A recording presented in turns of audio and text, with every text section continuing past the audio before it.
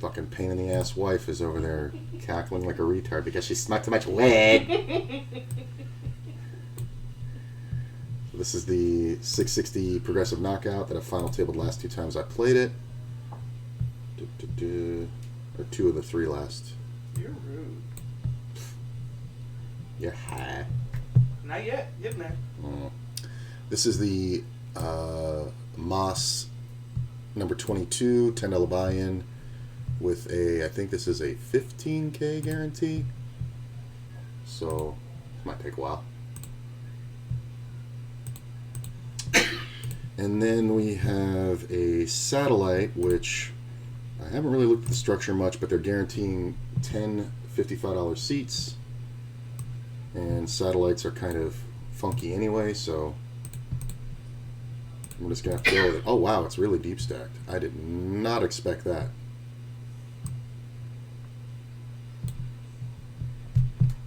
Get 3-bet by somebody I've never played before. I think we can call. It's a pretty big C-bet or 3-bet, but then again, we are pretty deep.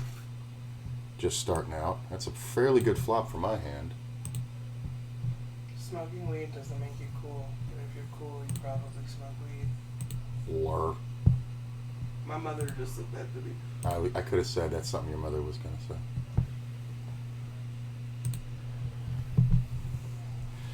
Player now checks. I do think we bet value and protection. Not too crazy because we want him to do dumb shit like call with ace-king, ace-queen, ace-jack.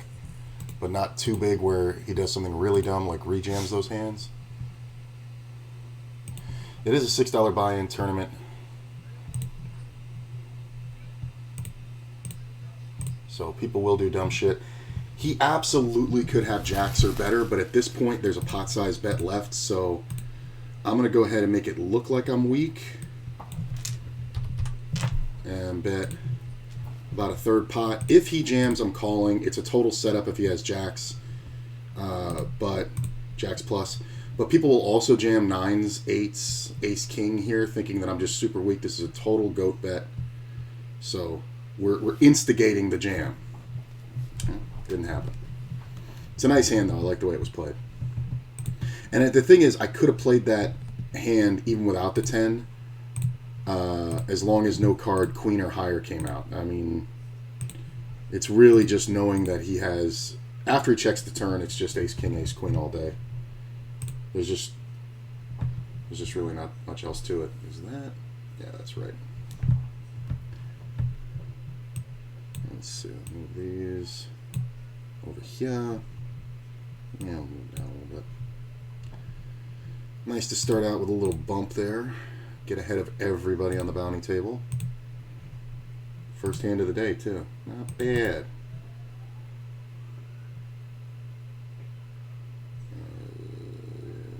We'll review that one later. This is the satellite. We can absolutely play along. So, don't care about first place. Don't care about prize pool.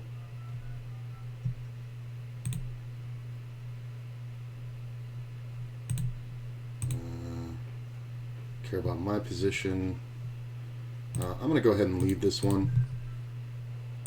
If somebody has a jack, obviously they're not folding, but if nobody has a jack, my 5 is worth betting.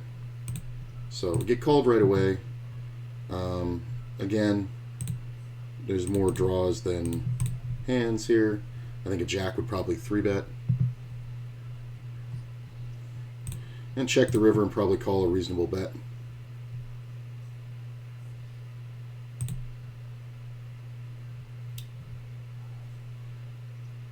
Oh my god, a flush draw. Who would have guessed? Betting that 5 though. Oof. So we got levels remaining. Next blind level. That's what we want. All that stuff.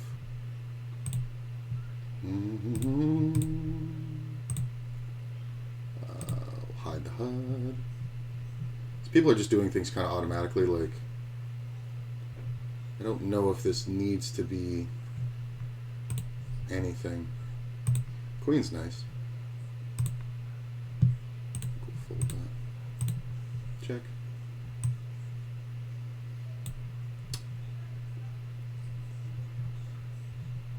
It's a good sized bet, but we are super deep, like I said, so people kind of get their balls up when they have a lot of chips.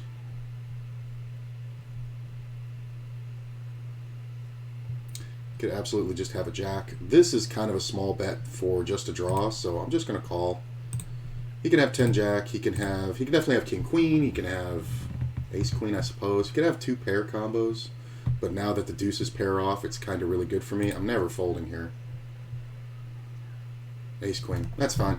A little cooler. He kind of underplayed it. He could have gotten about, well, 2 more on the turn, which would have meant 6 or 7 more on the river. So it's kind of a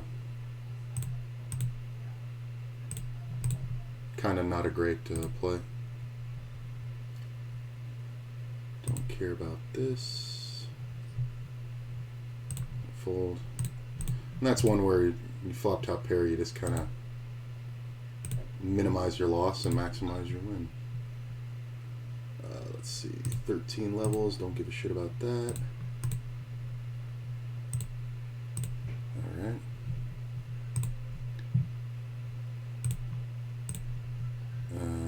No, thank you.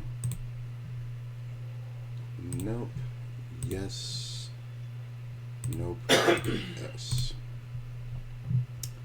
Oh, this is one of those faster pace ones. Nice. I was wondering how the structure was. I didn't really look at it for this one, but it's not bad because it is a 4-hour late reg, but it's still not the worst scenario. I'm gonna close this. I'm gonna close that. Oh, those are already closed. Should be a 4th game in here somewhere. Ooh, nice hand. Let's see. This is a good tournament. Took 4th in this the other day. This is a better tournament. Player opens super small in first. I am gonna 3-bet. We're all like 80 to 90 blinds deep. Super small is kind of a trash thing to do right now. Like, if he has a good hand and he just re-raises, he just totally wasted the value of the hand. But if he's got a marginal, I'm not going to let him flop for cheap.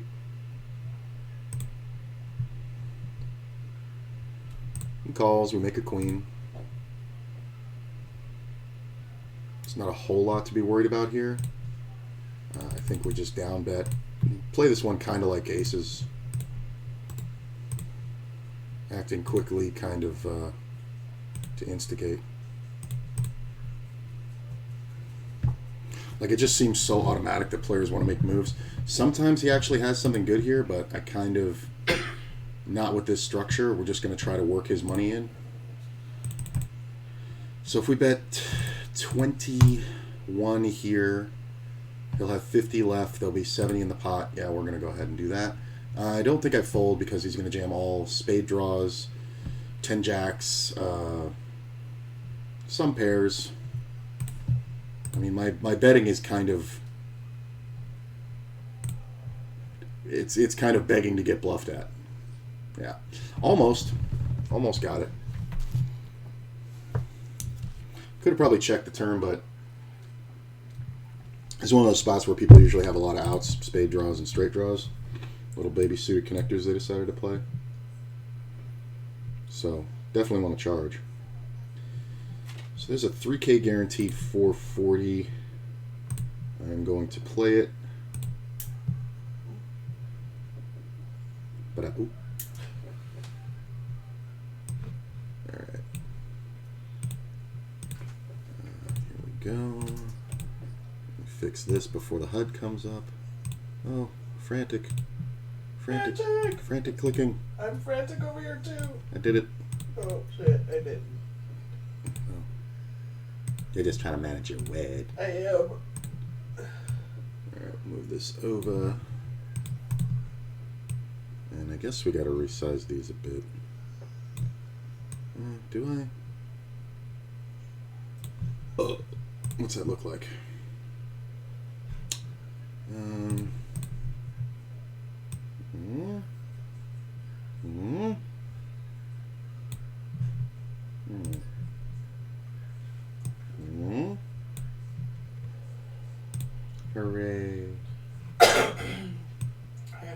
to this.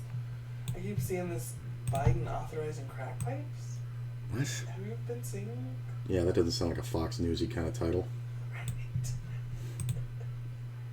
Well, the thing. See, here's the thing. You got to curate what comes to you. I saw a thing today that said, and it was a nice article about how Biden told the LGBTQ youth of Florida that even though that bill passed, the No Say Gay bill. Did you hear about that? I don't want to right now. No. Anyway. Yeah, so he told them, he's like, even though this seems really unfortunate for you and it is something that shouldn't be here long, he says, I want to let you know that the president and the rest of us stand with the LGBTQ youth of Florida, and we're not gonna put up with this. And they're not, it's just short. They're not allowing any mention of non-hetero relationships in Florida schools. And this includes sex ed. Oh. They banned all discussion. Well, there's apparently some Newsweek headline says why the Biden admin is handing out free crack pipes. So that was not just a crazy meme. There's something to this. Let me read. I will not read out loud, but I will read. I mean, to be fair, probably much higher quality crack pipes. Well, you saw what they did in the Bay Area. No, what was that? Where they've made, because it was becoming such a problem in San Francisco area, the drugs and stuff after the pandemic. Yeah. They've designated a designated drug area. Oh yeah, the open air shooting gallery. I was like, whoa! I mean, it's literally, it's the same as people want to go to a place and eat food, so you build a restaurant. Right. If people are going to show up at this place and fucking do drugs, you got to at least make it safe for them. I mean, that's a step in the right direction. I mean, I didn't disagree with it, but it was just shocking as shit. Yeah. It also, the way you sell it to conservatives is that it's not about their safety, it's about the non-drug users' safety. This way we get to corral them all in one place and you can just avoid that area. You know? Which I'm sure is the overall motivation. You would think, though, that with something like that, they would have people around who are like, look, if anybody needs assistance... So supposedly that's where it is. It's on a site that has, well, that's good. Basically a social services building there. Well, that's nice. They're not there to stop them from participating in the drugs. Right. They're just there if they need help and they know that they can come there and stop themselves. And that's kind of awesome then, because that's the hardest part with a drug addict is getting them to. Yeah. When I read it, I was like, oh, okay. I remember feeling like, okay, it's not such a bad idea, but it's just a good idea. It's so. It's just something against the grain that it's like. Well, it's something that if it is of the correct intentions, it would never get approved normally. But I bet you they just sold it. I mean, plus the problem is overwhelming. You know? No, it was becoming really unsafe for kids and stuff with the drug deals and all that kind of stuff. So, I mean, you have to think but differently. It's just like, oof. It was when you see pictures. Oh yeah. It's not so. I'm like, ooh. Well, that's like every time okay. I get somebody who asks about, what it's, because they hear about the Holland, the guy from the Netherlands. He asked, is the homeless problem like he hears about and all like that. And I just told him, just Google pictures of California. You don't even have to put homeless in the search. This is how it gets. Yeah, you're so right with the Fox thing, right on the nose, though. Right. Because it's not from just first glance. It doesn't appear that it's crack pipe. He's doing. No, it is crack pipes, but it's safe drug kits as part of a harm. Oh, fuck you. I mean, yeah, so needles, this, that, and the other, and they threw a pipe in there because they want to get the weed people behind. Well, it's not even from I'm looking just at pictures of the kit. Yeah. It just looks like medical stuff. Yeah. Conservative legislators are outraged by this. They're outraged. Like the president ever does anything on his own. Unless it's a wartime thing, he never really does anything by himself. They're outraged. No, you're Well, they're outraged by the Biden administration, not by Biden. Well, they're just patently going to oppose everything, even though they voted for it.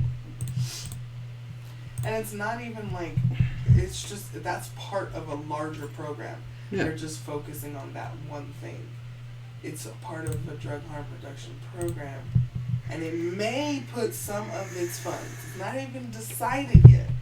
It just might, it could possibly put some of its funds towards making these safe smoking kits, these safe drug kits. It ain't done it yet. You know what that reminds me of? Do you remember a couple of years ago, the beef industry was going after the Impossible Burger? Do you remember that shit? Yes, I do remember that. And the fucking idiots who were like, if this bill goes through, I won't be able to do this. And then they ate a fucking cheeseburger on the thing. And it's like, no. That's not what it is. That's not. And here's the thing. They know and understand what it is, but they dumb it down to a stupid thing where some average intelligence American, which has become the most devastating statement ever, can go, well, I like cheeseburgers. I'm not getting this. It's an option, you dumb fucking rednecks. People really wonder why I have a problem with fucking rednecks. Well, it's not just rednecks that do that. There are people in all cultures. Whatever you call them, they're rednecks. In America. There's a little saying in your community that there's a difference between a black person and somebody else of who's called something. Right. Yeah, they're rednecks. Just like these white people are that word. Oh, I see what you see. It's the same shit. Same energy.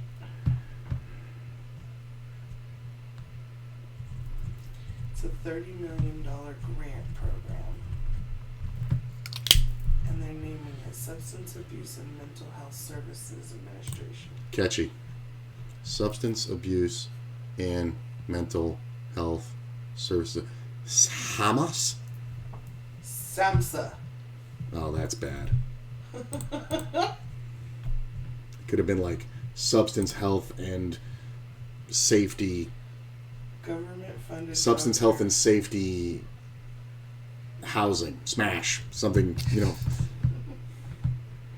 Government funded drug prevention is a slap in the face to the communities and first responders fighting against drugs falling into our country. Bullshit. They literally would be like, yes. Open southern border. Wow. They would literally be like, what are you talking about? This is exactly what we need. Also, I'm tired of holding up the first responders as the, ever since fucking 9/11, it's been like, the first responders with this. First responders are just people that have a job. They're not fucking saints. And they also don't think like you dumb shits. People who give of themselves don't think that way. So this player's pretty short. I'm pretty short. This tournament is pretty small buy-in. I think this is one where we can put max pressure. Sometimes he's got an overpair and we just get it in, but I do have a ton of outs versus that. Yep. Come on. Deuce, 6, ace. 10 outs, 2 shots is fine for half my stack. Why did I get timed out here?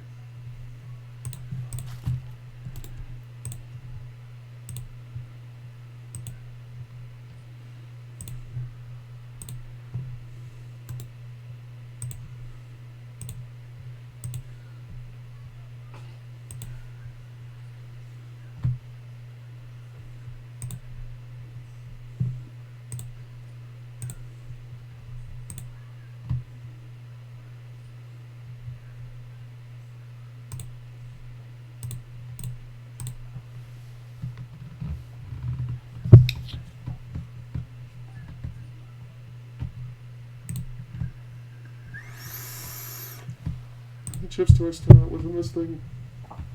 It's a weird number. 8,000? Okay, that's a weird number. Well, I know you want to make a unique event here, ACR, but 8K, that's the starting stat. What the fuck is that? All the other games, 5, 10, 15, 35, 20, 40, 100. 8! Let's go 8.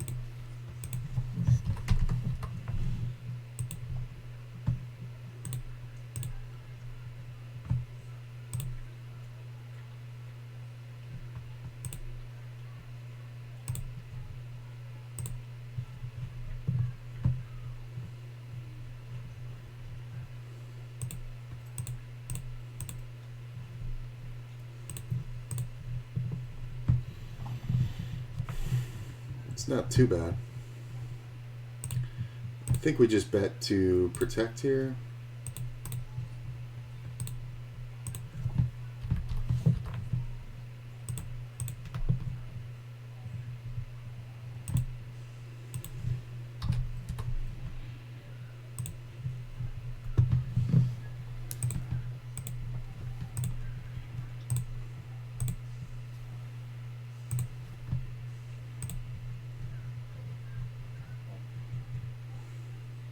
But do we really think that a drug addict, crackhead, on the street is going to use a drug test to see if their supplies are laced with deadly fentanyl?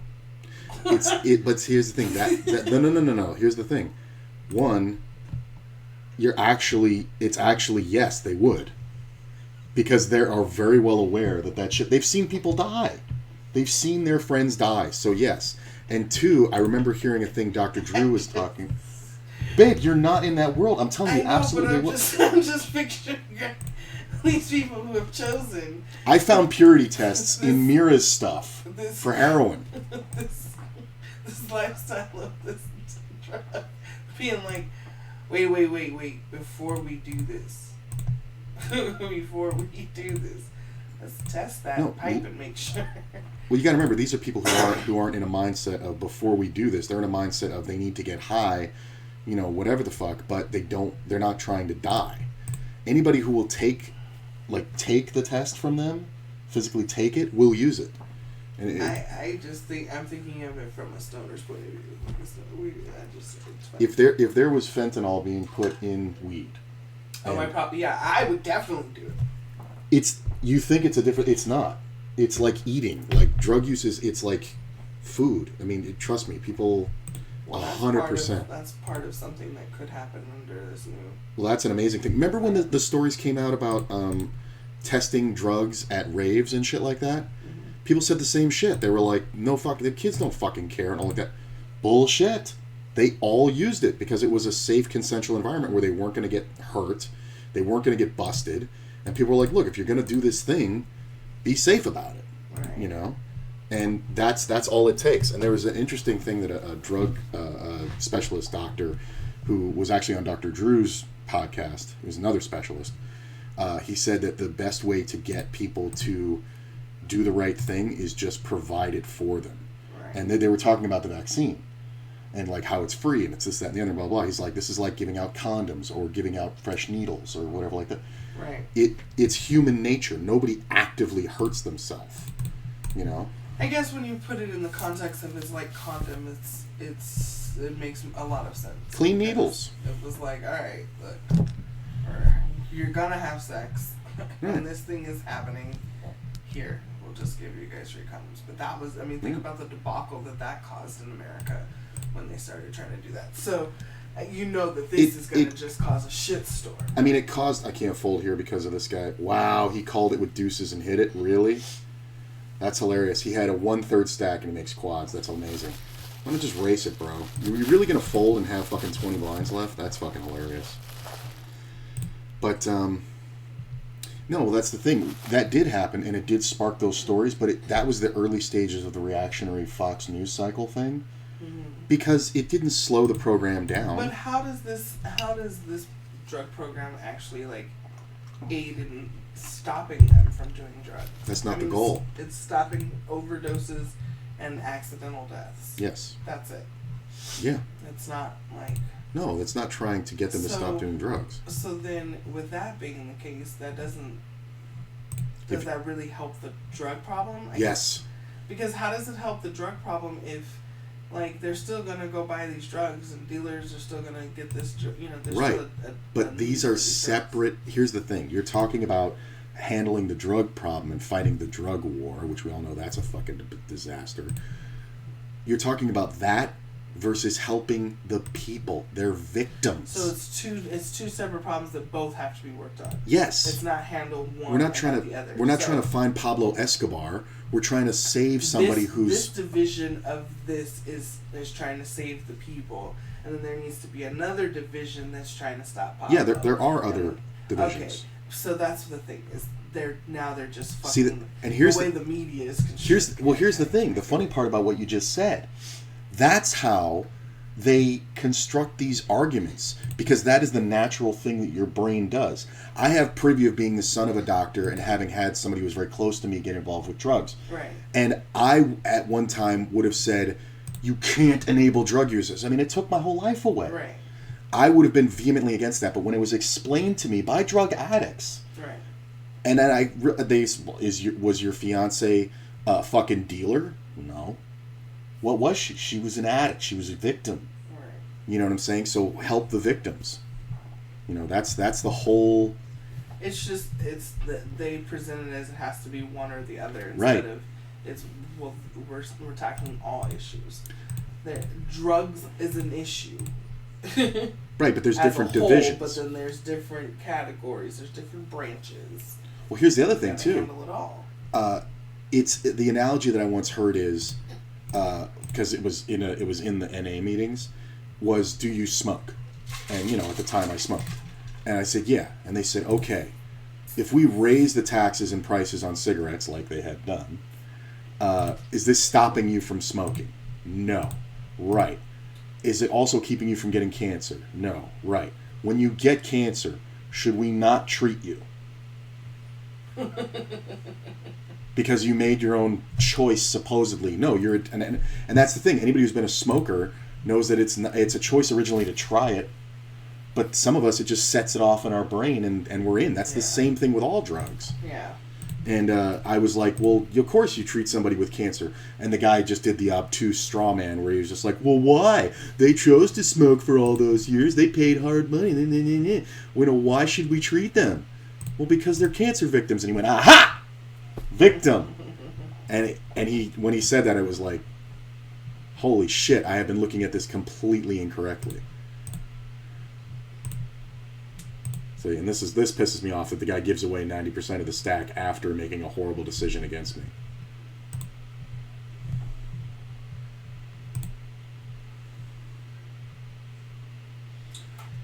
I hate PMS months like this where all I want is eggs.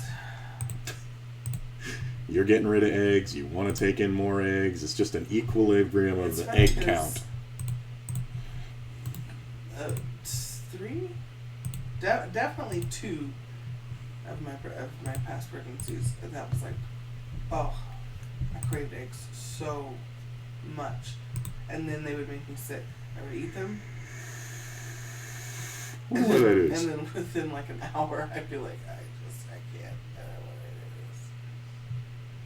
I wonder why that is. Like it's you know what it is? It's got to be the urge, the mental thing that gets interrupted by the physical thing. Like you probably have an urge for the fat and the cholesterol that's in the eggs or whatever makes up an egg. But then your body is like, we actually don't physically need that. No, that was only when I was pregnant. Oh, it doesn't do it now. Oh, okay. When you're pregnant, your body just does stupid shit. Oh, yeah. So... I was once on a Reddit thread of women who had gone through their first pregnancy, and it was being replied to by women who had had multiple children. And the hilarity of, like, things that happened. This one woman told a story about how she was crying for, like, 3 days, and nothing she could do could make it stop, and it was this whole thing like that. And finally her husband gets it out of her, this very doting, and she goes off about how great this guy is. And finally he gets it out of her, and she says that the only thought she's had in her head for 3 solid days was punching him in the face. Yeah. And for no reason. She wasn't mad at him for getting her pregnant or anything like that. And to his credit, he went, do it. And she went, what? And he's like, as your husband, I'm putting my foot down. I demand you punch me in the face. And she unloaded on him, gave him a bloody nose, and she said she immediately stopped crying, and she felt better, and, he got some ice, and it was whatever. And he tells that story. Their kids, were out of college. He tells that story as it was better getting punched in the face than listening to this shit for another day. Right. Would you let me punch you in the face if that was the case?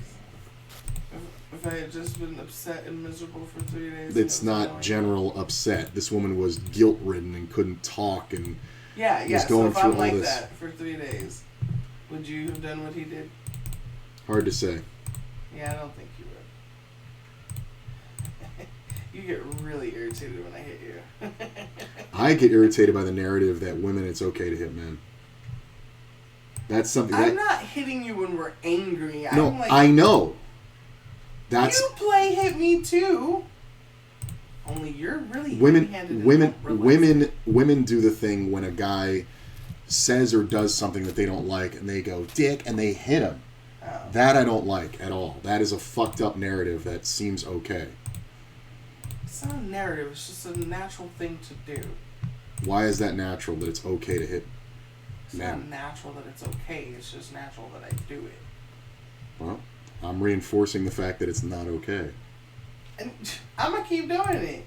You ain't going to stop me. Here's the thing. You keep doing it, you're going to get treated like anybody else who hits now me. You're turning this conversation into not a fun one. No, I'm not. This is something I actually have real big feelings about. I know, and I don't want to have real big feelings. So then don't take the right conversation. Don't go down this road. Sorry you can't argue with that statement. Look at how mad you are. Damn it, he's right.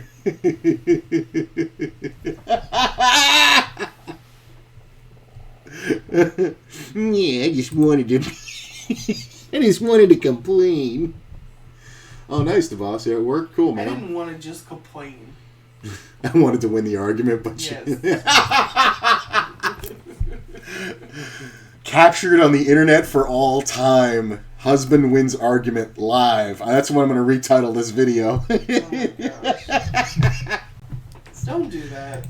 No, I won't. But I did put in a marker for the argument. I knew it. I did put in a marker because... you didn't win anything. I did. You shut up like a brick wall. You stopped. You didn't win. I just wanted to stop talking suddenly. You didn't win. You're so loud.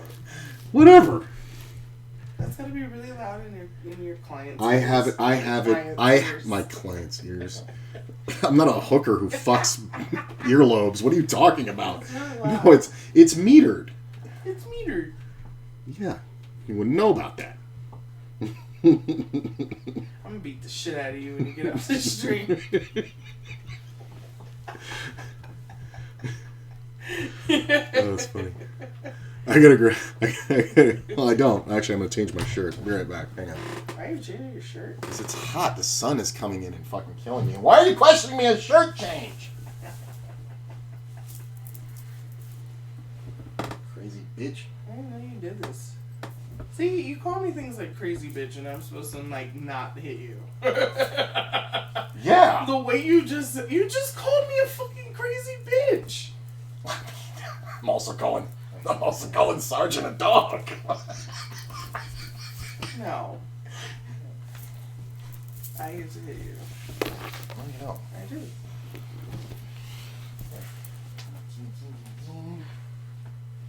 What are you bringing me when you come back? Popcorn! No.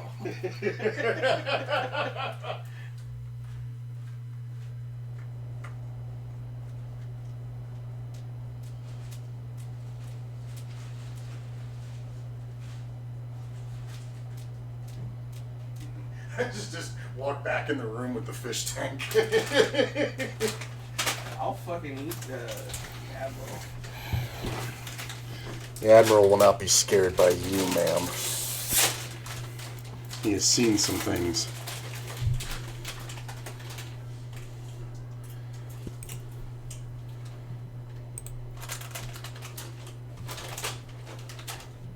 Jake from State Charm on my stream fell in love with me last night over popcorn. Hilarious. And our love of popcorn together.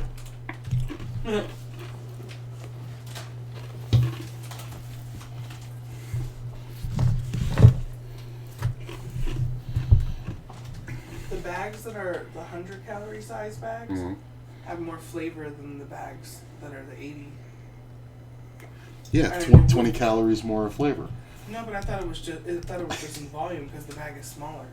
Might be a way they make it.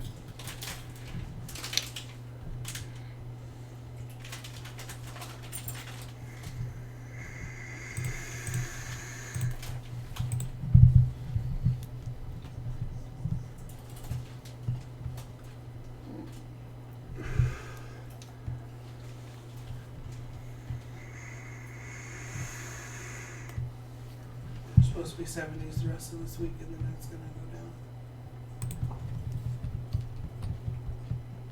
I hope it stays. Does anybody know what Puxatawny Phil saw? Did he see a shadow? Did he not see a shadow? Came out of the hole and got shot. Yeah. I don't think it's still Puxatawny, is it? Punxsutawney is the name of the town. I know, but I thought they named... Phil is the name of the fucking groundhog. Mm. But it's been Phil always. Yeah, for every groundhog. Yeah. Mm.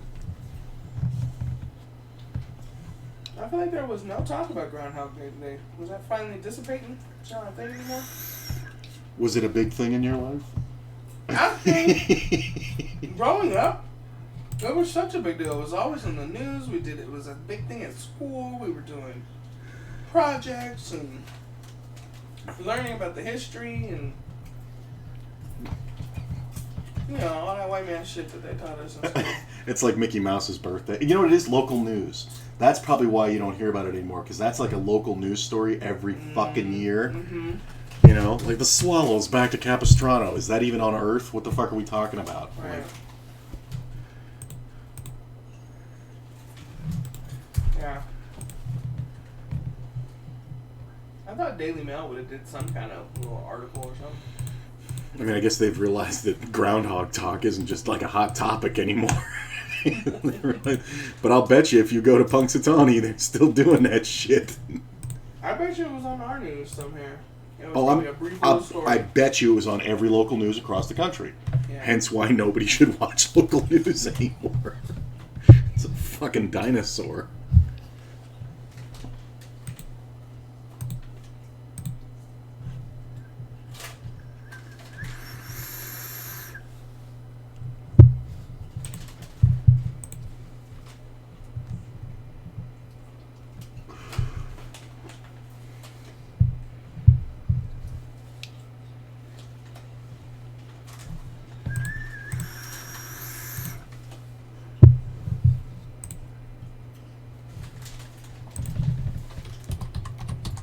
What time is it?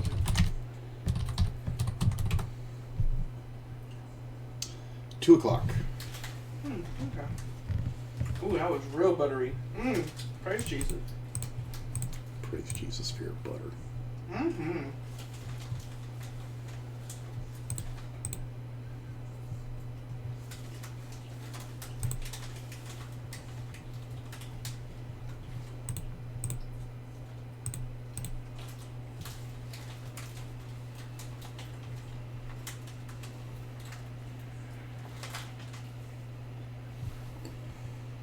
Well, apparently my stream decided that I'm being rude by not giving this 20-year-old girl a chance.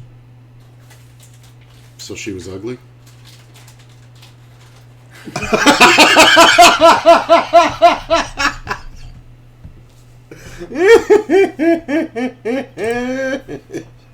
not ugly. She's not my type. Yeah, ugly. I just have a specific type where I like to have sex with attractive people. It's just me. It's just kind of what I do. This is super tempting. And as a matter of fact, I'm going to gamble because this guy's retarded. Cool, 60-40. I'll take it all day. River it. I don't even want it on the turn. River it. Jack. God, it would have been so good. At a half stack, it's fine. And this player's going to do absolutely insane shit. That's the guy with the deuces. So we absolutely don't mind that gamble there. It's a bounty tournament. I don't want to spend too much time below the starting stack. New table. Pretty much everybody's the same except for a couple big stacks. So I kind of like this one better anyway. Where'd you get this package of Skinny Pop from? Walmart. They get different suppliers now. It's a whole thing. Yeah. Is it that much different? It's so much different. I don't think my taste buds have changed that much. The Skinny Pop, the plain one. That's why I was getting the white cheddar because the plain one had like no flavor. This is probably one of those ones where they manufacture it, where they also manufacture movie theater popcorn. So it's getting some side. You know, they don't really clean the machine. Right. This is why the peanut allergy thing. They had to put, this is prepared in a facility that has peanuts. This popcorn actually even a little yellow. No shit? That's funny. Never been yellow. That is funny. Yeah, see, you're seeing... That's a great example. Remember everybody was like, it's a chocolate bar, what do you have to have a peanut warning? It's made in a place that has peanuts and people with that allergy.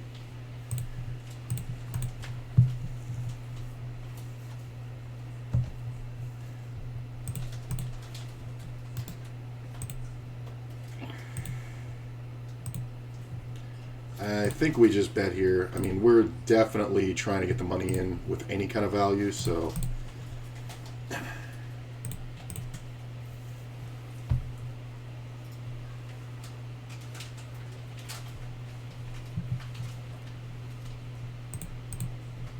mean, obviously we're calling. That's hilarious. Oh, come on! I got him crushed. 3-outer.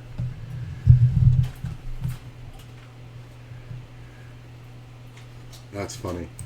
He just called with just the over. 1 over.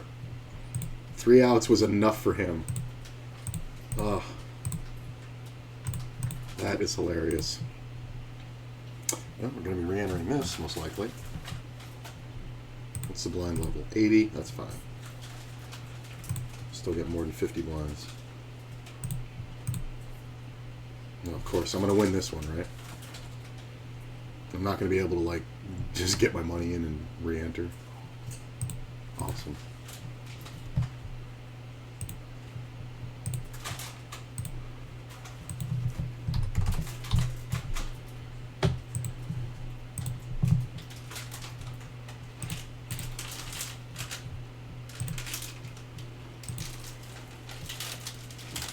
So just doing the rabbit nose.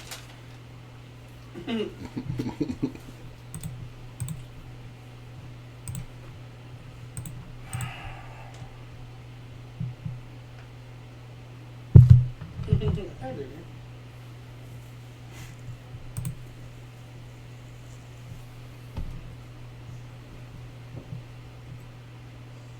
I won't fight them. Don't want to be picked up. I want to look at you.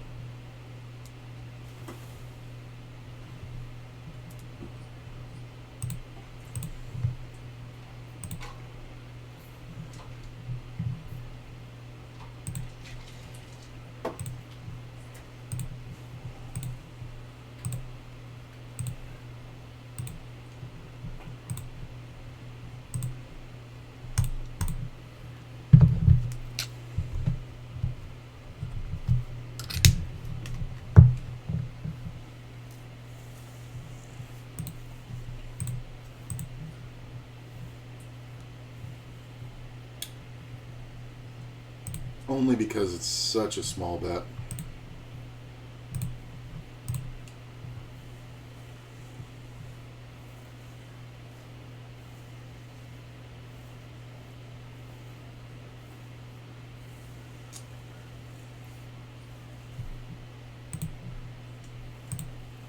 The longer this guy takes before he bets, I think the worse it is for me. Yeah, if he checks this one, I'm going to bet the river. If he bets here, I'm going to fold.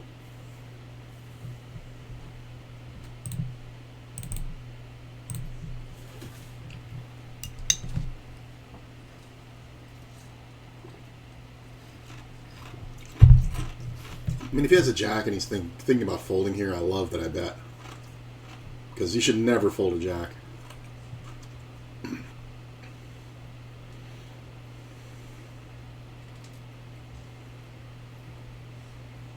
Yep. That's a nice little steal.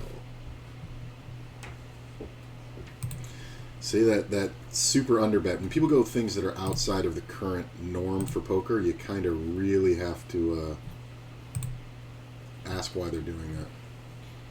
Alright, bubbies. They got you pinned.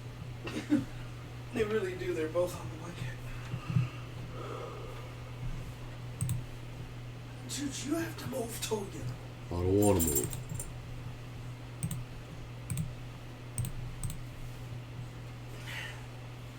I know, cold, huh? I love when he puts his head on the giant pillow. Yeah. I know. I moved it over for him. I don't think he liked it. Well, it's a little close.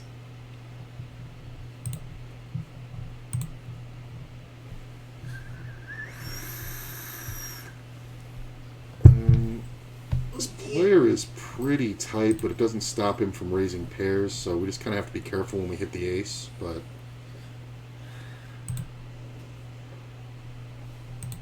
I like when I get to be pseudo little spoon.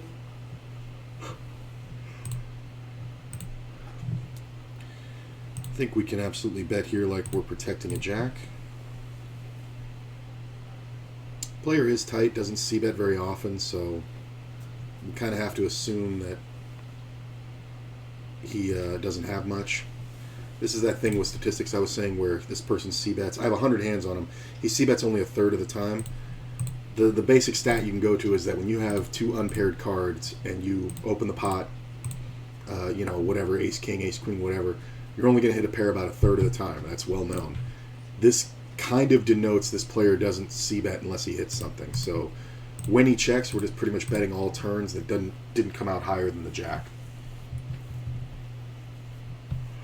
Just because a player is tight, they're in early position doesn't mean they're going to play well. Like he's super tight, but I'm more worried about him in late position than I am early position. Just because people who are that tight playing that few hands overall, he's literally playing somewhere near half the hands that I'm playing. Okay, we're going to raise this. Which means he's literally letting the deck denote what he plays, so like he just has a list of hands that he plays. Like it's not a guy you're going to see play 9-10 unless he's in the blind, things like that. So when that's the case, their position doesn't really matter as much because they're going to play every hand that they, like if they have decided that pocket deuces is in their range, they're going to play it from every position. There's never a under the gun consideration. So this was limped, and then I raised, I think just a simple c-bet. Should work most of the time. Sometimes this player has draws, but, not everything's tricky. So I'd like one of these smaller stacks involved, but obviously we're going to 3-bet. We have to 3-bet kind of big because the stacks are deep. I really wouldn't mind getting it in with queens at this point from this position. Hijack's pretty strong.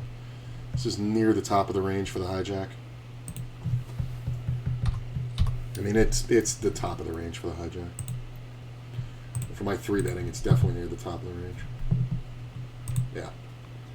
It's fine if it goes down. We either want to get, like, re-raised, jammed on, or we want the fold. Sometimes we get a call, good flop, bet kind of thing, but...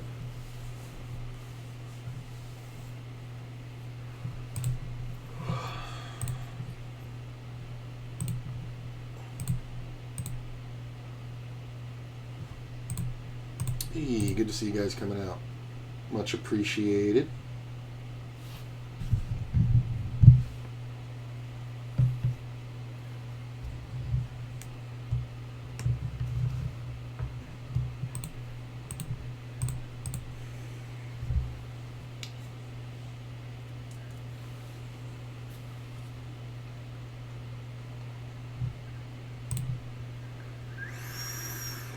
So I don't have any stats on this player. I'm going to bet like I'm protecting a queen. It's very easy for me to have queen, jack, king, queen. When he calls, I kind of have to worry a little bit. But I think I like betting again. I think my flop bet was a little undersized, to be honest. I wanted to go like half a blind more. 9 in the river gives me showdown value. Sometimes he has 10s or jacks and would fold, but I think we just check here now. 7-8. Very interesting. Glad I bet the turn. That was a value bet. I thought I was bluffing. That's kind of hilarious. He just called all that with a gut shot. Literal gut shot. It's kind of hilarious.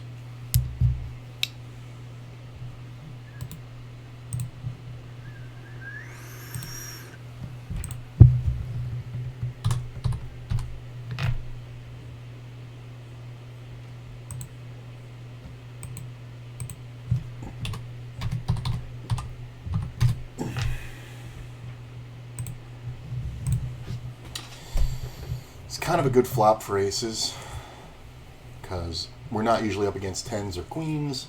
Sevens is a possibility for sure. There's a super lot of draws out there, but even the best draw, king jack, we've taken outs away from. You know, the other player's all in, so I think we just bet half pot, straight value. And we don't usually get much action here, but sometimes we get a reluctant call from this under the gun player. This player was all in for the ante, so whatever.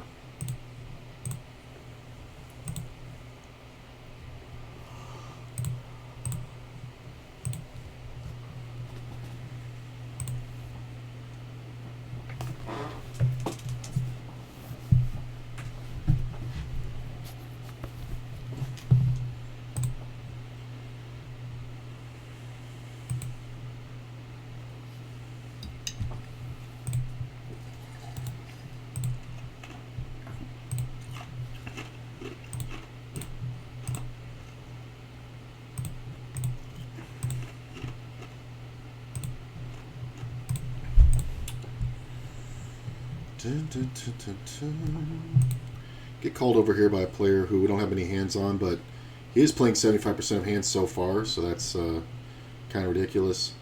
This player I have 50 hands on. He never 3-bets, and that is a super small one, so it's just like a pot builder. I am going to 4-bet. If he rejams, I'm going to fold.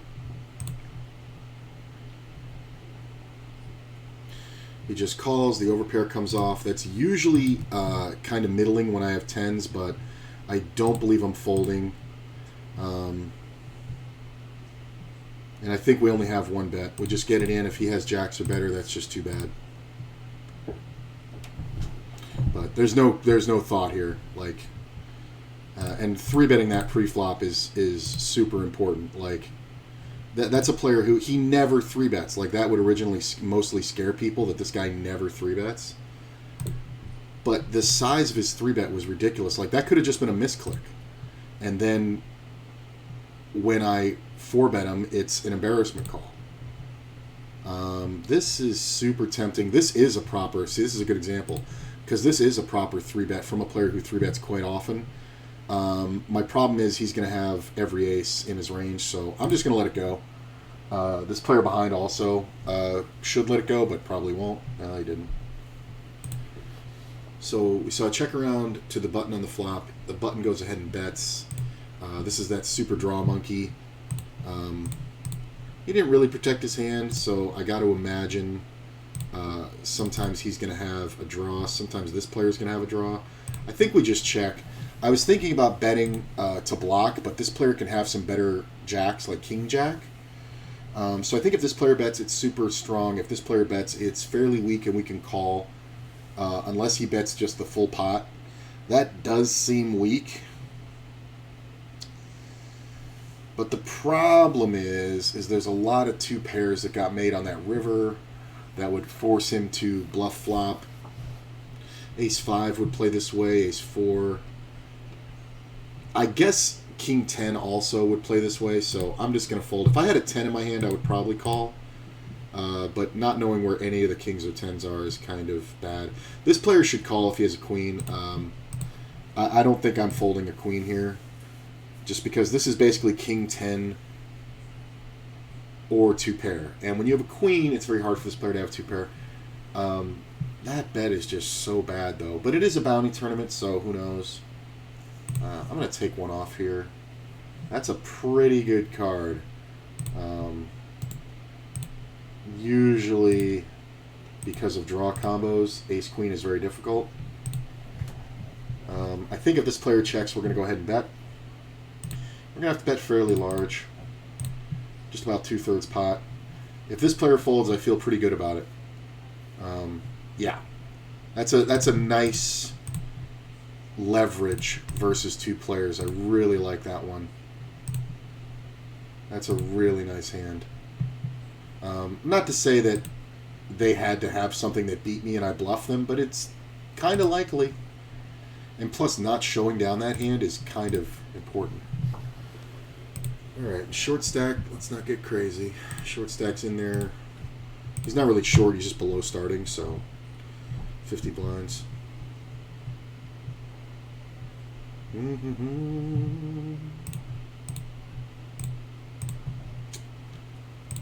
Do you c-bet? No. Jack on the turn. I think we're just going to go ahead and lead. And pretty hefty. Yeah, I really like that 9-10. I'm really happy I recognized the spot. It's B1 would be very easy to just give up. I don't mind this call. We're in the blinds, so he can have like 2 pairs and things. I'm going to check and see if he wants to bluff the river with a flush draw. No, no bluff.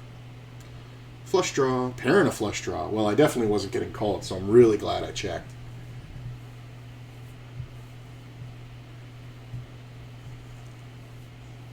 That's a really nice...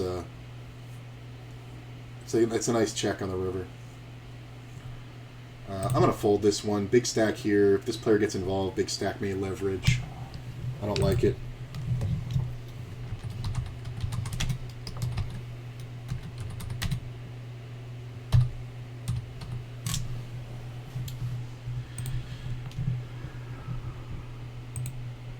That one's not particularly important, that ace-jack, but look at this flop 2 pair. I play so good, I missed the best hand. I'm putting together a video of me calling players' hands.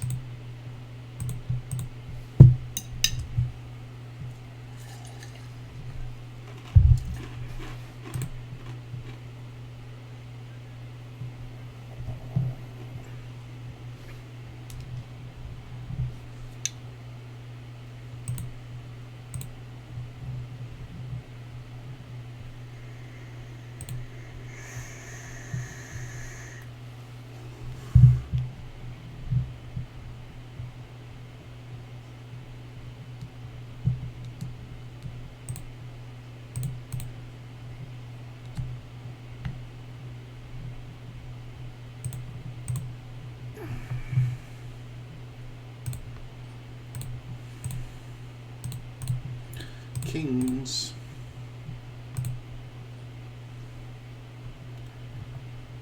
It's an interesting one because it was a limped pot. I think I want to check and see what the turn brings. I'm going to check this one because there are a lot of hands that would check there. I get 3-bet coming to a new table. I'm going to 4-bet. Player calls. Jack comes off. I'm just going to let this go. I'm just going to bet super small here. Call. Yep. Hold, please. We're basically just doing that to induce all bluffs and all pairs to make sure they get the money in. So it's one of those ones too where if I jam it and he has ace-queen, he never calls, but if I bet small like that, he may jam because it's kind of his only action. So I like the way that one shaped out. It's pretty nice. I think I should mark that. That's a small thing that kind of makes sure that you get the doubles that you need. I'm going to go ahead and bet. I don't really have to protect a king here much, so I'm just going to bet kind of small. Like if I had a king, there's not really a lot to be worried about. Check raise.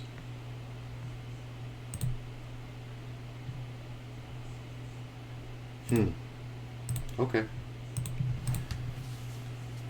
Where are you from, Brazil? Oh, UK. A proper check raise from a UK. It's a good old check raise, isn't it?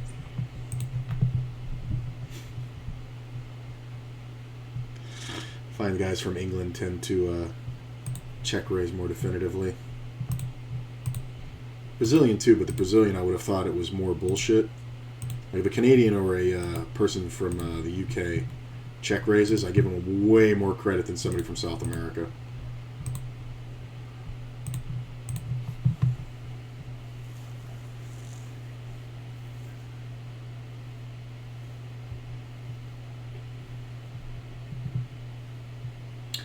I wish late reg wasn't 2 hours on micros, a lot of these are 3 and 4 hours. Like this one is 4 hours. This one in the bottom left. Yeah. Yeah. But there is a cure for that. Like there are some tournaments, like I usually, I started this tournament on time. This one I late regged it. You know what I'm saying? Like, so what I will do is I'll find a range of hands, and if I'm like going to sit down and play, or a range of tournaments, if I'm going to sit down and play, I'll be like, okay, this one's my main one. I'm going to start this one right on time. But then I look behind it, and I'm like, okay, well, if I enter this one, I'll have, instead of having 100 blinds, I'll have 70. Okay, I'll enter that. And this one, if I enter this one, I'll have 40 blinds instead of, 100. So, okay, that's fine. You know what I'm saying? You kind of just got to look at the structure so that you get an average start time of a late reg. And then some tournaments I'm waiting on. Like I had to wait for this one to start, so it started later. So you kind of get an average of starting on time. The late reg thing shouldn't bother you as long as you realize that you have to have an end point to when you will register. For me, there's not a lot of tournaments that I'm going to register with starting out, like when the blinds are elevated, where if I re-enter, I'm going to have 30 blinds or less. To me, that's just not enough to do what I do because I make too many small moves. I steal a lot. I like to be very aggressive. 40 blinds is about my minimum. That gives me enough time to do something and find a spot or get into a good opportunity to double up where I have a decent chance in that scenario. I really want to raise this, but this is one of those ones where I have too many chips to raise. Like if I had 40 blinds, I would raise there with the King Jack suited, but I'm extending myself to too much risk when I make like a Jack and get beat, or King and get beat by King Queen. There's just way too much downside. It sucks, especially when everybody just folded, but it's one of those concepts that I didn't get for a long time about having too many chips to play hands you wanted to play. It sounds counterintuitive because it's like you have a world of chips. What's the problem? Well, the problem is you want to maintain these chips for the proper spots. You don't want to like whittle yourself down. And it's not about playing tight, it's just about being selective. Like I said, if I had 40 or less blinds there, I would have opened that one because a flop like this, where I make top pair Jack, it's probably just good enough to get all the money in with like 30, 35 blinds left behind. But when you have like 70 blinds left behind, if you get all the money in here with one pair, you're probably dead. Because of shit like this, where you get trapped by aces. But here, the aces played it slow because pre-flop because they only had 40 blinds. Like that's an excellent example. But late reg shouldn't bother you. The thing that I love about it is when you've been in a tournament a while and you're running okay, and you have 70 or 80 blinds, and the last 3 levels of late reg come around, and you see players entering with 10 or less blinds. They're literally just free starting stacks. So that'll happen in this one, where if it goes the way it's been going, I'll have a few 100,000, maybe 500,000, something like that, and players will be entering with 9 blinds, which not only is a bounty, but it's also 100,000 chips. So it becomes really profitable. So this player calls and an 8 hits the turn. He is in the small blind, so that's super dangerous. I'm going to check. We might let a flush come off. The river comes off and he just bets the full pot. I'm not in the business of bluff catching in early stages of tournaments. I have a great stack. I'm sitting 9th of 165. We'll just let it go. And here's the thing. Yeah, he can bluff me with any ace, sure, because he thinks it's a free bluff. But that's not how we beat people like this. We beat people like this by getting them to do dumb shit at the right time. This is fun. It's not as great as if this wasn't like the 10 of spades, because he can definitely have 2 pair and some of my outs are counterfeited. But I don't think we're going to be looking to fold anytime soon. The queen comes off. That kind of is good and bad because it's immediate. I think we just check and allow him to bet. I don't know if he ever will with 2 pair. Pocket 4s. I'm glad I checked, man. That's a compulsive C-better. Compulsive C-better.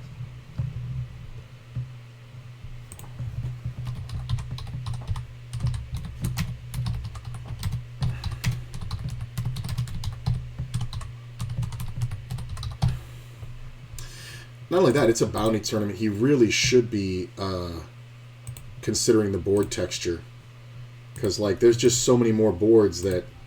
Like, he's sitting there checking the river going, I knew he had a flush. Yeah, but if I didn't make the flush, I would have just bet him off the hand. I'm just going to go ahead and call here. This player is super short. He may decide to represent the flush. I'm never folding to him. He just doesn't have enough chips. If he wants to bet, I don't think we are going to... He bets super small. We're going to raise there. I was going to say, I don't think we're going to raise unless he bets super small. If he has it, he has it. That's just too bad. He's got it. I just didn't want the river to come off and give him a free diamond with like just the 10 of diamonds in his hand. But when he bets small, it's kind of a clue. But again, he just doesn't have enough chips. So I think we start this one with 35. Yeah, so we're going to try to look tilty and just jam here. I get 3-bet over here. I'm going to race this guy. I got the chips for it. I'm going to check back versus our friend here. I mean, you 3-bet with 40 blinds, bro. Do you have 3-bet folds at 40 blinds? I'm going to check. I have showdown value. Pretty good. Good spot for him to bluff, he thinks. Because I never have a queen. I am going to go for small value. We may get called by a 5. Why are you taking so long? Ace-king suited? Really? You're thinking about it? Please don't hit a free roll. So injustice if he hits a free roll. Total injustice. Just a fucking fish. Just a fish. You're never folding that. It's 40 blinds. Like, that's 40 blinds with the suited ace-king. That's so bad.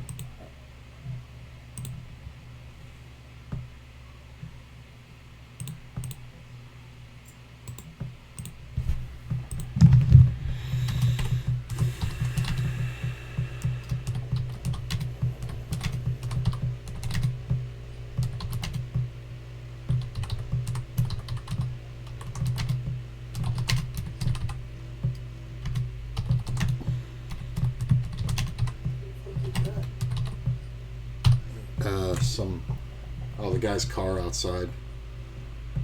That fucking idiot. Sounds like he shook a window loose. I just don't start playing until after 7, so my time, so I don't want to be playing till 2 a.m. trying to win. Well, that's just a matter of the length of the tournament. It doesn't matter, like, even if you registered it and it was closed registration, that really doesn't take much time off of it if the structure's the same. If the structure's the same, all you're doing is decreasing the prize pool. You know what I'm saying? Like, freeze-out tournaments that have the same exact structure will run maybe a half an hour less in time than one that has 2-hour... So great to watch that 1,000 big blind session. Thanks, Chloroform. Yeah, that was a nice one. Much appreciated, my man. Yeah, that was... if you guys haven't seen it, 2 days ago I set the stream record for the cash games. Picked up 1,007 blinds in 4 hours. And it wasn't like I ran super hot. I mean, I definitely had some good hands hold. But I also got a few bad beats. But I just had a lot of control, got max value. That's why I really liked the stream, is because it was all about value. Like, there were so many times that there were sketchy river bets, but I reasoned it out and I was like, well, he should just have king 10 here or whatever. So I just bet it and the guy calls and he has king 10 and my ace 10 is good, and, you know, like weird things like that that just kept working, and it's like I was really on. So I definitely a great stream, and it's all on YouTube. So I open small because when we get 3-bet, we want to be able to call. It's not bad. Player is pretty aggressive. Doesn't 3-bet much. He checks. I'm going to check back. I'm going to assume ace-king at this point. When the club comes on the turn, I'm probably going to bet here. He could have something like jacks, I suppose. Okay, when he bets... the bet's kind of sketch. Doesn't really matter if we make the clubs on the river. If he's... Yeah, he just checks.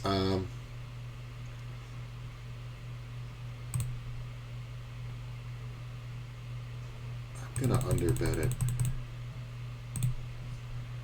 I'm trying to get called by a queen or raised by a bluff. Like, it looks super weak if you're sitting in this guy's seat with just ace-king in your hand, especially if you have the king of clubs. Nah, he just folds. It was either that or, like, the big overbet, like 3x pot, like, almost all in, you know? What's the reason for not firing out a bet on the river with the ace-high flush just to gain info on their hand? No. I thought he would bluff.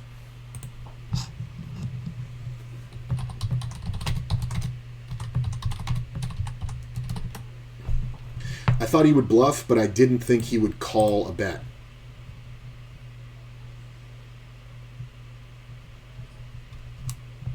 I typed that out because I want to answer your question more fully if you have, questions, but he was in position, so I was just in the blind.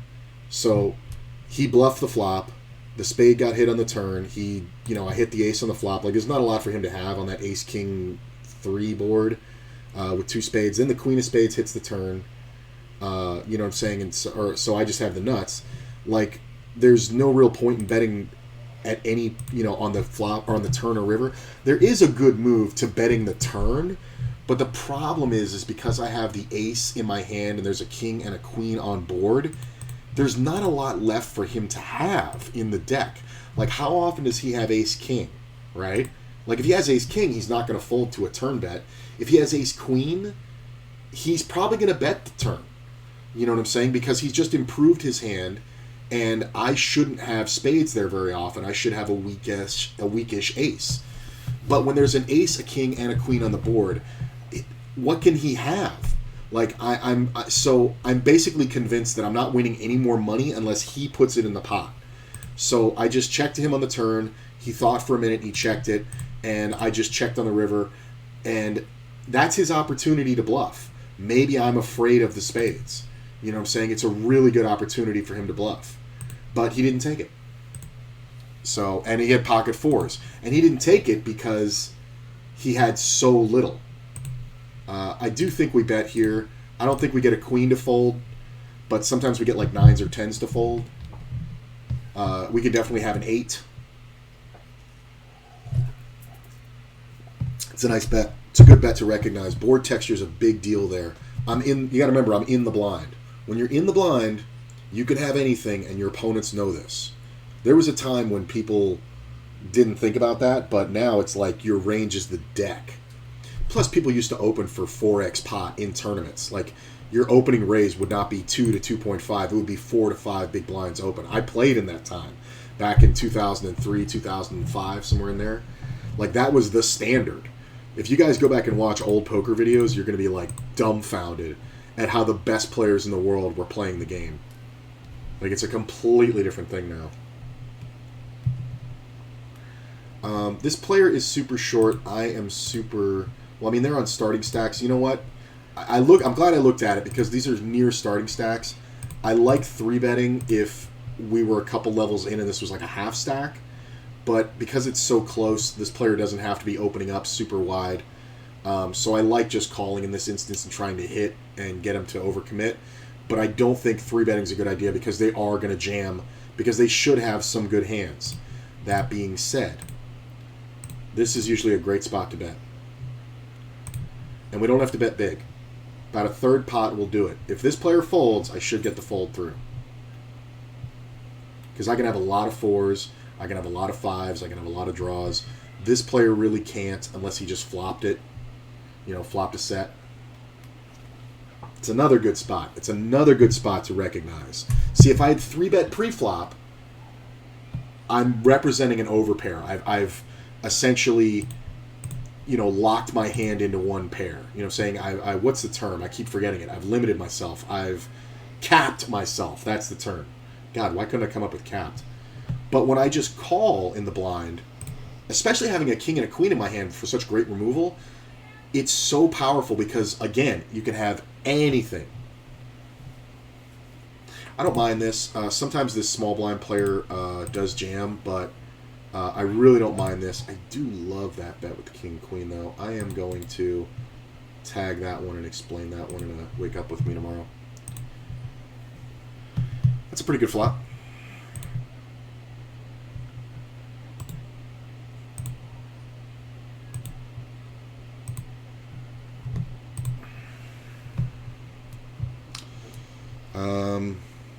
We have a starting stack. This player's raising. Do we want to gamble? What's the blind level? It's 100. Yeah, no, I don't. I want to call. I could definitely re-raise. Yeah, this is what I want. I want to get it in 3 ways, not 2. And if this guy folds and this guy's all in, I have all my outs. When the other guy calls, I don't have all my outs. When this guy calls, I have to dodge flush cards. But this player is usually just going to have an overpair. We're going to go all in. Queen Jack, there's the hearts. Hold, please. That's how you get the best draw price. That's how you get people to do stupid shit. I'm going to make this one a big raise pre-flop. This is pretty much a pot commitment. I have 40 blinds here. Like, see, if I re-raise there, the other player might fold the flush. I mean, this player is definitely fishy.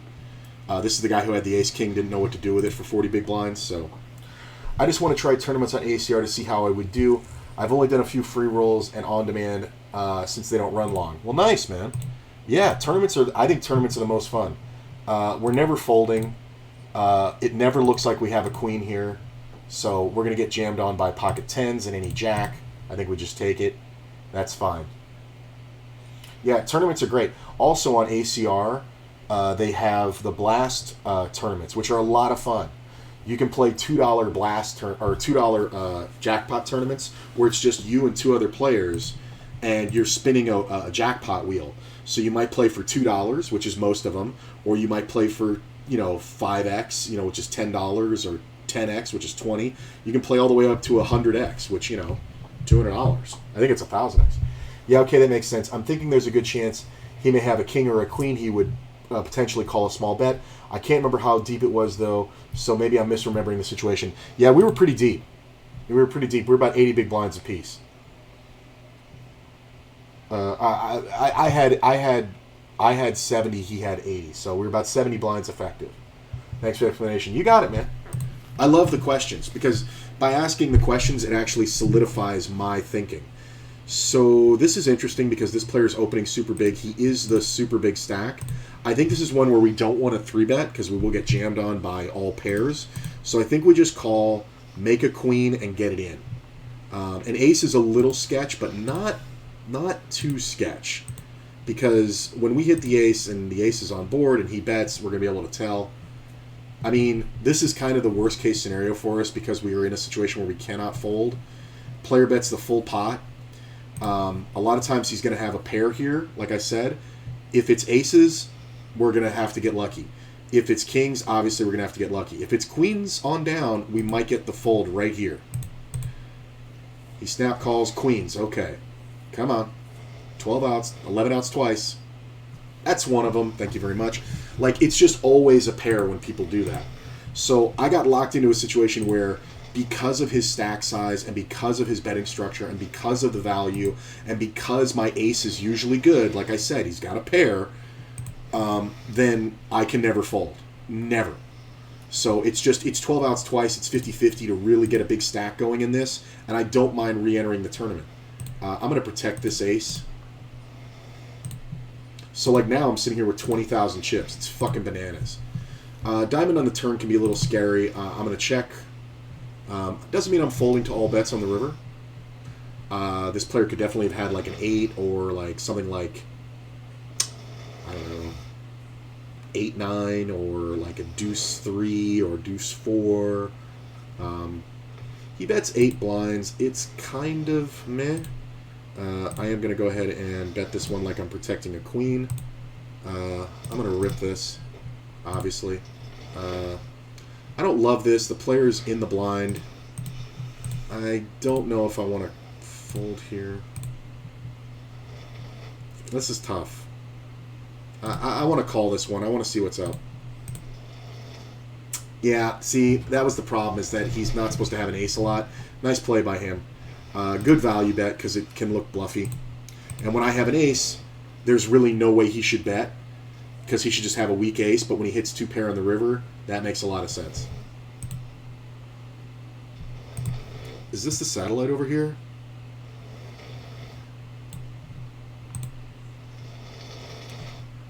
Which one's the fucking satellite?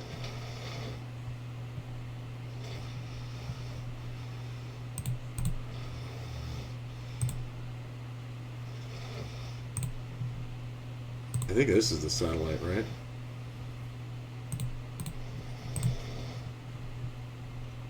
No, this is the moss. Nice. 35,000 chips, that's what we get. The blind level's going up way too much. I don't think we're going to re-enter this one. Yeah, because I would start out with like 30,000, so we're just going to go ahead and black felt this one.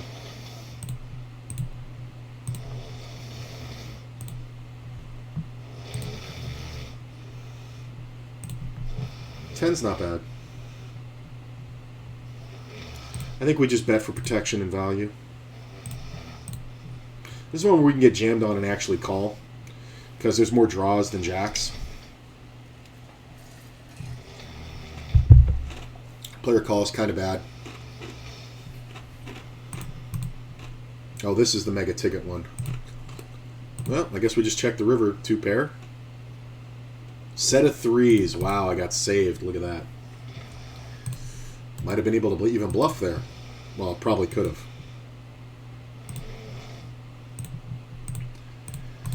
So this one on the bottom is the satellite. I'm going to change the felt color for satellite. So let's make it this. Ugh. Alright, let's do this. This is the satellite down here, the one in green. Oh, I didn't even see it was my fucking turn.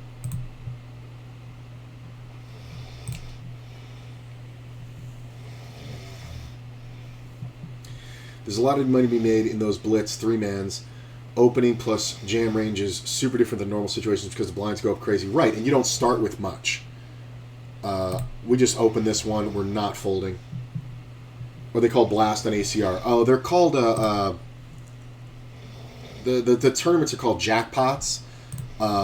Zoom is the... well, we're just going to call.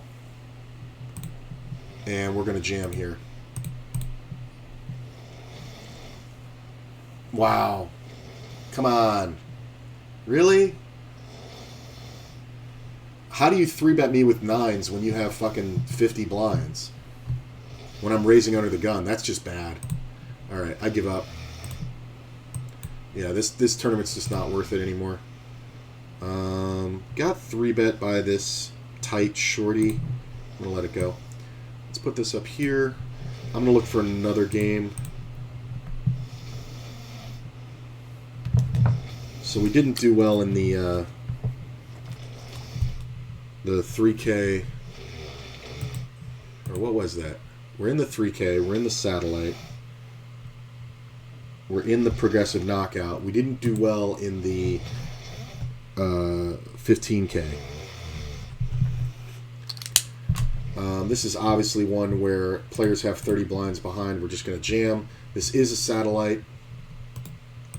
So we will get called by shorter stacks, but 3-betting there is stupid. There's players here who have 22 blinds. If I 3-bet to 13, I'm essentially putting in more than a third of their stack. When that's the case, we're just going to rip on them. It also discourages this player from calling us with 90 blinds, which obviously we don't mind because he obviously doesn't have a great hand, but, you know, it's whatever. They're called spin and goes on Stars and Party. Yeah, jackpots here. Jackpots on ACR and Blast on WSOP. I think we just fold here.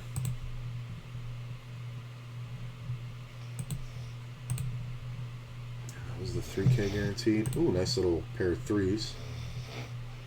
So we'll close that lobby, and I'm going to look for another tournament. I definitely want another. It kind of depends on what's running, obviously. I don't mind this. This player is very tight, over 50 hands. We see a 3x, cost me 19. So 6K. 6 to win 65. He's got 38, 39, 44, 54. I gotta fold. I really wanted to call.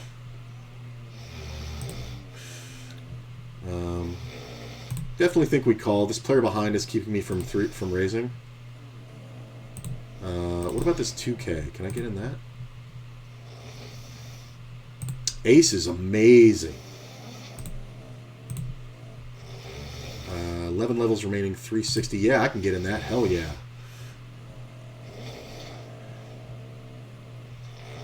I mean, if this guy bets enough, I'm just going to min click him. Queen on the river kind of sucks, but we're just going to go ahead and bet. Sometimes he has like king queen or queen jack, but we're not folding to a jam because he has to have specifically ace queen here to beat me. He never has ace jack. Queen jack. Nice call. Or nice read. So we get 3-bet. I am going to call with the 6s or with the 10s because they have more intrinsic value. Plus, I'm going to hit a 10 a lot when I want to in the middle of a sentence because I'm a genius. He's just going to blast off, I feel like.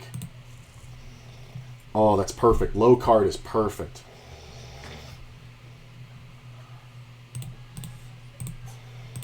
Do it. Do it. Jack's okay unless he has pocket jacks, obviously.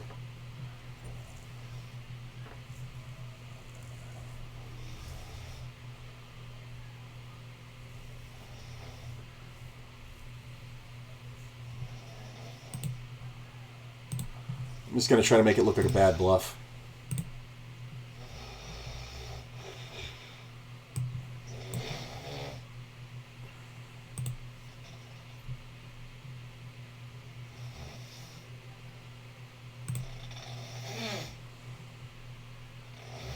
Nice, got called by Ace King. How do you like that value?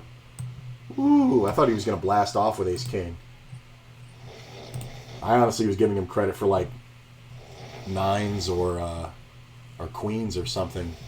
But when he doesn't blast off with Ace King, oh, that's good to get that value. All right, let's go ahead and register the 2K 660 buy-in. Nice.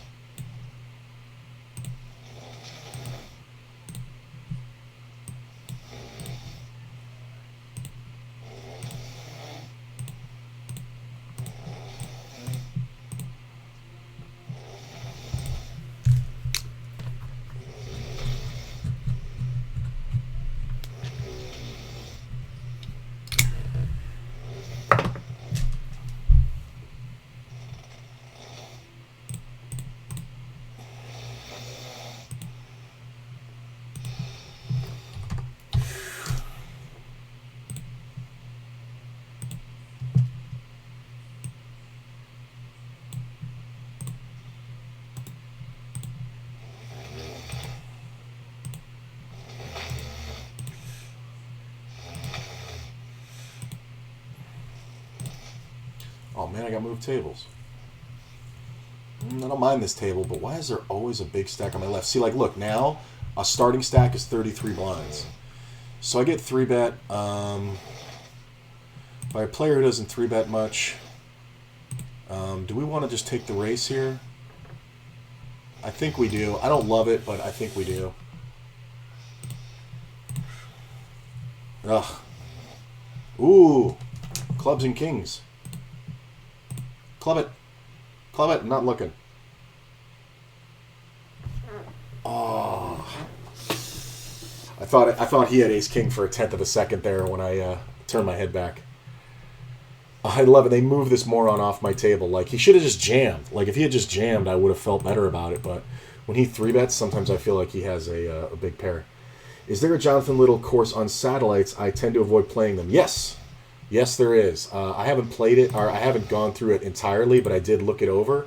A lot of good information.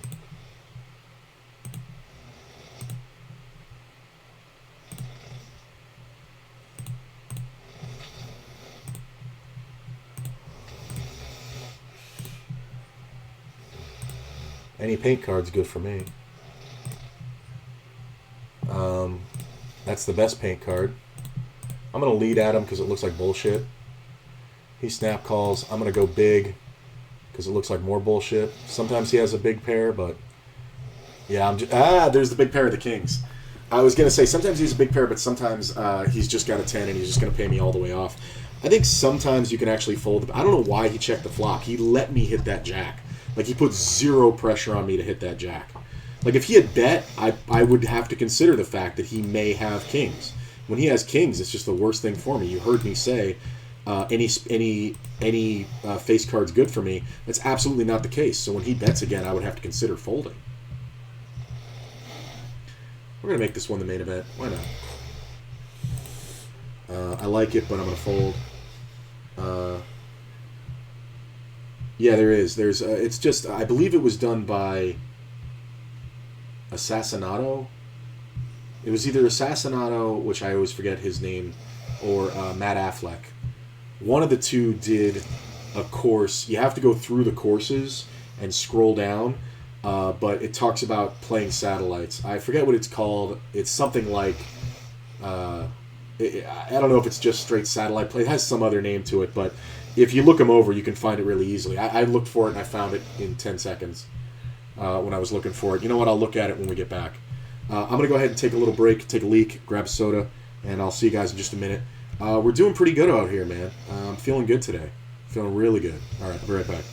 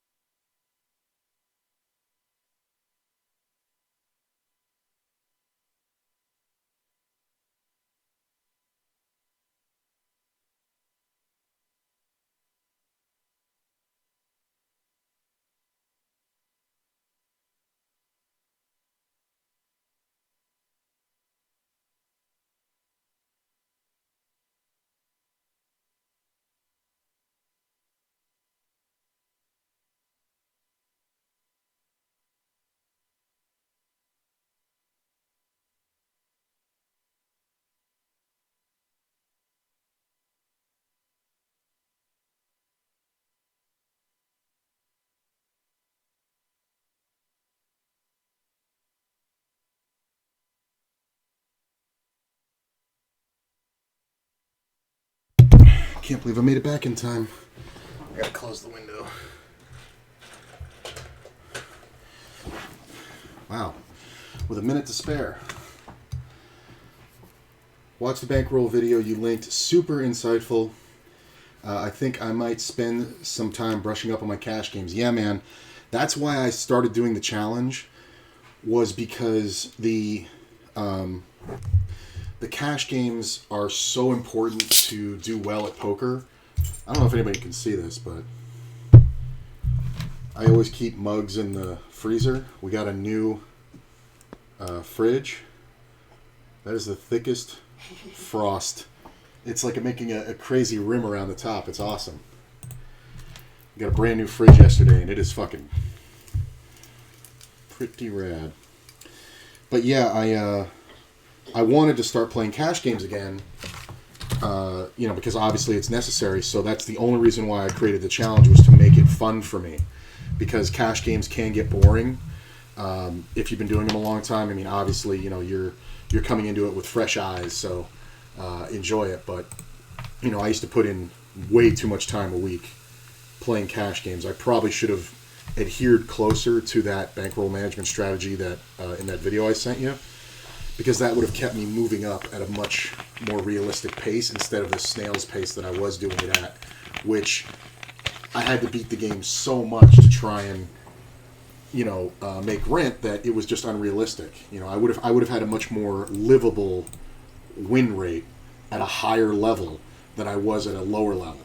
You win 1,000 blinds, setting a stream record at 10 and L. That's $100. It was $100.70 for 1,007 blinds. But playing just the next level up, I can easily expect to have a win rate. Obviously not in that realm, but my win rate at 10 and L has been approximately somewhere around 40 big blinds per 100. And that's including all the dumb shit, like, before I made the adjustments. So I would say now it's obviously much higher. But going up to 20 and L, even if it drops to, which it won't, going up to 100 and L, not like that's the next jump, but my win rate there I would expect to be 10 big blinds per hour. Well, that's $10 a table, or 10 big blinds per 100. That's $10 a table. You know what I'm saying? 40 big blinds per 100 at 10 and L is $4, and you have to really be crushing the game. You know what I'm saying? You have to have all your hands hold. 10 big blinds per 100 is not unrealistic for me at 100 and L, but that means I'm making the same amount that I made, money wise. So it's moving up is something that I don't think I took seriously enough the last time I was playing full time. Because it's important, because the higher you move up, the less overall time you have to put in. You have to put in just as much volume, but you don't have to put in as much time to make as much money. Hard to explain. Yeah, definitely cash games is the thing. There's an amazing fundamentals course that can be applied to cash games on pokercoaching.com. There's also a ton of cash game. He does a lot of cash game videos that he puts out on YouTube if you don't have a subscription. But after we get through the tournament masterclass, which I really want to get through in the next 2 months, which I know sounds like a long time, but it's super dense, so I kind of want to be doing it 5 days a week to get through the entire thing. It probably won't take the full 2 months. Might just be like 6 weeks or so, if I'm disciplined with it. I really want to get through that, though, fully and absorb it, not rushing it. And after that, we're going to start the cash game masterclass, which has been updated in the last 3 months. So it's very exciting stuff.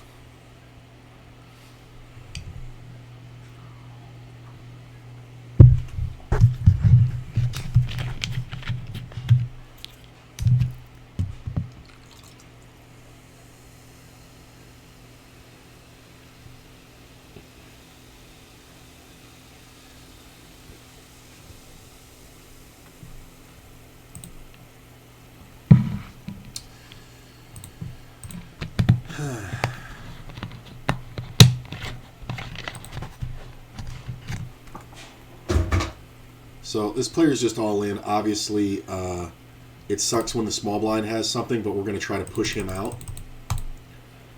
So we just play for the 9 blinds. If this is anything, it's usually a 5. It's never a 9. Wow. My man has the club draw. This guy has nothing. Of course the club comes off. That's hilarious. See, he's just betting nothing. It's just, this is just a cooler situation I got in. That sucks. I could have just called it, but that looks super weak, and the player with the flush draw is just going to jam. He almost folded. He never should, but he almost did. That sucks. I lose 5,000 chips there. But I'm still doing very well.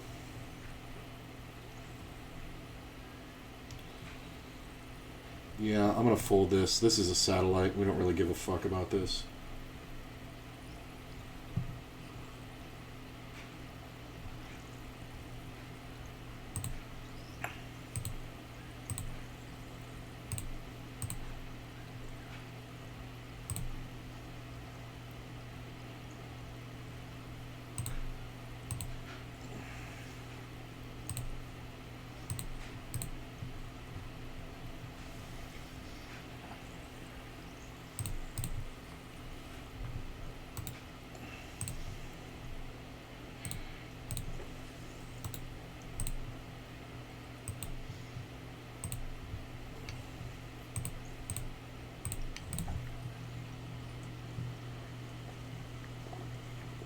So, there's no real...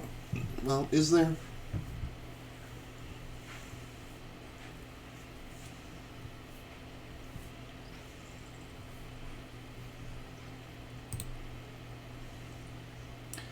We're just going to go ahead and protect.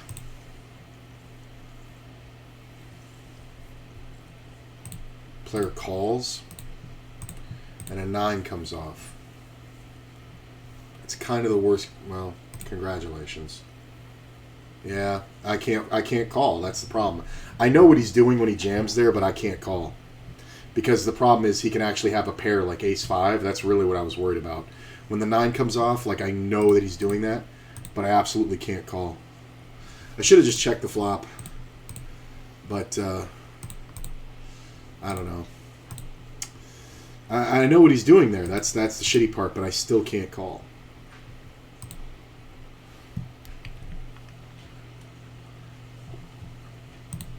Do I win? Yeah, I do. I mean, that's annoying, but this is a satellite. It's getting to the point where players are just going to start taking stupid risks. It's kind of hilarious. I don't love this. But there's nothing to fight over. Why would he bluff here? That ace-king really pissed me off, but... I'm third of 82, and the top 10 here get the seat. We're trying to satellite into a $55 tournament here.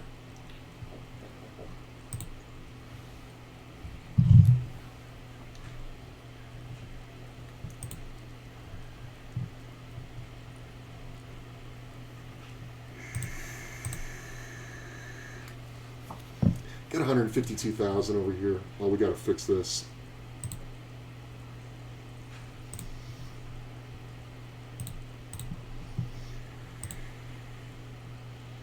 We don't care about the prize pool. We care about that. We don't care about first place. We care about levels remaining.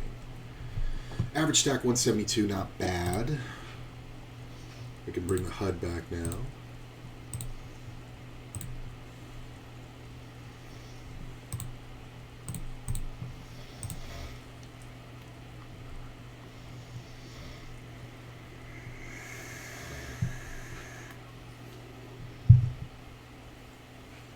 It's funny because that jam on the turn there, he's representing the 9, but he can still have me beat when I have ace-king, and I'm not just going to throw 30 blinds away.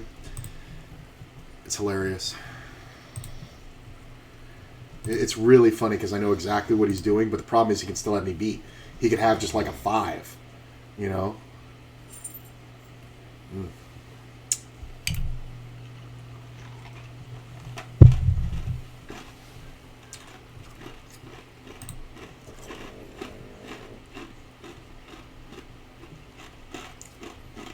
Fancies himself a player.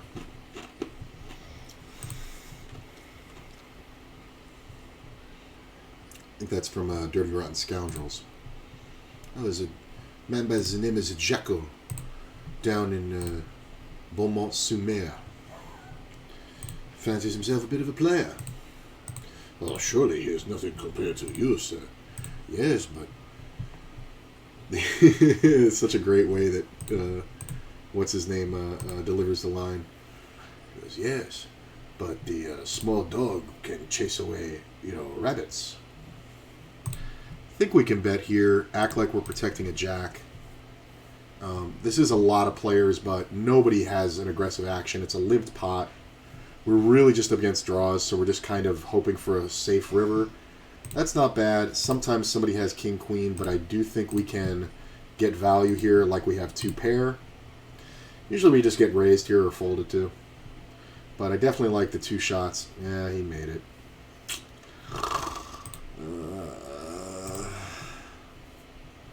That's annoying. And a player who plays so many hands, yeah, he's just always going to have the straight. I mean, to be fair, you should call with king-queen there. Because a king, a queen, or a 10 is good for you. Yeah, this tournament really took a turn.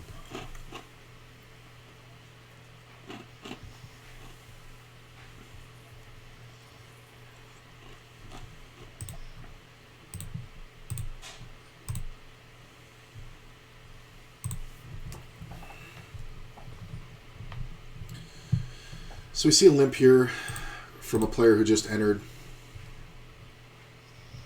Go ahead. Anybody want to play for it all? Because I do. This is just cutting to the chase. I mean, like, what's my point in raising here? These players are players who are entering late with a starting stack and putting at a severe disadvantage. Anything he limps and I jam over with pocket 9s, I'm usually ahead of. Like, rarely I'm getting called there by 10s. Usually it's just all pairs. So it's pretty good. Sometimes it's a hand like 10 jack, which he's not going to call with anyway. So it's fun. The only problem is it puts a wrench in the works when I get hands like this on the button if nobody raises. Like, if this guy limps again, he's just the worst player in the world. All right, good man, you raised. 144K over here. I don't mind it. This player is super shallow. Somebody might take a shot at him, but I'm not going to waste the chips. I'm just going to let it go. Like, it's just not, with a minimum bounty, it's just not worth it. Like, even if I flop something okay, I kind of need to hold on to the chips more than that. So that racist flop is interesting.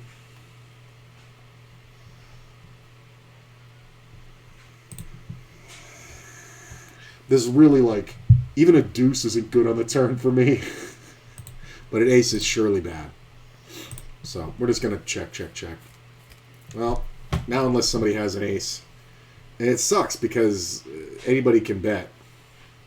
But nobody should have an ace, right? So it's probably just going to go check around. If this guy bets, I think I actually bluff catch. Yeah.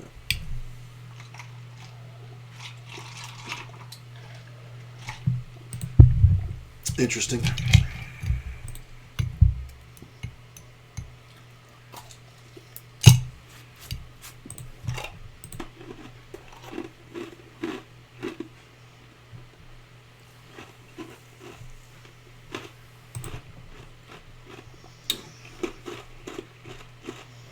Players limping is hilarious.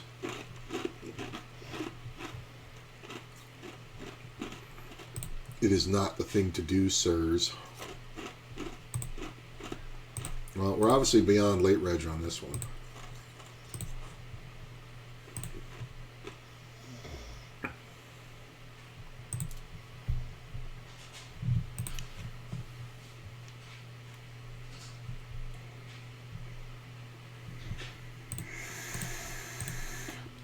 Dudley Moore.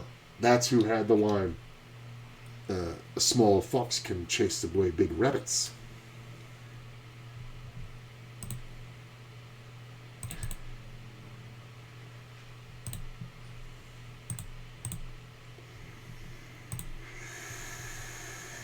Okay.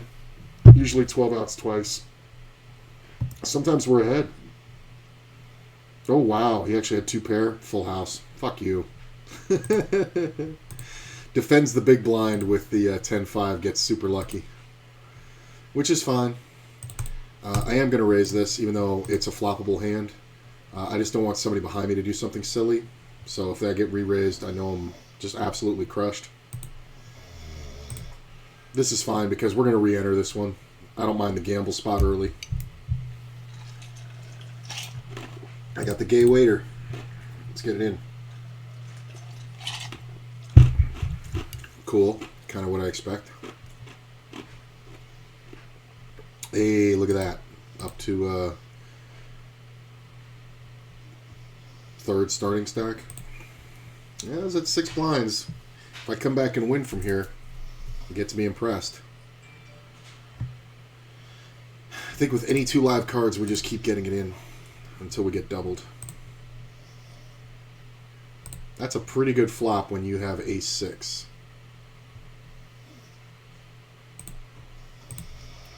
This player's going to have a lot of jacks.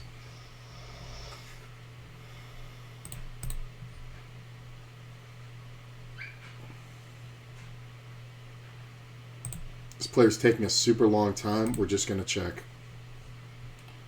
Normally I would bet here to throw people off, but we're just going to check. This board is getting worse and worse for my hand to get value. Pocket 7s. Alright, well, we're re-entering.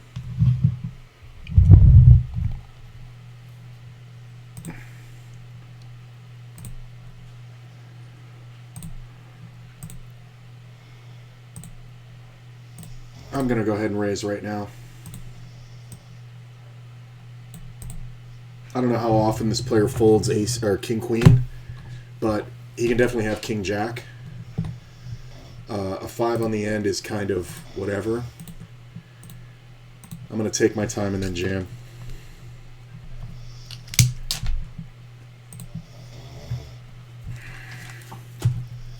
Ace king. No 3-bet pre-flop, huh? Fun. Got all my chips back. And an extra 5K. Ooh, watch this number. That's 68. It's going up, or it's going down. It's going down to like 10. 68. It's going down.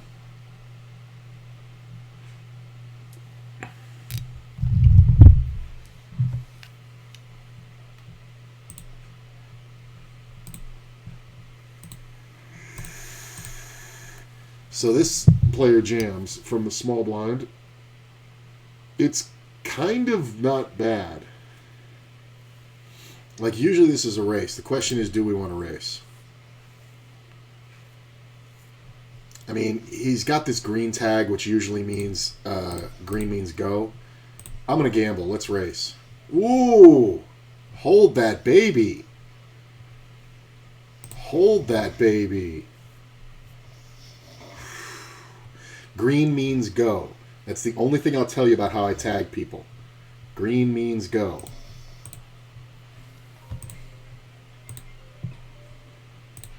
I mean, 9s is not the cusp. 8s is the cusp. So I guess I shouldn't have had to think about it that long.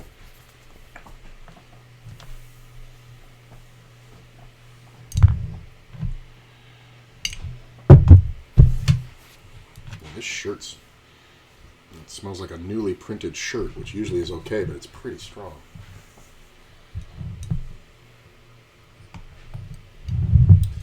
Twelfth.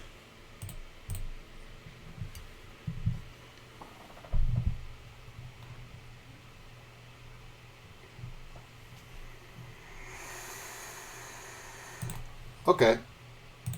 Oh my God. Am I just destined to win this ticket? Well, I mean, this is a pretty easy call.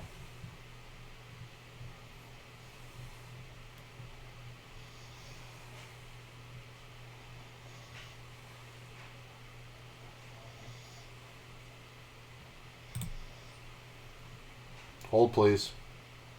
Hold. Give him a king. Or a 9. Damn it.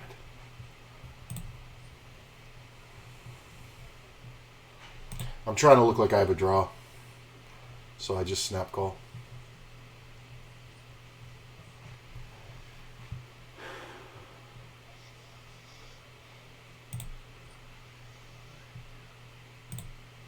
Occasionally he's got a flush. Very rarely.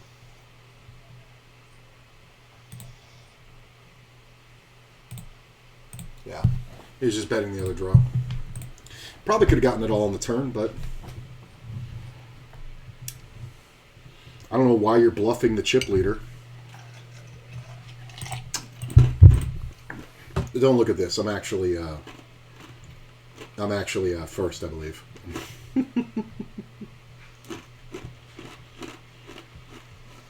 I mean, the player's coming out of first with a shitload of chips, with King Jack or with Queen Jack offsuit.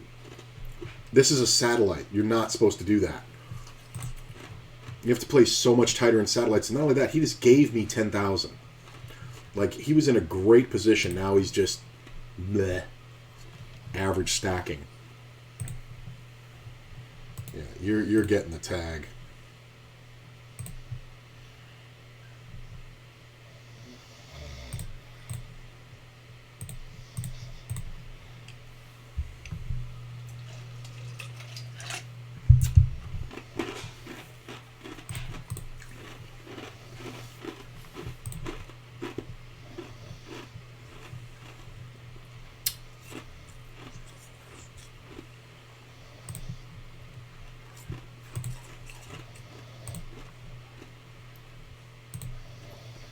Hey, look, I'm the chip leader. Remember what I said?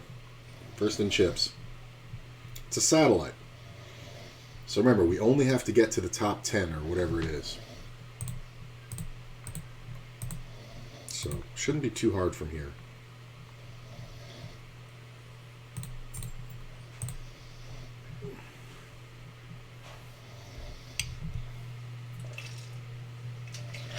I do have this player covered.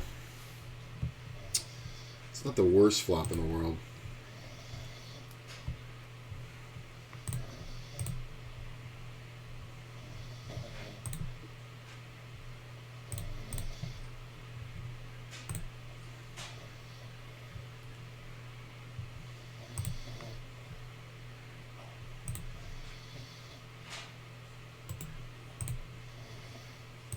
Just protecting my hand. Started with 8,000 in this thing. I have 45. We need 80,000 to guarantee the ticket. I'm going to go ahead and bet the river. Sometimes he has a pair, but this should work quite often. I'm in the blind. Does he have 10s or something? Ace deuce. He called me with ace high. Whoa. Wow. That's just bad. That's just bad. That is just super bad. Like, why? Well, we're probably getting it in here, especially if he opens.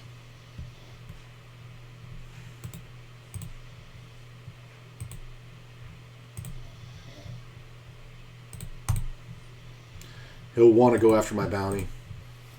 So, I don't mind quick jamming here with a super strong hand. It just rolls over aces. I can look tilty, and this is your opportunity to get a bounty, bro.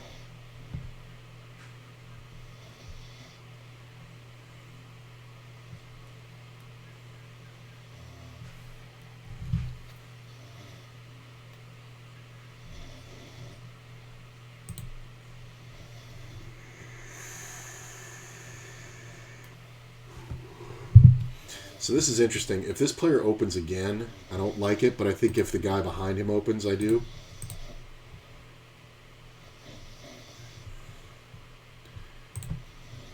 It's funny, because when this guy opens,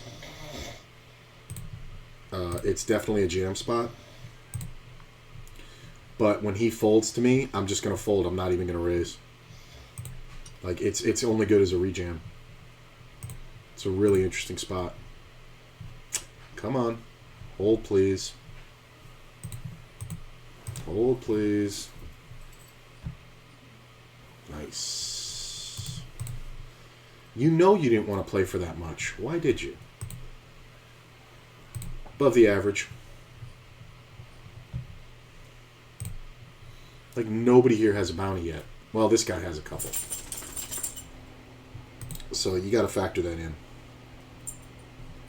Look at this. My buddy over here who plays every hand is doing well now. Double the average.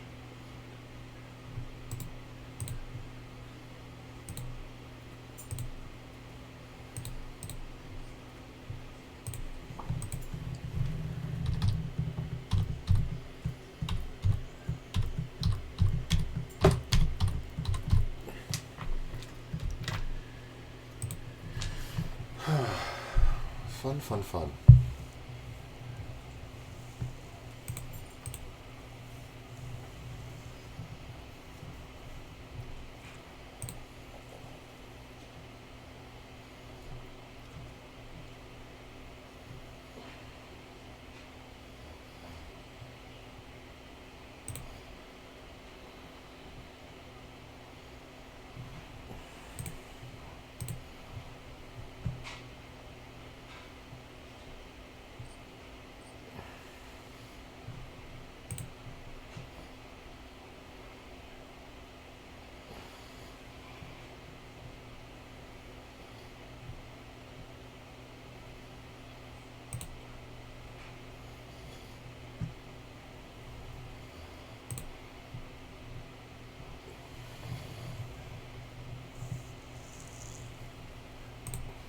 I don't think I need the stream stickers thing in there. Debating a 27 buy-in in 250 guaranteed, 100 minutes left in late reg, 25% buy-in or 50% guaranteed, 50 minutes left.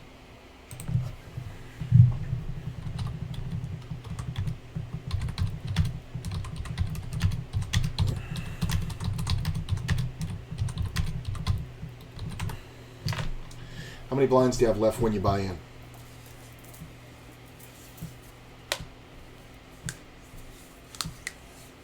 In the 100 minutes. I think if you have more than 50 or 50 or more blinds, it's probably okay. Like, that's kind of enough to do.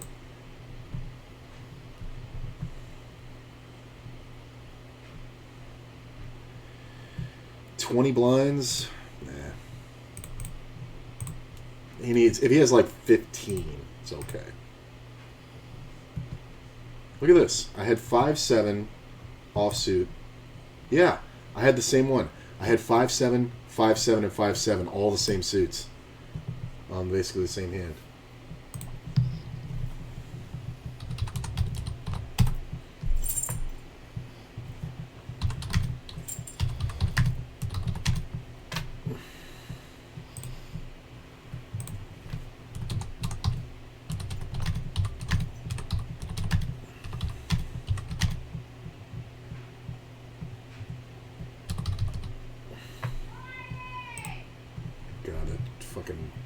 Trash that lives next door.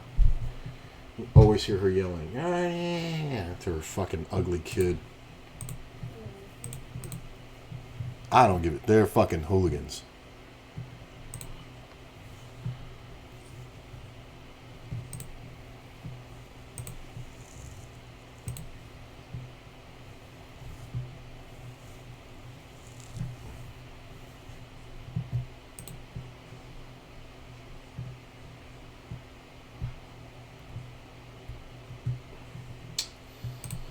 Okay.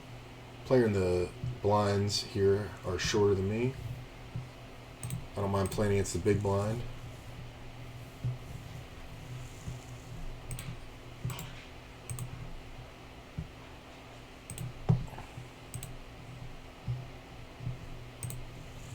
This call kind of sucks. Hopefully this guy jams and we can rejam. Because we obviously don't just call it. He just calls. The ace comes off. I mean, it's kind of easy to act like we have an ace.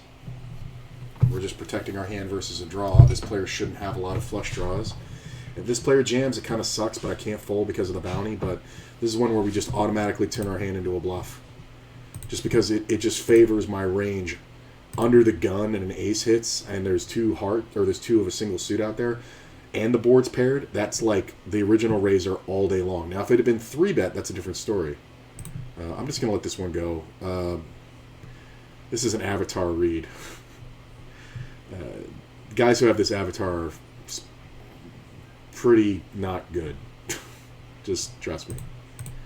You can actually get avatar reads off of the ACR. Trust me. I've seen tens of thousands of, probably over hundreds of thousands of hands, and it just keeps holding true for the ones I have the reads on.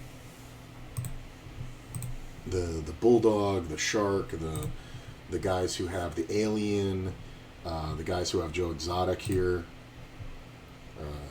They pretty much have a lot of similar tendencies, which makes sense because when you play poker, I remember hearing years ago a poker player wrote in a book, he's like, you never want to, how did he say it? Something like, you never want to make assumptions about people by the way that they look. That's a horrible thing to do to people, and its stereotypes are just wrong. Except when you're playing poker.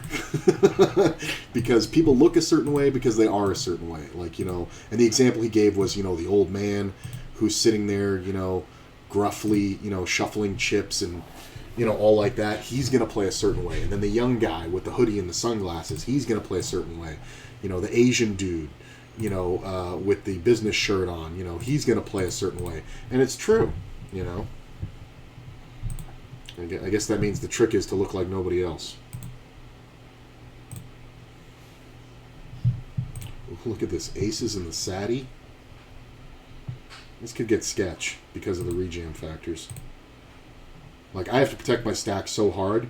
The only time you ever open fold aces is in a satellite. But obviously we're not doing it at this point because we're not even close. If I had 100,000 chips, I might just fucking fold them. Because it's not even, there's no point to it.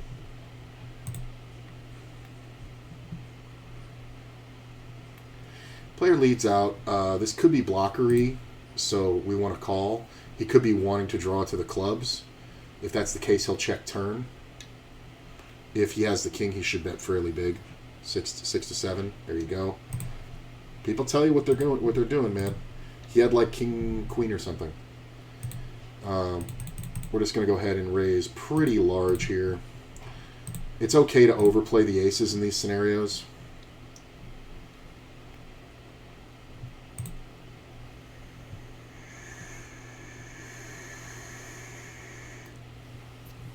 Yeah, it always starts before I get home, but it's the best for my goals right now. Well, that's another thing to consider.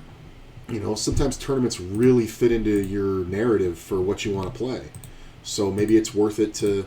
There were tournaments when, before I even moved to Vegas, where I actually skipped lunch at the place I was at, Radio Shack, where I was working, so I could get off a half an hour early and get home in time to start the tournament when I wanted to. And it was a tournament that I played practically every day.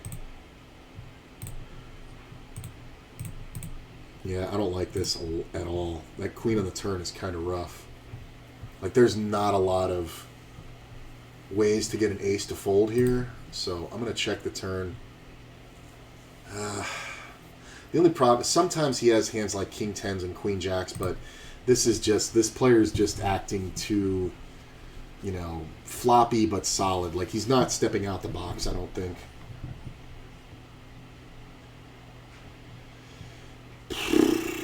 Man. Getting a lot of misses. Hopefully this guy folds and this guy raises and we can jam. Raise.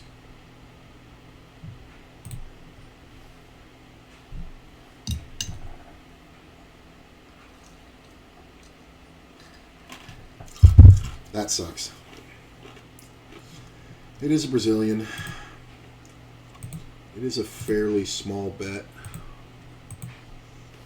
Am I willing to get it in with an ace here?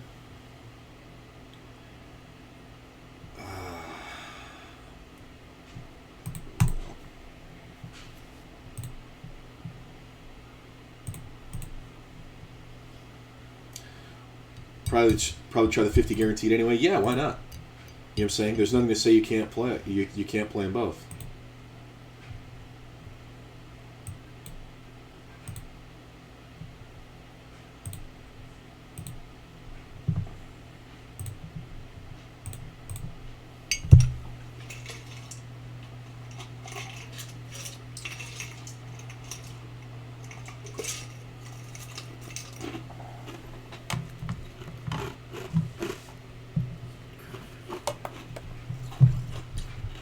Like, there's no point in playing this king queen up front.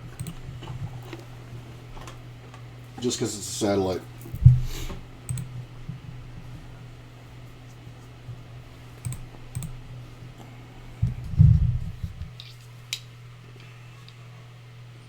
Have the avatar disabled, maybe I'll turn them on again. I think you should. If nothing else, it can trigger memory things where if you're just looking at a bunch of blank spots, it doesn't help you remember shit. You have to then know people's names. It kind of helps you remember what's going on in the hand and what'll go on previous hands. I think it's a good tool. I think you should have the avatars on. Plus, it's fun, man. You know, you can pick whatever avatar you want.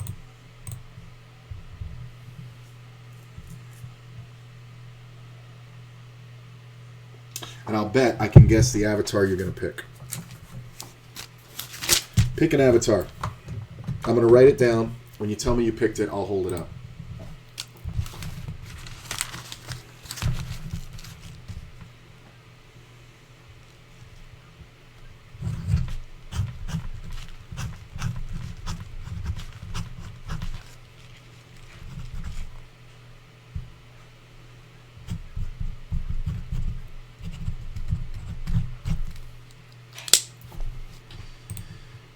No, thank you.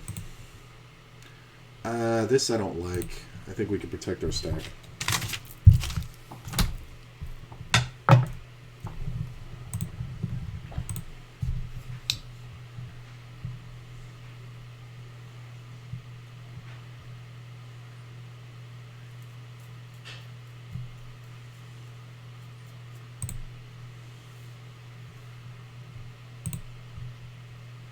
Oh, look at this. The drama.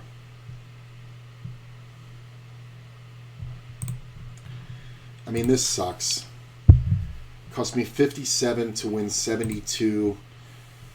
He's jamming from the small blind. I do have a king, which is pretty good. Oh. When do the blinds go up? The blinds aren't going up very much. Oh, this sucks. I have to fold it. Like, if it was king 9, I could call. I could absolutely call, but I can't do it with king 4. Oh, please everybody fold to him. I mean, if this player jams, it's awesome. The ghost is awesome. Anybody over here opens, I'm jamming. If this player jams, I'm rejamming. This is pretty much automatic. And I think these players know it. He may just jam again. Nope. Well, I'm not going to fuck around. Wow. See, that's why you can't do it, because that's how wide people call. But I get trip 9s and it holds up. Thank you for the monstrous stack. Jesus. I got 370,000. That's hilarious.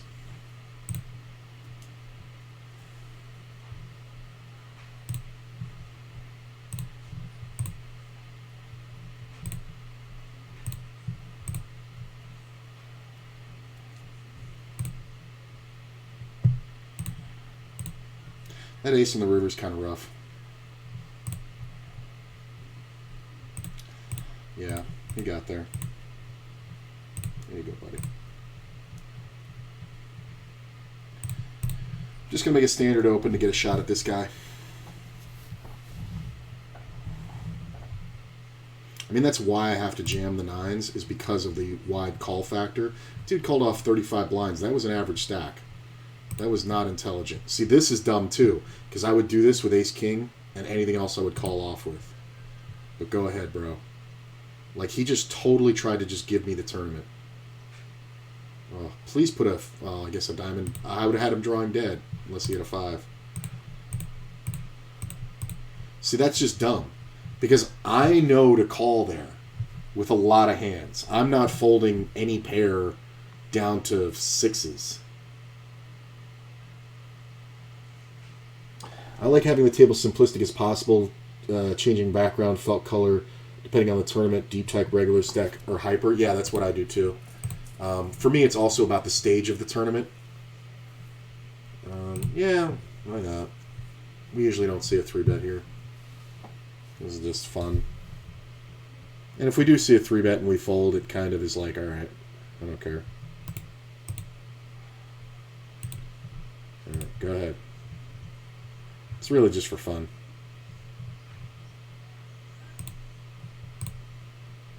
Look at this.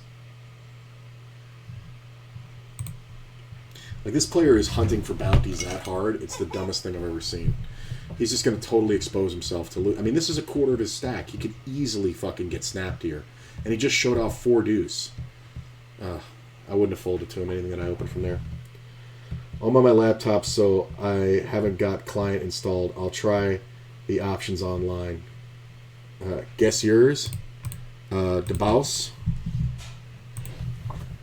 I don't know that much about you, DeBaus.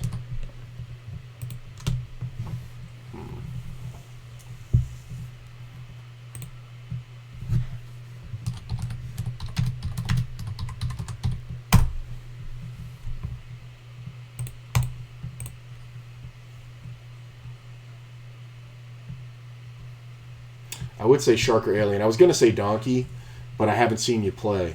And it's not like donkeys play like donkeys, but there's a certain way to them. I also don't know where you're from. If I knew where you're from, it's easier, because like a lot of South Americans pick Alien. But I'm just going by personality type. And plus you're a newer player. Newer players usually always pick the Shark.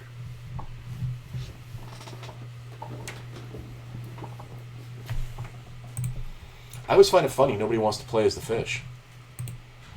I like the fish.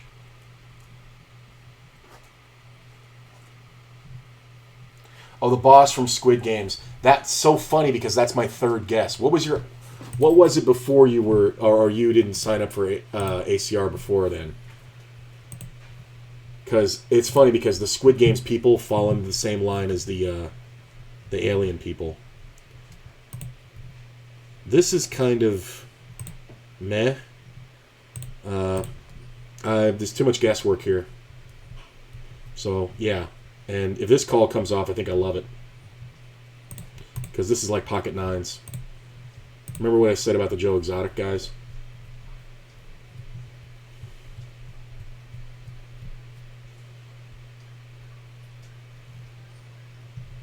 Pocket threes! What did I say? What did I say?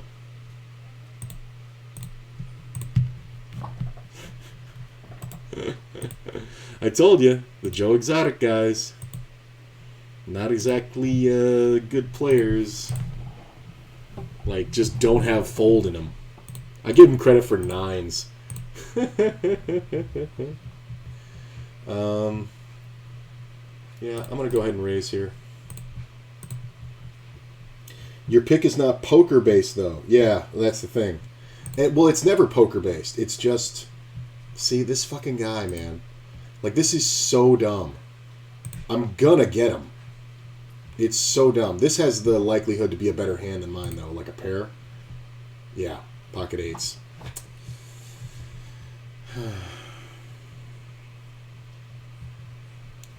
So, I'm gonna check this. It's a good fold by me.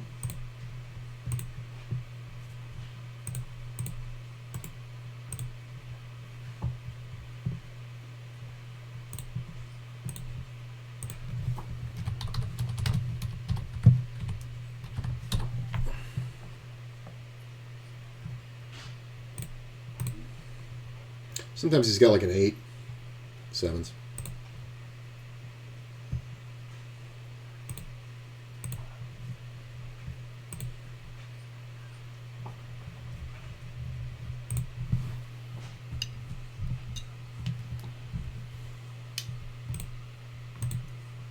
That's the thing. It's never based on poker. Like, I'm the world's biggest Star Wars fan, but you notice I don't have Han Solo or Chewbacca or Yoda or anybody else as my avatar.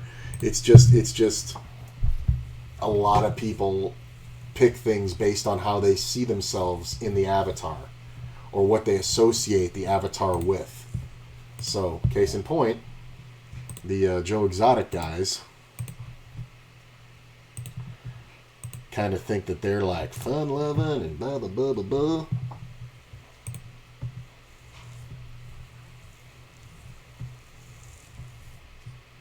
I never saw Squid Games either, so that kind of fucked me up. This is fun, but we're gonna get a lot of shots at this guy, so we'll let it go.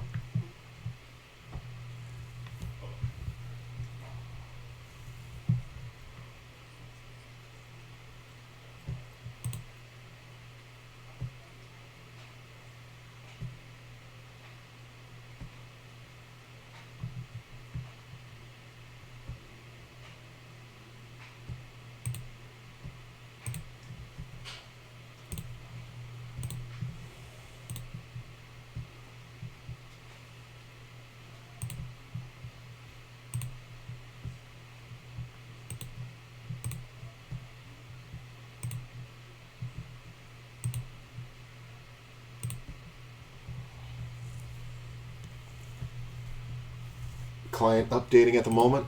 Nice.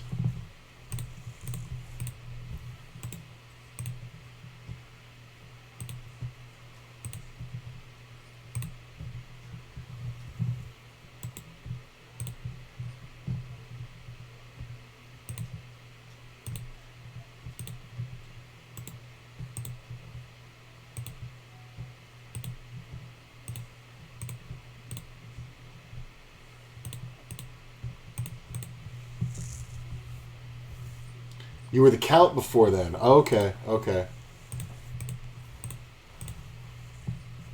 So I'm guessing you're a full-on adult.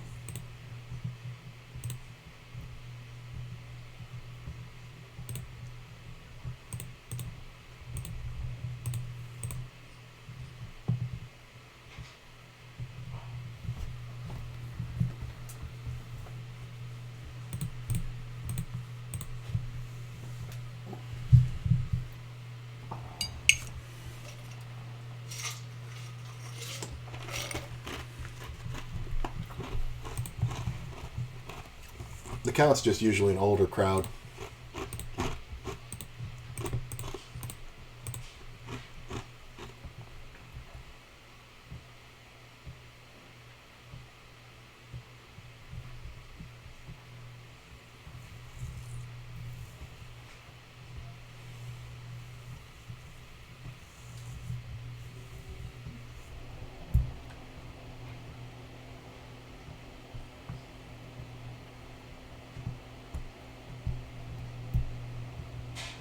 I don't mind that win.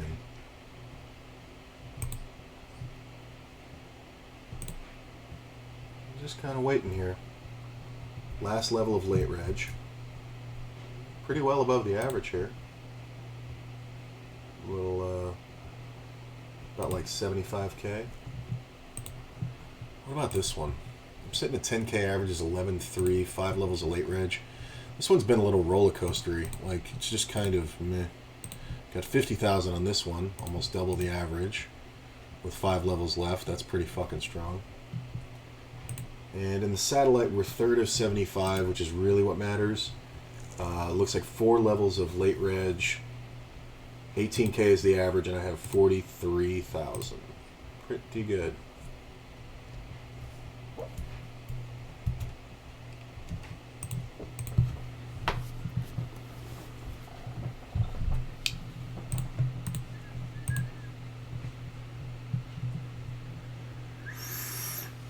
You picked What's My Guess? Well, you heard all this stuff, so that may have influenced it. But this is what I wrote down. If you can read my handwriting. I wrote this down 10 minutes ago. It says shark or fish. It's hard to guess what somebody will pick, but just picked something I like but didn't see often. That's actually a good clue. Beetlejuice.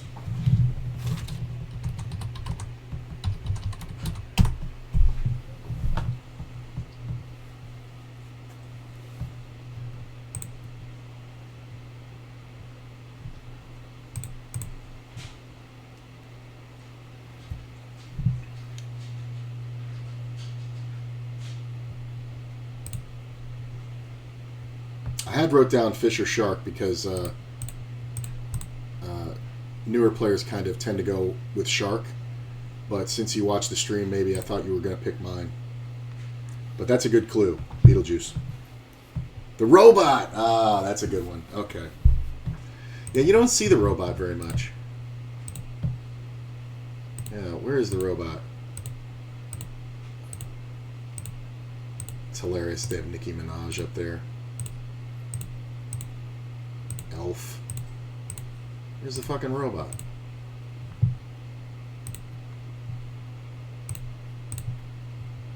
Ah. It was between that and the Executioner. Okay, yeah. I like taking the neutral ones too. Oh, the robot. The robot's cool. I think I actually picked the robot a long time ago.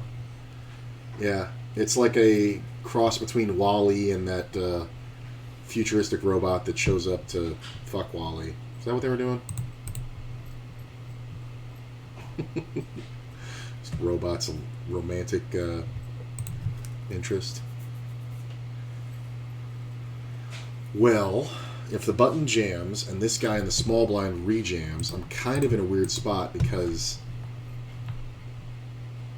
I mean, this is a USA player. Blinds go up to 8K. Where are we now? 7K.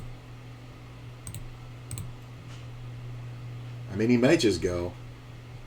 If this guy just calls, I'm jamming, obviously. But if he rejams, I have a decision to make. Because he's going to rejam all, like, Broadways and stuff. Oh, it's so brutal. Because, like, here's the thing. The value of your hands go up because of the bounties. Well, you thought better about it, so I guess we don't have to think about it. Yeah, I guess I would have liked it. I'm not going to play against another big stack. See, like, you're seeing me fold stuff in this satellite. You'll learn this stuff by going through that satellite course. But, like, you're seeing me fold stuff that, under the gun, like, I would be 3-betting this king-queen a lot, but, you know, I'm a big stack. He's a big stack. He's coming out of first. There's just no reason to tango here. You know what I'm saying? We're only trying to get to 80,000 chips. I already have 42, almost 43, right? 80,000 chips is the average when you get the ticket. You have to 10x your stack. Now, granted, you could have one chip, and if, you know, the 11th guy goes out and there's 10 left, you get a seat. Congratulations, tournament's over. But for me, I always think of what do I need to secure the thing so I can just sit out. And that's 10 times the amount of chips I started with because we're 10xing the value. Or 11xing, so it's 88K. Because of the rake. So it's actually 88K. See, but, like, why play against that? You know what I'm saying? Like, I would have just been throwing value away. Like, you really have to, like, protect your stack in satellites. Especially a big stack. You don't have to protect a small stack nearly as much as you have to protect a big stack.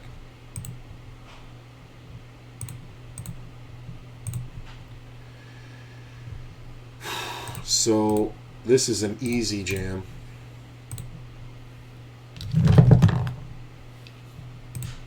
Yeah.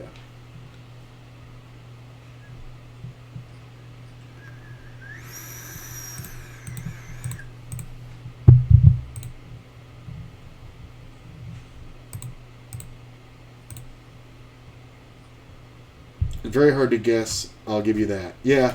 I didn't even think of all of them. I'll bet if I had gone through them, I would have gotten closer. But they got like 40 fucking avatars now. It's crazy. Just fold this one. They got like Nicki Minaj. They got fucking Fergie. Like Freddy Krueger. Like ACR is like, we're outside the law, so we don't give a fuck about your copyright. They have Mickey Mouse up there. There's no fucking way Disney wouldn't sue them into the fucking ground. Heard me speak about it often, yeah. I mean, it's a thing. It's even the thing that I don't even think a lot of players talk about, but it's so a thing. Oh, going on break. I was going to be the fish, but I didn't want to copy.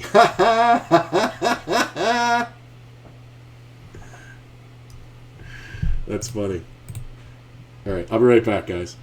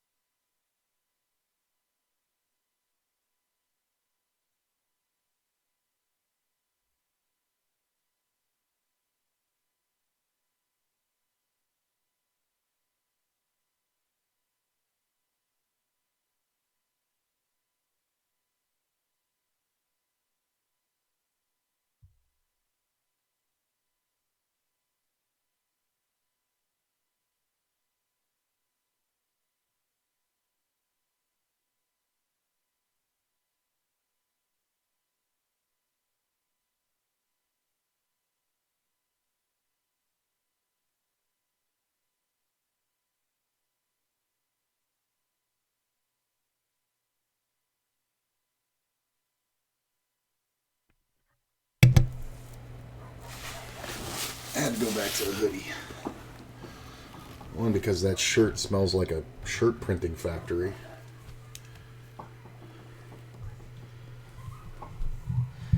ACR and Grosvenor don't allow you to pick, though, by uploading your own pictures. No, PokerStars lets you do that. I remember that was a cool thing back in the day. I think I just uploaded... I don't think I did upload something. I think I just picked one of theirs. I just didn't really think about it. But the one that I liked that I saw is there was a guy who had just the part where Teddy's pulling apart the Oreo in Rounders, that little close-up. He had just that in the circle, and it was instantly recognizable. I thought that was the coolest avatar I saw on PokerStars back in the day.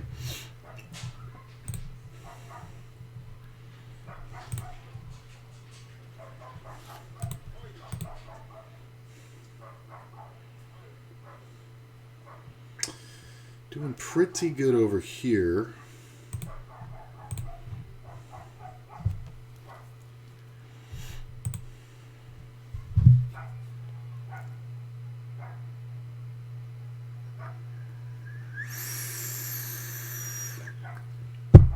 I guess I would upload my my little Lego guy here of Qui-Gon Broke if I did it now. Did I have that? I may have had that when I went to Canada. I may have done that.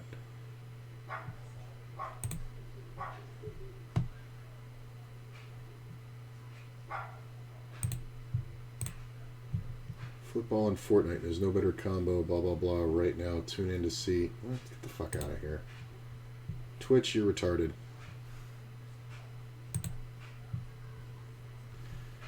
Utterly. Oh my god. This dog outside. I guess we move this over a little. A little? Just a little? To there? Do this thing. Yeah, it's alright. I guess I could spread all this out. Right? Fuck it.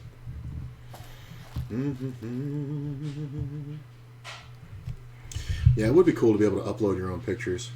Although that takes a whole process because, like, you can't have anything, you know, that's censored or whatever like that.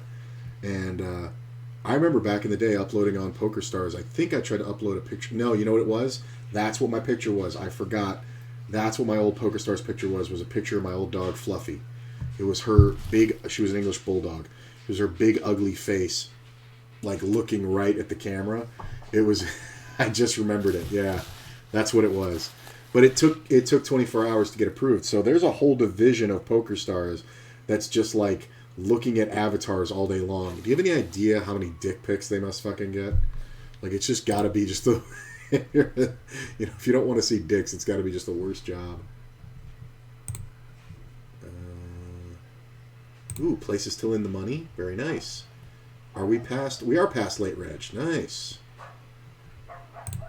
Alright, so I guess we should change the felt color. Go silver. 206 places to in the money. Next blind level, average stack. Yeah, that's all we need. 5 levels there, 3 levels here, and 4 levels here. Nice.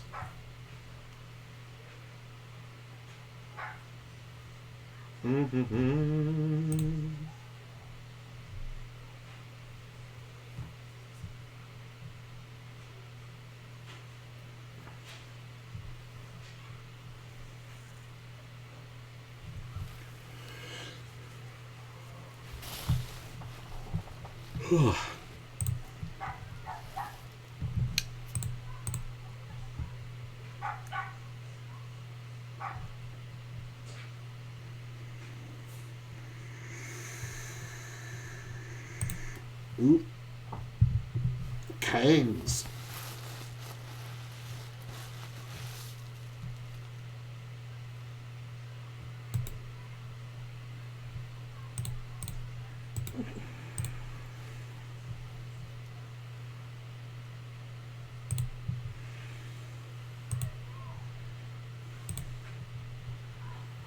I mean, hopefully this player just jams.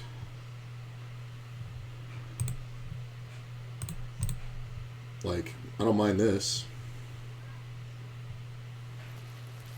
I'm in 8th now. Man, these things have really changed. I think we check. We don't see a lot of bluffs here. But I don't think we fold to 1 bet. Player's very short. So, yeah. Okay. Cool, bro. You got it.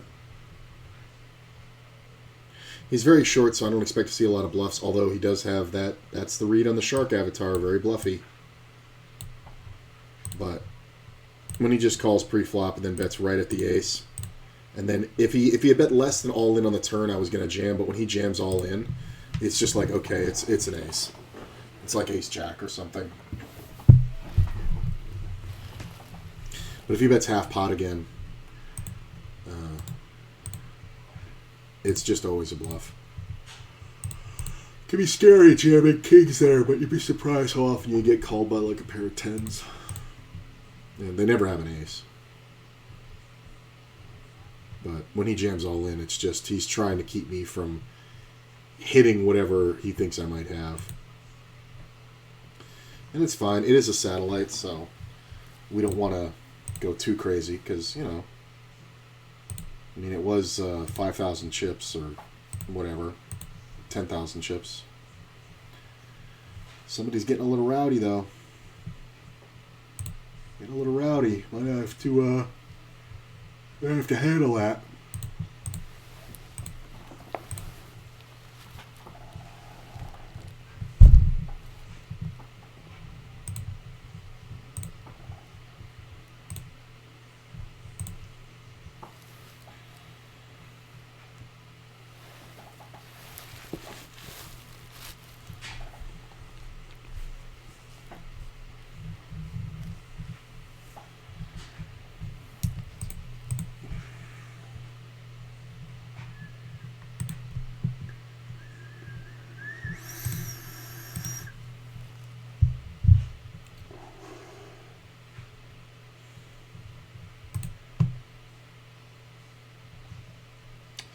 Ooh, I got 4, 8, 4, 8, 4. And I got aces.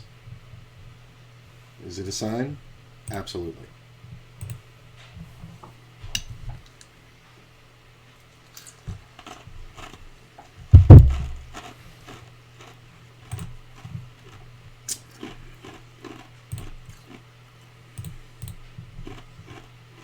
Player's 50 blinds. I like betting a little bit bigger. We're trying to let something definitive happen. Pre-flop. He typed in this bet, so I don't think he's folding much. I think we just bet for value.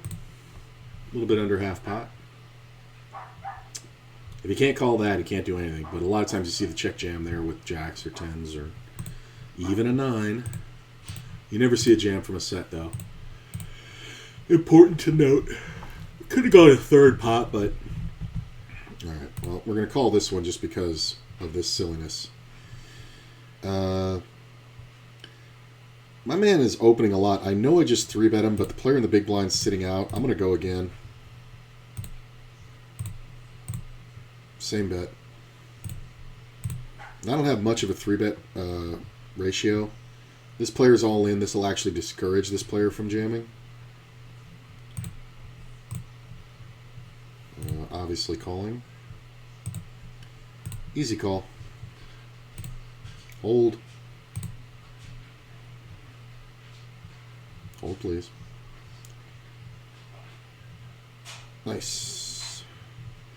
So this is kind of interesting. I'm just going to call here. I'm going to check. I don't think this player ever folds a 10, and I think that's exactly what he has.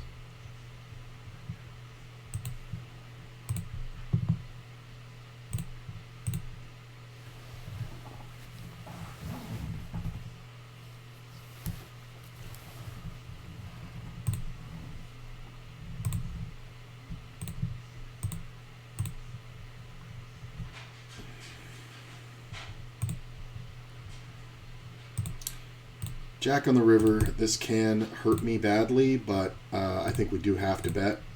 Sometimes he has ace king. We don't want to get called by that. He's thinking about it. If he hit the jack on the river, it's kind of gross. Nice. See, by not 3-betting from the small blind... I'm not saying 3-betting from the small blind isn't a good idea with ace queen. I'm just saying that there's times when it's good to not do it because of card removal. 175 to the money. We are 50K over the average. Still don't have a bounty yet. It's okay. I only want 2 bounties. Second places and mine.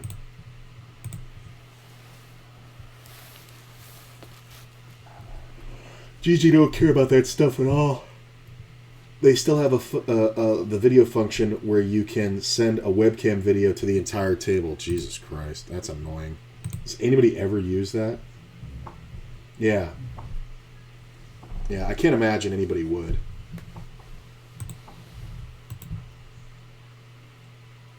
Like, who would want to sit there? You know what? I have seen that with a bunch of streamers playing a home game. So they're basically, I think Jamie Staples does it quite a bit, where they're just sitting there and playing against other streamers, so they all have to keep their poker face on. It makes for some funny moments. But online poker is online poker. Why are you trying to show people your face? I think we can easily call. That's a good bad card, in that it gives me a lot of equity, but gives him a lot better position to bluff in. I'm surprised he checked the turn. I'm going to make it look bluffy. Snap calls with an ace, right? Ace king, why are you checking the turn? Why are you checking? Oh my god. And here's the thing, if he bets big, I'm just going to fold. I'm not going to continue with the flush draw. Like, why? Why are you checking? Like, you made that happen, sir. You're afraid I have a 4? Like, really? Even on the flop, his c-bet was shit. Like, I knew he wasn't going to bet the river, but god damn, I can't believe he called it.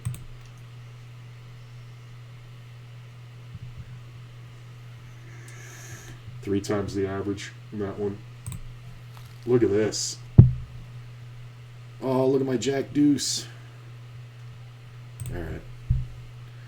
I mean, I'm getting 10 to 1 here.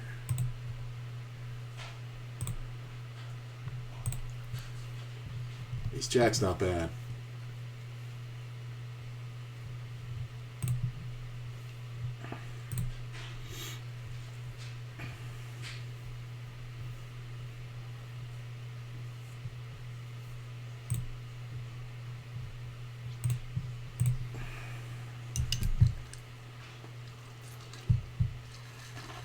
I think obviously if the small blind goes, we have to call.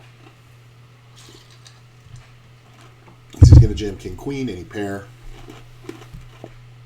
A lot of wide aces, ace 10 suited for sure.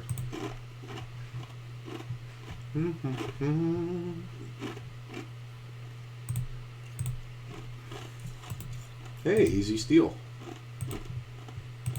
I was not expecting it to work out.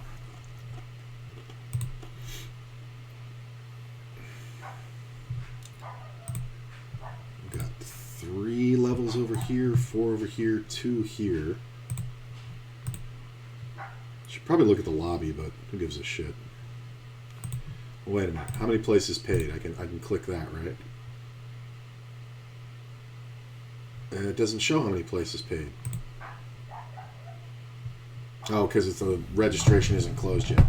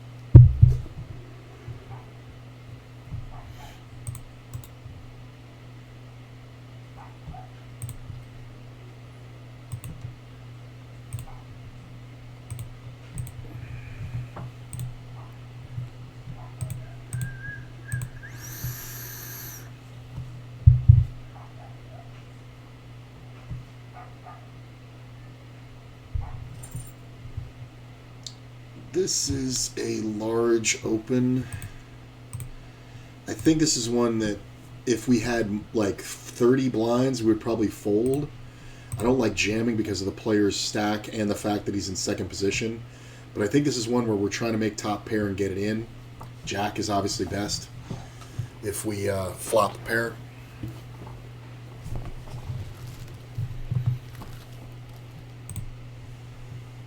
And it's okay because we still have a good jam stack.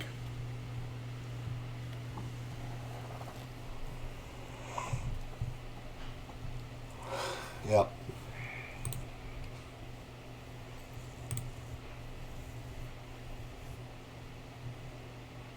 Hey, look, it's Jeff Boski, famed ACR pro. Why does he have the mean look on his face? What the fuck? What is this? Having a bad day, Bosk?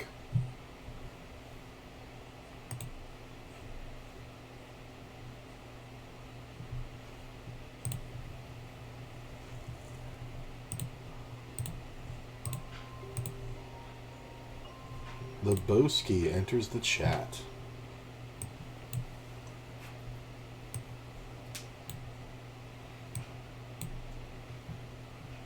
Let's see.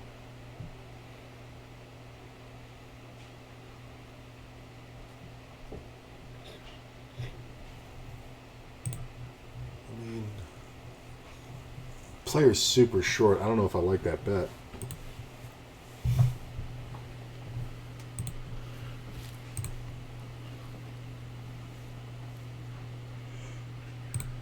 This is kind of ideal.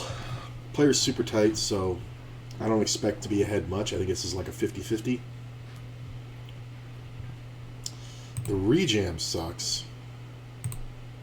I'm definitely not calling that. Ace queen and ace king and king king. Look at this. Ugh. Put a king out there.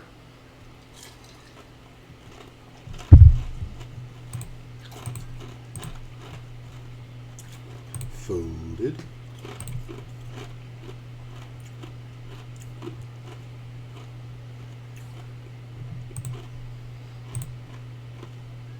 Down to 34 over here, so I'm still doing pretty good, but not great. Basically, you just need to double to guarantee the ticket. This player on my left, though, this guy with the shark thing, he's super active, so it should be fairly easy, but we're going to go for the check jam here with the tens. Somebody should take a little pop at it. That's more than a little pop, so it means it's usually weak, but usually it's a flush draw. Just get it in. Yeah. Hold, please. Nice. Like, I mean, the player limp pre-flop and then just bet full pot. Like, nobody does that with a good hand. Like, the worst case scenario is what he rolled over as a draw.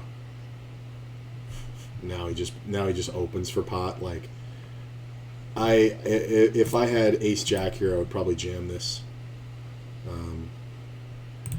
I'm just gonna fold it. I think that's one where I'm contingent on hitting a pair. I don't think he ever has ace king or ace queen, but I don't think I get paid off enough when I hit the pair, so I'll just let it go. He's gonna be a little steamy for a minute. We're above the average again, though. That's nice.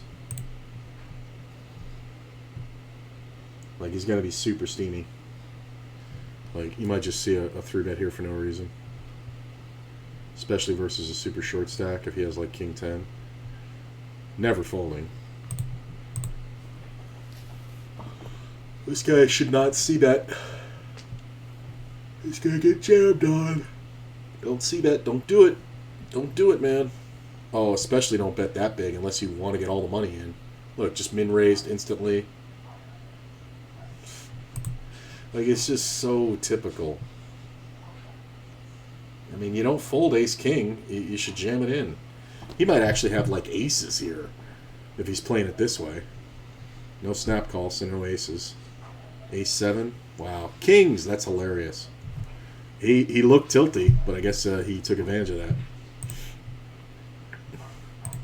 I got the right answer for the but the math problem. I couldn't show the work.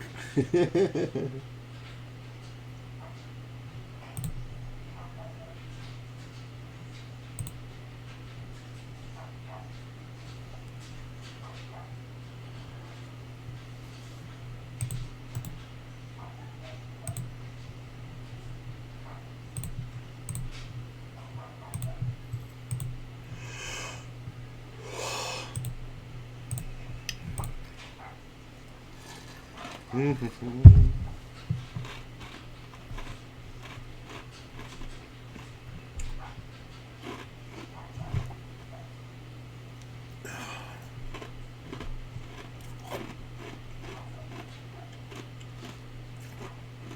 mean, if you have a queen here and you want to get paid just all the way off, just bet.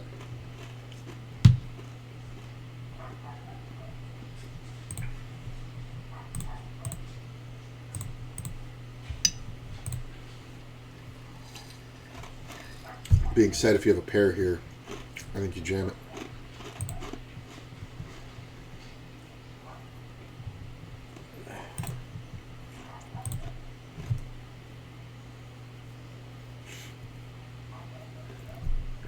Get jammed on for short.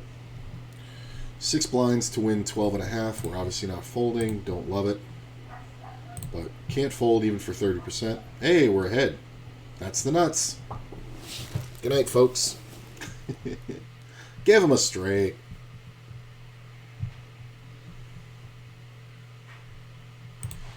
Like, the Queen Jack is just in such bad shape there. He kind of deserved to have the nuts flopped against him. Like, I mean, King Queen, yeah, but I don't think Queen Jack is jammable there, even for 7 blinds. But people don't give a shit.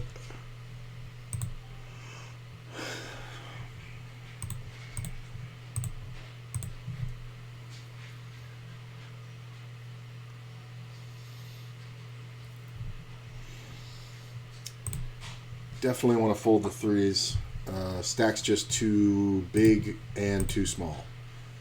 Like, it's just weird. At 40 blinds, it's just so much more valuable to hang on to the blinds than it is to raise. I'm going to be so pissed when it folds around. Although maybe all the good hands are in the blinds and I just avoided something. Well, this player raised. Ooh. Ace Queen. So there's a lot of scenarios in which we're going to be getting the money in here. This player, he makes it 2.5. This player calls. This is the problem, because this player is a little tighter than I would like to rejam against. So we're just going to call. We're going to underplay it. And miss. And check. See what our buddy does here.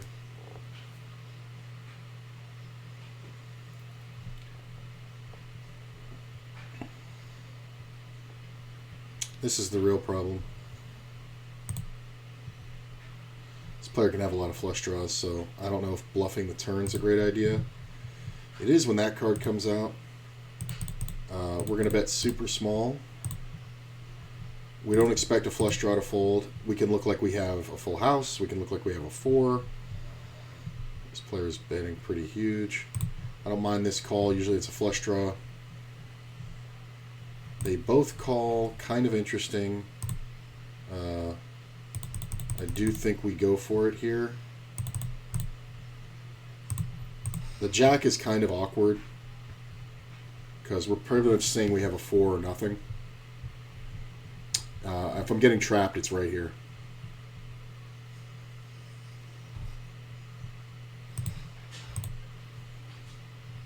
Man, this player, he has a jack.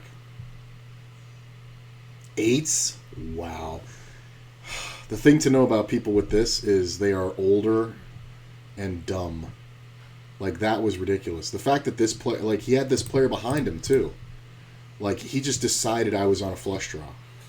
Like, that is super bad.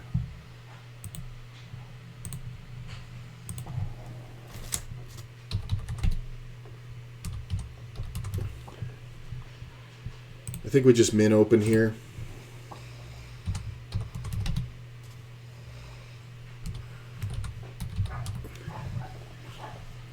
And I believe checking the flop is fine. I actually like it better if he bets.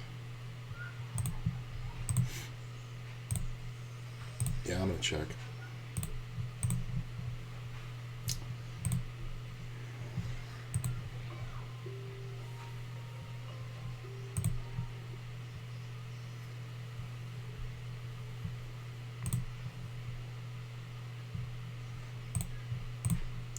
Not sure if I have to bluff this river.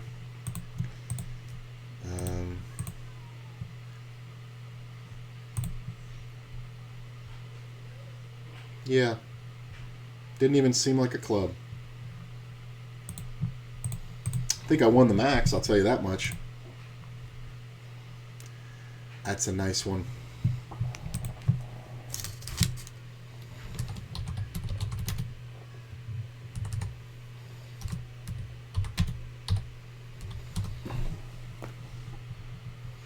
Didn't even seem like a club. This kind of sucks, especially with both these fucking retards in there. This is one where people think it's just an auto jam, but in all honesty, if I double, I got a fighting chance, and I'm never getting the fold here, so I'm just gonna fold it. I think my minimum here is the ace-10 suited, or like king-queen would be good. But yeah.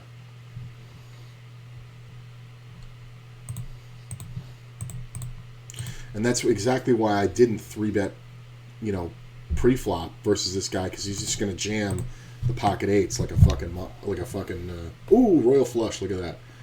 Like a fucking Momo.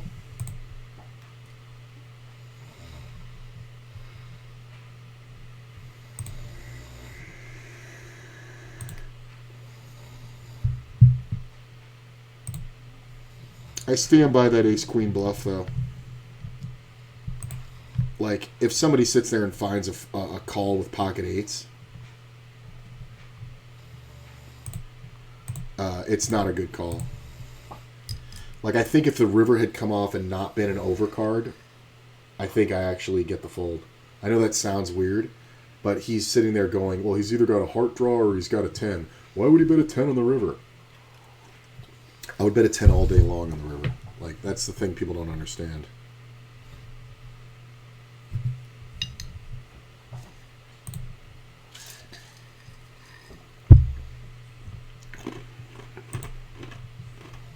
Nine's not bad.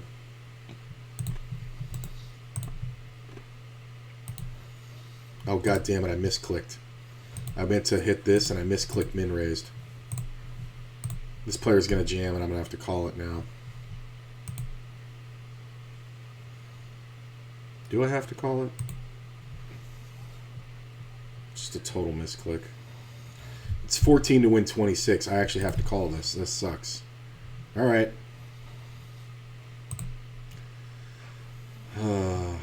Queens and nines. That's ridiculous. I totally misclicked it. Totally misclicked it. I didn't even want to play the hand. But I can't fucking fold, especially when he's going to have king jack there. Damn it. God damn it. It just created a situation I can't fold. God damn it.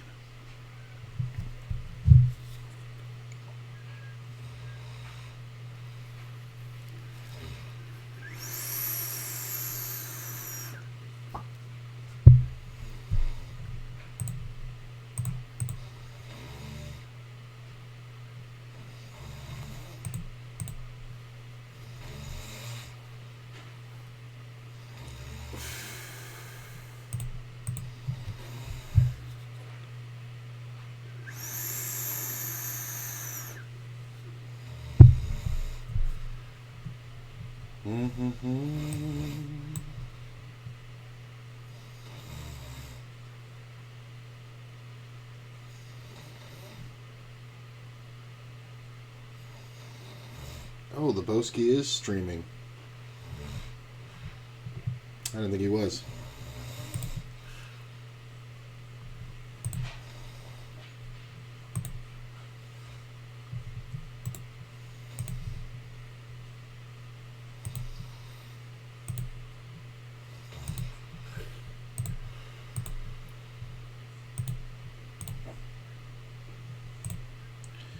Last level of late reg over here. Quickly getting approached by the average, but I've just had dead spots. Like, this is just kind of not great.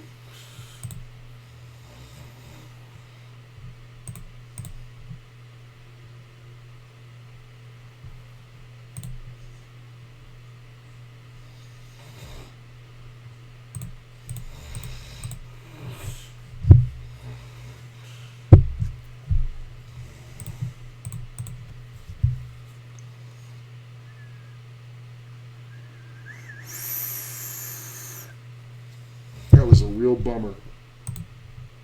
I mean, I'm still, well ahead of the average, but it's just such a bummer to lose that 20K. God damn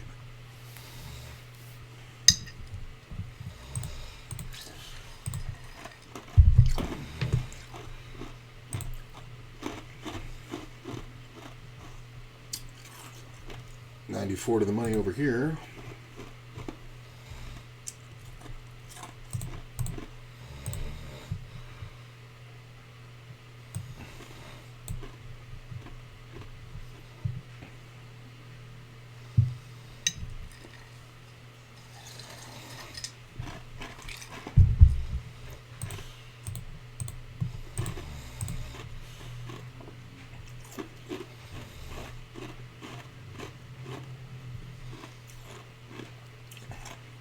Wow.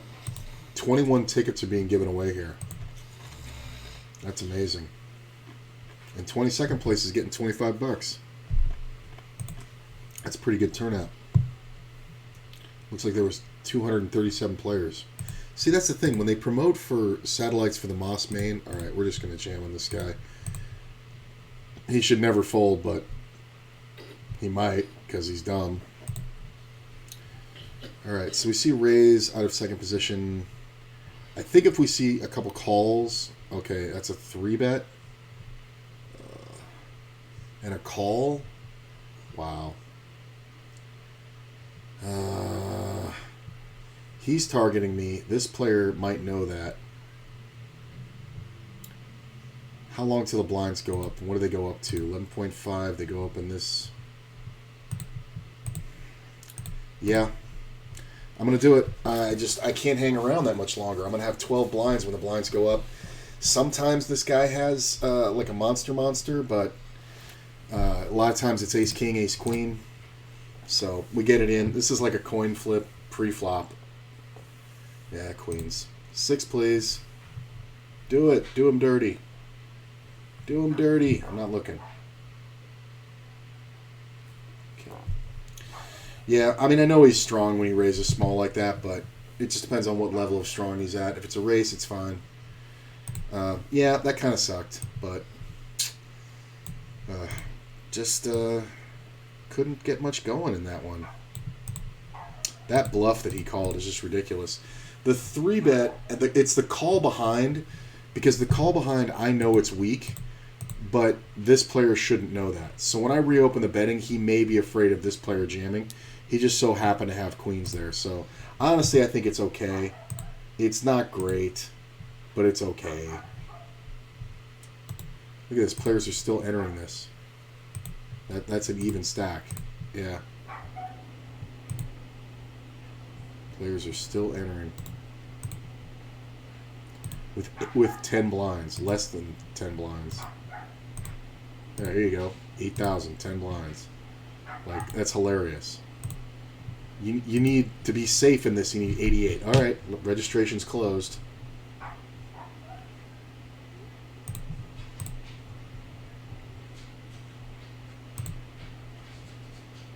Place is still in the money, 53. So if you come in 23rd, you get $5. Look at this. Because of the re-enters, 23rd doesn't even get his buy-in back. He loses 50 cents on the rake. But top 22 get the seat to a $55 ticket. So, not bad. This can be sketch when this player jams, because he should be jamming pretty wide. When it folds to me, obviously, we're just going to jam the king-9 versus 6 blinds. And when a player is green for go, they are weak. So they're going to fold when they should never fold. So we're going to put this here. I mean, to be fair, a lot of players are going to drop out really quickly. So there it is. 22. And there you go. This is for this one up top. Satellite. I got 35,000. I'm okay. Honestly, doubling gets me in. So, can I get something going on over here? This one was going really well. Still going pretty well. 2 levels of late reg. This one's past late reg. 132 to in the money. Top prize 400, pretty good.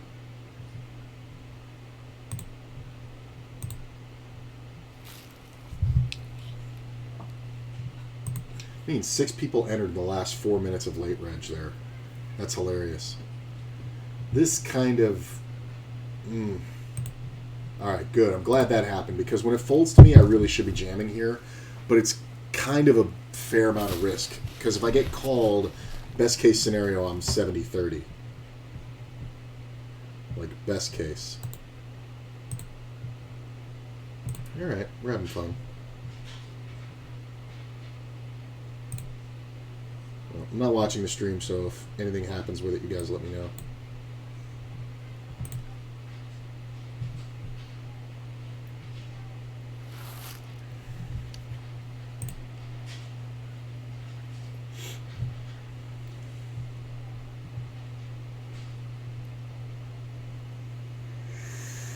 If it folds to me, it's a rip.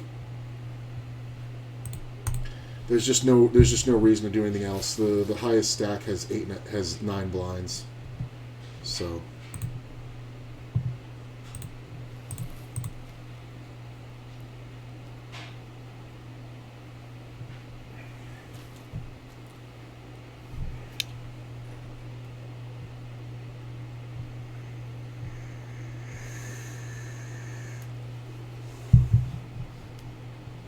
Come on.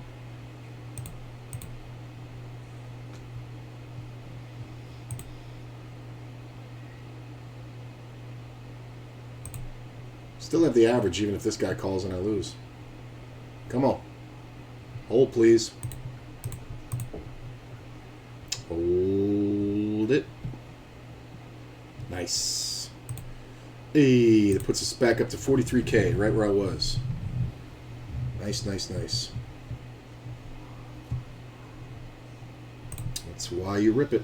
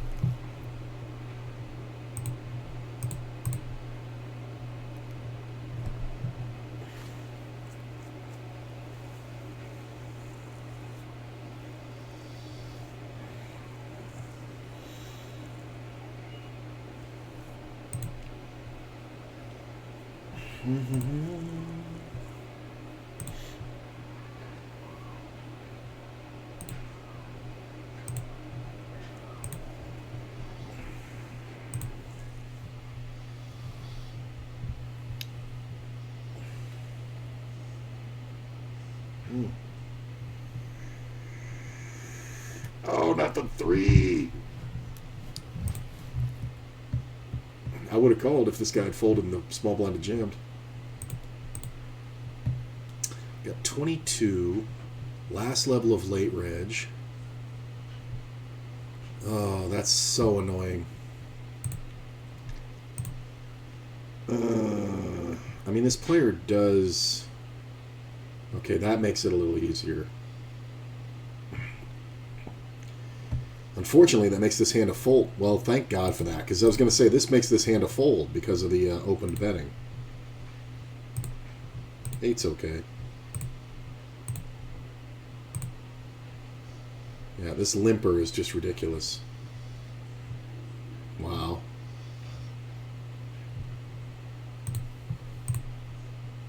Look at this 2-pair.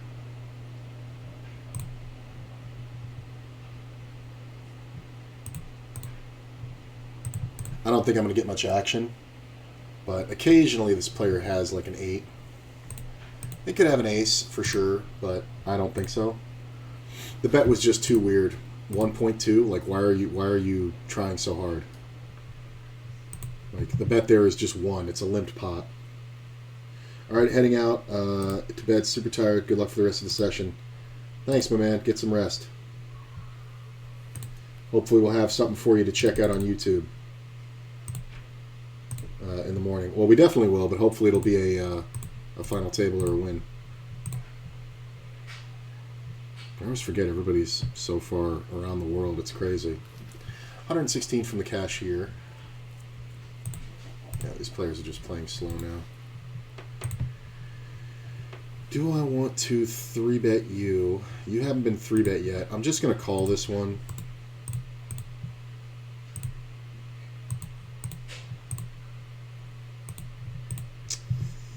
Alright.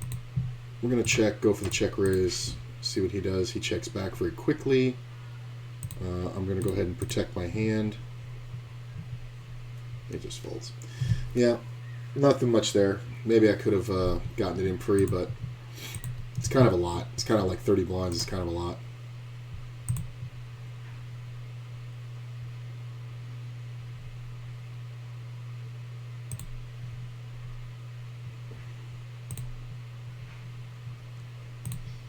Just open up on the short stacks big blind.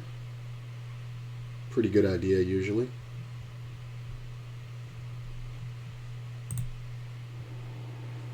I mean, either one of these. If this guy calls and this guy jams, it's ideal. Because I can take a long time and then jam.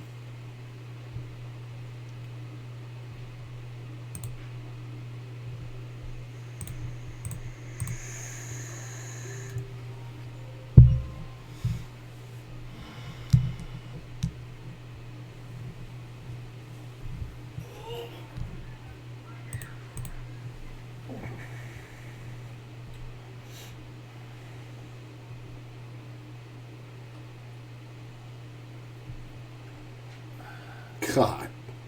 I love how you re-raised. It's a 3-outer. Give me a 1-outer.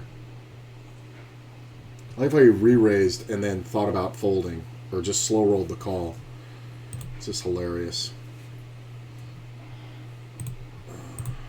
Check.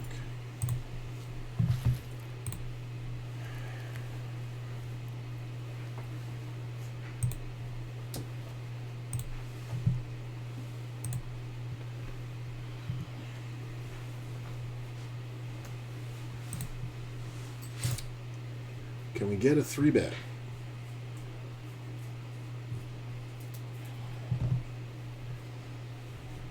Three-bet again. Ugh.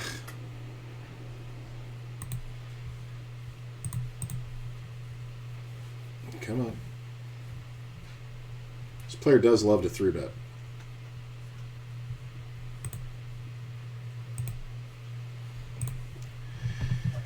I mean, if somebody has a jack, it's just unfortunate, but we're just going to try to look like we're standard c-betting. I don't know if anybody jams a jack here. I don't think it happens. I think we worried more about calls than jams.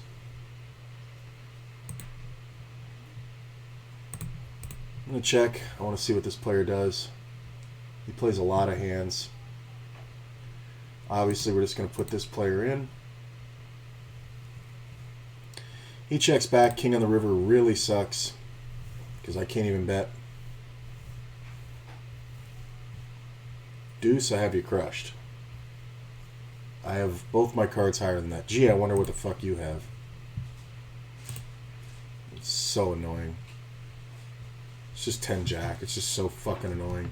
And he's jamming because of the king on the river. It looks like I have like ace king or something, so I would fucking snap call it, right?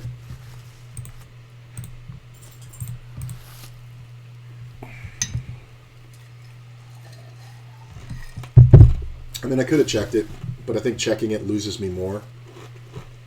Because I think when we bet and check turn, he knows not to bet. And then he just jams river when he's got it. So I think if I check, he sometimes bets turn and river. And that's going to cost me more than just betting the flop myself. 19th out of 59.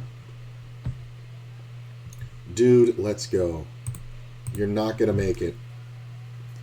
I mean, this player playing slow kind of fucks everything up.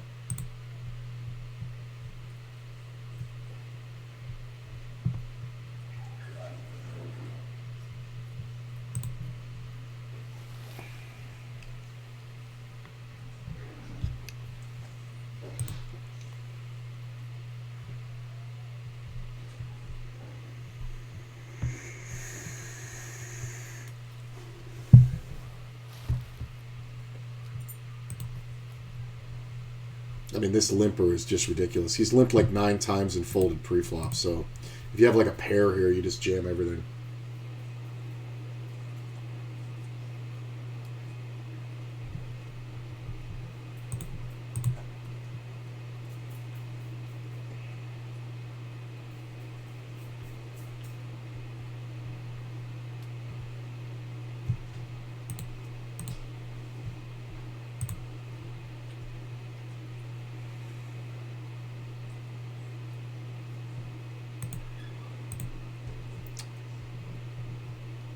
Ooh, the ace-king. Well, we still have to make moves. We're definitely not guaranteed.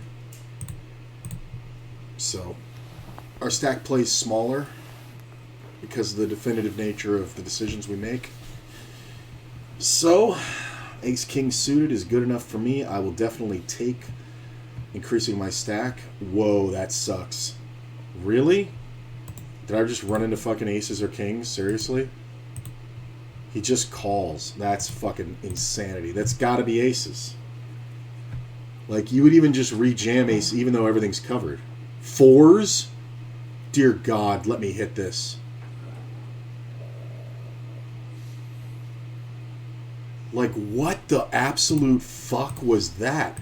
Dude, I just won the ticket. I got 89.6. Holy shit. What? Why? And he's going to sit there going, oh, this guy got so lucky on me.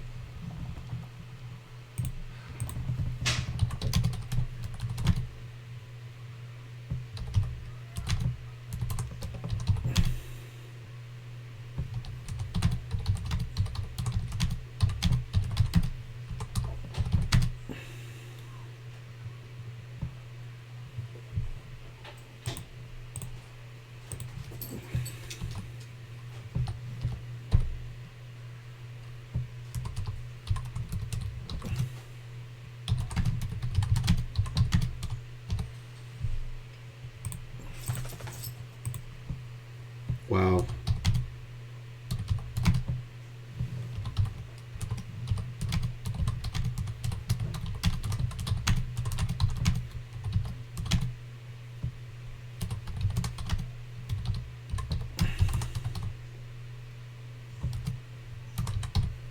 That's hilarious that he's right back up there.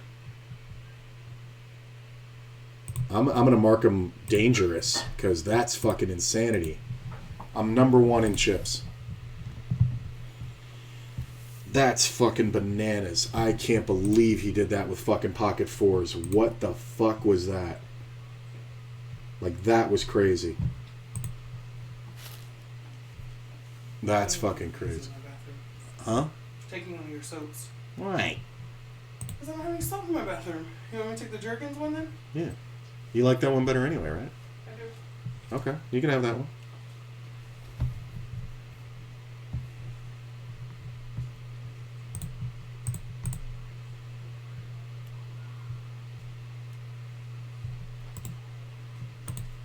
I wasn't saying you couldn't take it, but I was just like, you could take the other one. I mean, Oh, well, I prefer the other one, well, there you go.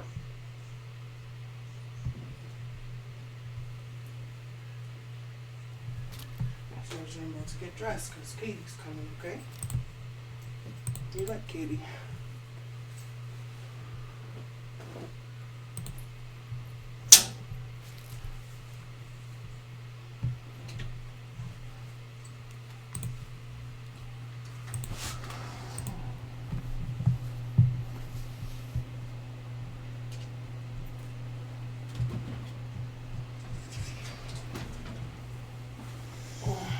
This is kind of meh. Man, look at all the short stacks. 10 blinds? Do I want to take it for 10 blinds? I think I do. I don't need to, but I think I can take it. Yeah, it's on the edge. I shouldn't be calling much, but he's going to be jamming super wide. That sucks. Maybe that's a mistake. I'll have to review some shit. Because I have the average. I could have just let it go, but I don't want him jamming every single blind.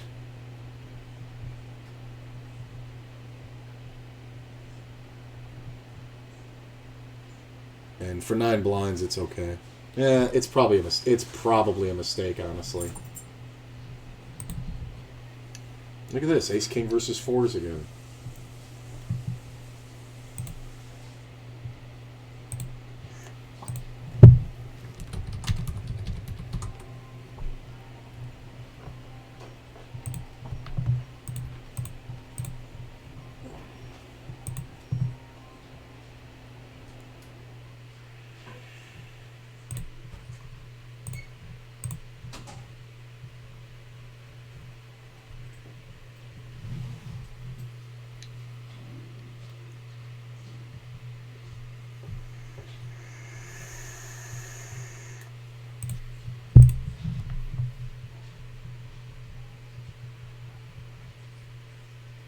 Ugh. This is just a stop and go. He's got like a 4. Look at this fucking guy. Yeah, that was a mistake with the deuces. That was a bit of a lapse.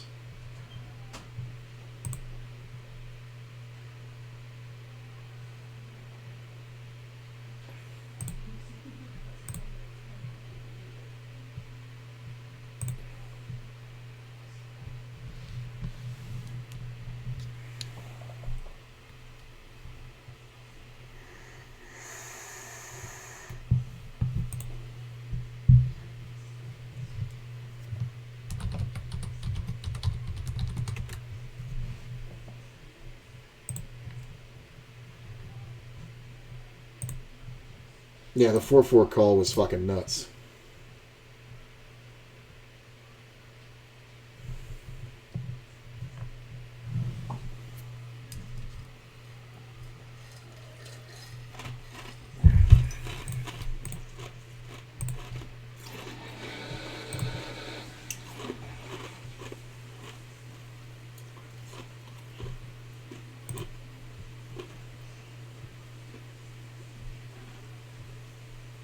Appreciate you guys all being here. We're just chilling, grinding through. Yeah, my dude gave up 80% of his stack for a race with pocket 4s when it was raised and jammed ahead of him. Like, and the jammed of the 35 blinds is actually proper because 3-betting would have put like 7 blinds in the pot and I have like 28 left, so it's not quite the 1/3 rule. But because of the structure of satellite tournaments, we want to maximize the risk so we don't get called by like, you know, pocket 10s. Like pocket jack should fold to that with his stack. And he called it off with fucking pocket 4s. Like just insanity. The deuces is probably a mistake, and I'm gonna mark that one for review. We'll go through it tomorrow. I'm 90% sure it was a mistake. I was kind of chip drunk. You know, got a little happy because I had a lot of chips.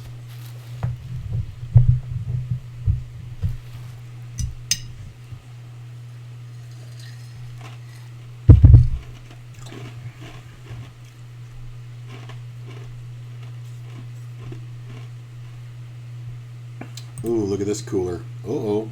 He's got more outs than he had pre-flop. Doubled his outs. I really thought it was coming.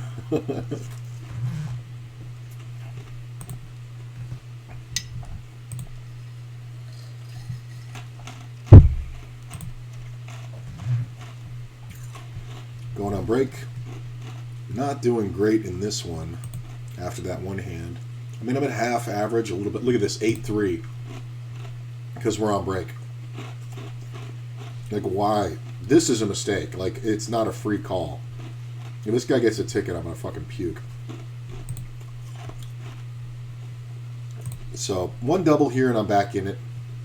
It's not too bad. We're 69 off the cash. I can actually still make that. I guess we should bring up this tournament lobby as well. So this one on the left is for the tournament on the left. The one on the right is for the tournament on the right on the top. What is this? Top 90 get paid. Wow, this is a huge overlay. This thing's overlaid by $600. That's 20%. That's huge. That is huge. What's the top prize? $547. Okay, that tournament got a big layover or overlay. Nice. So we are silver felt on there. We're silver felt here, but this is the satellite, so I'm keeping it different. I'll be right back, guys. Just give me a minute to grab some more ice.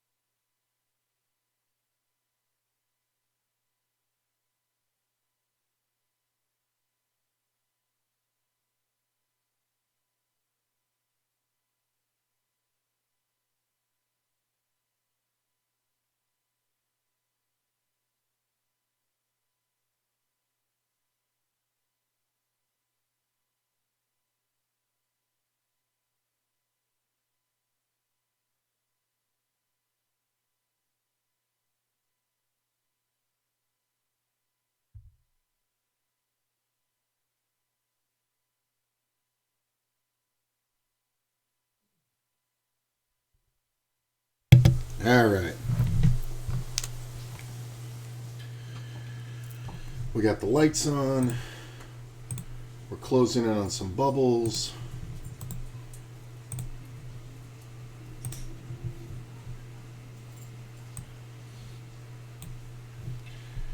And we got a peanut butter and banana sandwich. Life is good.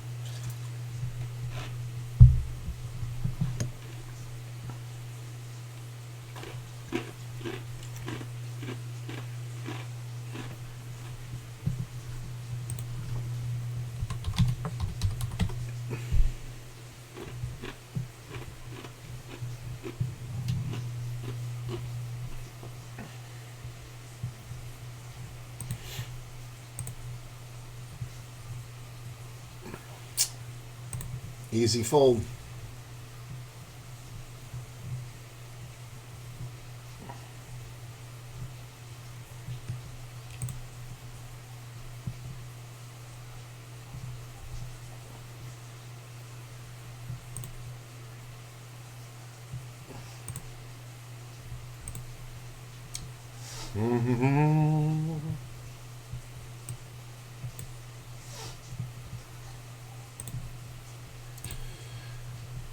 Really can't fold there. Hey, hold please. Okay. No way to lose.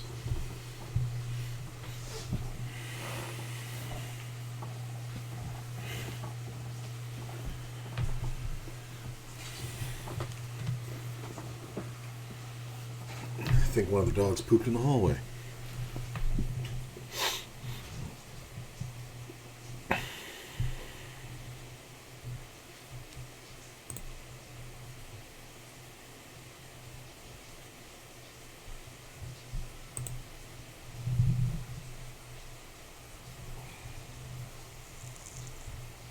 This player can jam super wide because there's almost nothing I should call him with. I think you don't even call aces here. But do you call a raise? Nah.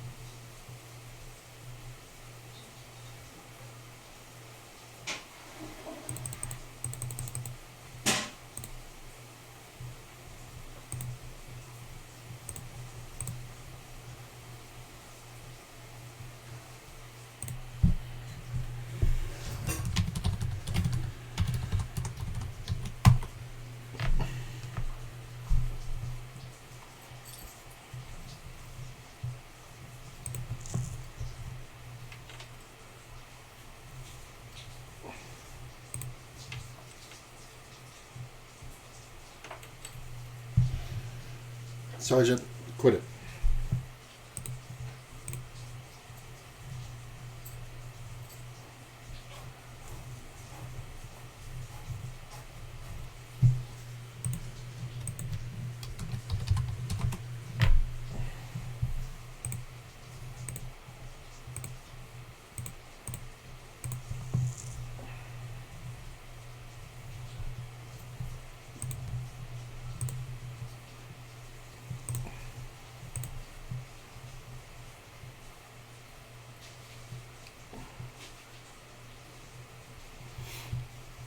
So this lead out is kind of hilarious.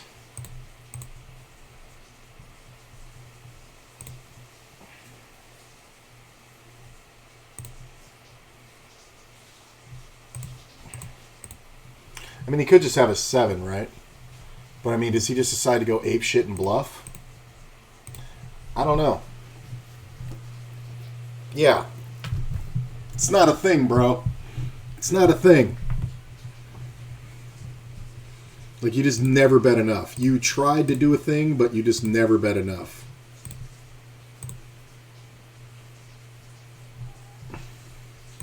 Hey, Flip, long time no see. Nice to see you're back. Good luck on the tables, bro. Thank you, my man. Oh, shit, Lucas. What's up, my man? Thank you so much.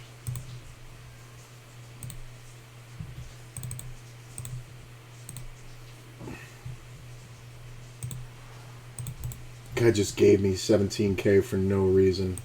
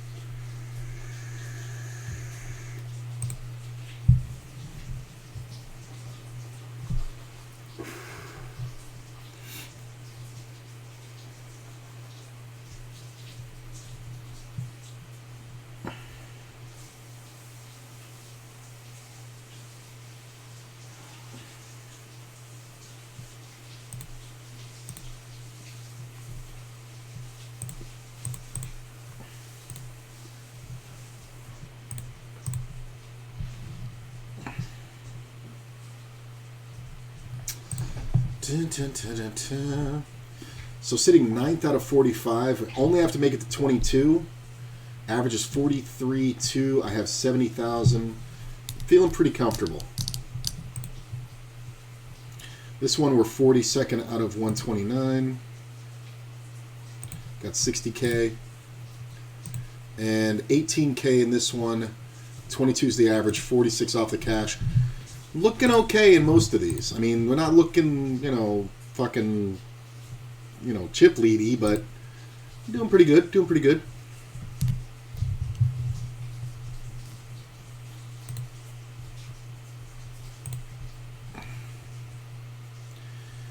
Oh my God, this is tough. Yep, I know it's a raise.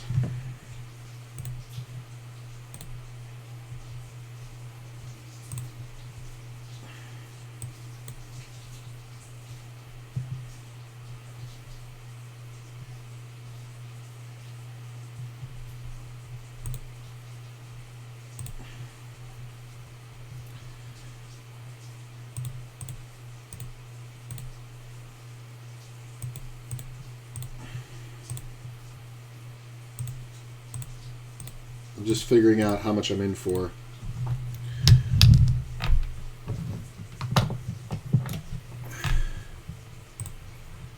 Nice, it's a steal. So we got $50.70 in buy-ins divided by 1, 2, 3, 4, 5, 6, 4, 5, 6, 7, 8 buy-ins. Not bad.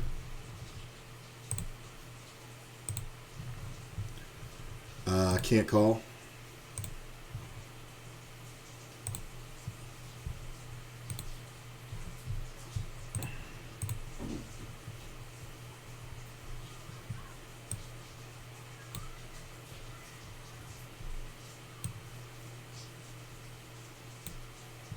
Went down with ace 10 to queen queen. No!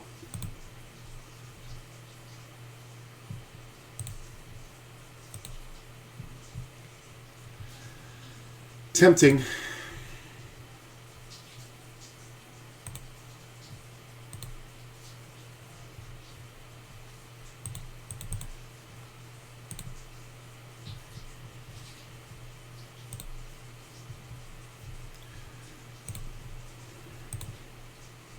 Oh, almost went for it. Well, he had the sevens though, so probably would have called behind.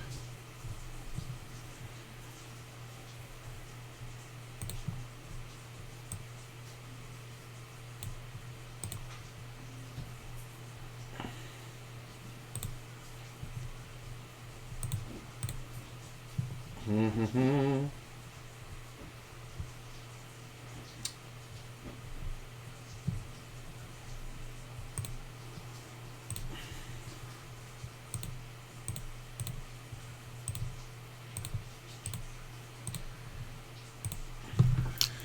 So we got a $6.34 average buy-in today.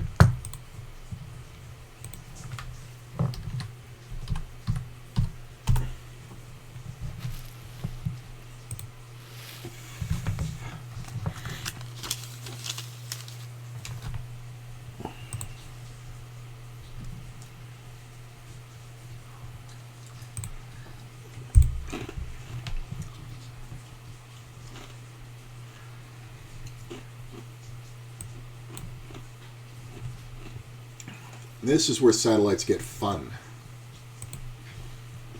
Because your normal instinct is to go for these steals and stuff. All right, the moron with the fours is going to be all in here. Come on. Somebody get him. Get him! Sick him! I want him to come in 23rd. I want him to win $5. I want him to lose money and come so close. But if he has to go out now, that's fine.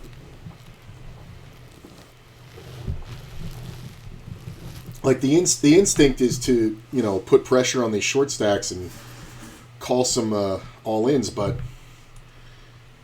the goal isn't to win the tournament. The goal is to come in 22nd or higher, or lower, I mean.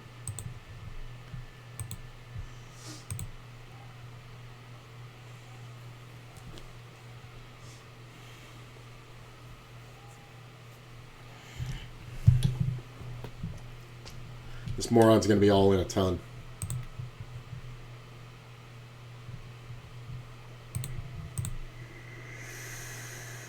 I'll take a walk. Well, as long as this player isn't involved, I do think we have to go with kings.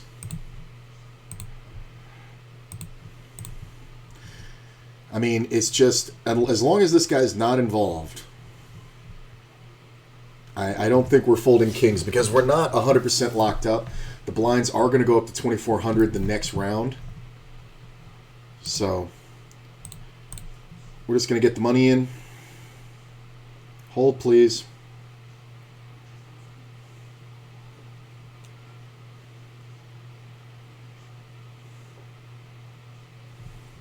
I'm hoping this guy's thinking about it with an ace because it means it's one less ace for this guy to hit. Hold. Hold. Fucking makes a wheel. Come on. Fuck you. Oh, that sucks. And it sucks too because it's one of the few situations where we have to call. Like we can fold everything else pretty much. Except for like top 3 hands.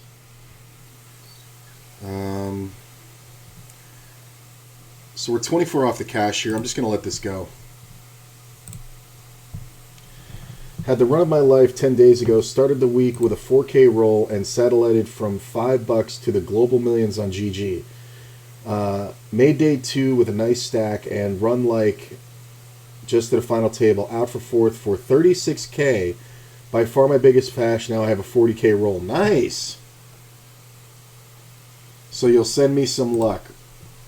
I could use it. You should have sent it before those kings.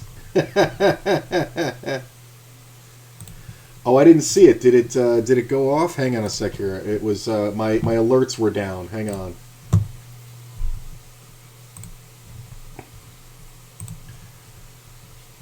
Well, hopefully everybody folds to me here. That sucks. Like, am I supposed to fold here? I think I'm supposed to fold here. I got the chip average, and this player shouldn't be overly involved. I'm 20th out of 41. Top 23. Yeah, the blinds are going up. I'm going to lose 4 blinds. Yeah, I'm going to go. Okay, all the alerts caught up. Cool.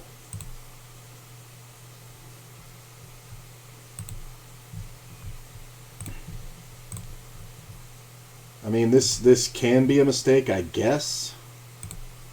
But what are you going to do? I will definitely take all the luck I can get, especially now.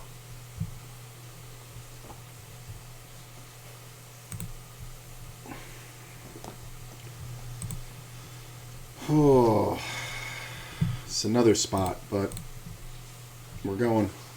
All right, we got the steal. We got the steal.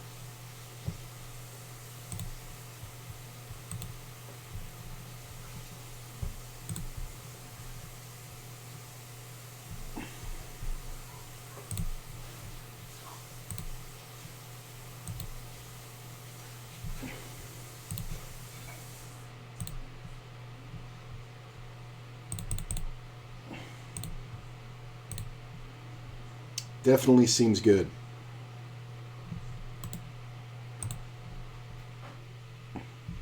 Oh, I doubled with the ace-queen. I didn't even see it. Oh, I guess I didn't double. The player behind had less chips. This is a good spot to be in after that.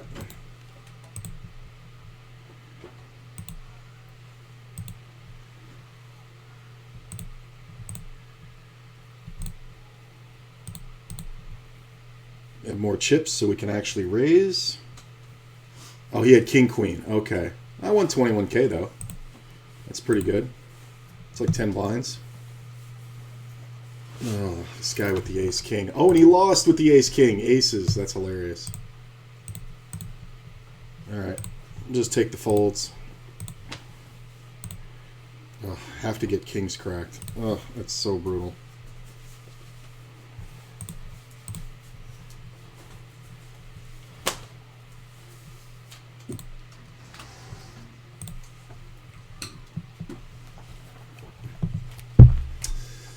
$18 off the cash here. Sitting 80th out of 108, so it's not bad. I mean, considering the fact there's 2 other short stacks on our table, it's not bad. How long till the blinds go up? 1 minute and they go up to 100 or 600, 1200. So, not great for me. Oh, this guy is just like a bad penny. Can we get a 10, please?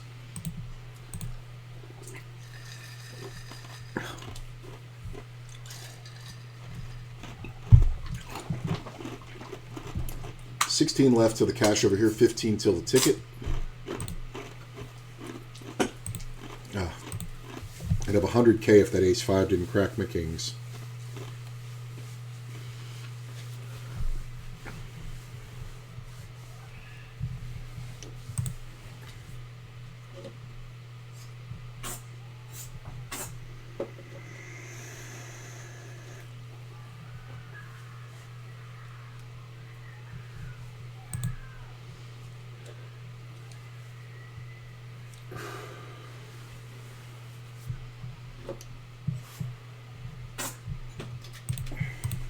Sitting 22nd in this one now. That's pretty damn good. Nice to come back.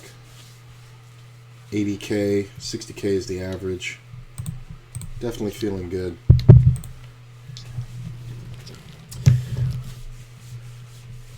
Oh, but Lucas, in case you didn't know. Exclamation point name. But definitely good to see you again, man. I remember you. That's a crazy boost to the bankroll.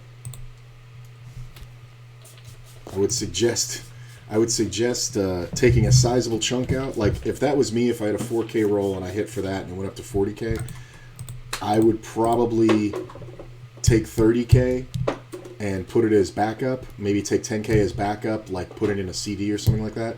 Take 20K, add it to your life in some way, you know, savings, general things like that, you know, maybe whatever, and then have a 10K bankroll, because a 10K bankroll from a 4K bankroll is a huge jump. You know, you get to play, you know, if you're going with 300, you know, buy-ins, you can average $35 on a buy-in, which means you can play up to 200s and down to 10s, and it's a great range, man. 10K is kind of the online roll that is the overall goal for me right now.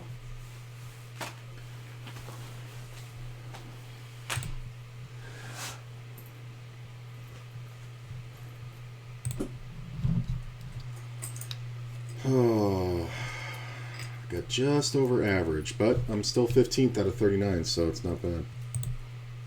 This is a good race spot for the big stack, but do you need to get involved? You got 100K. I think we definitely want to call this one.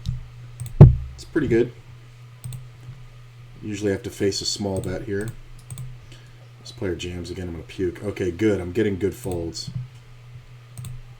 1/3 pot bet. Obviously we're going to call. 5 on the turn. That rejam's nice. So make a pair. King 4, 7s. King 4 looking strong. Pair and a flush draw. Don't think we're getting him to fold a king. I'm going to fold this one. That's a fairly big bet.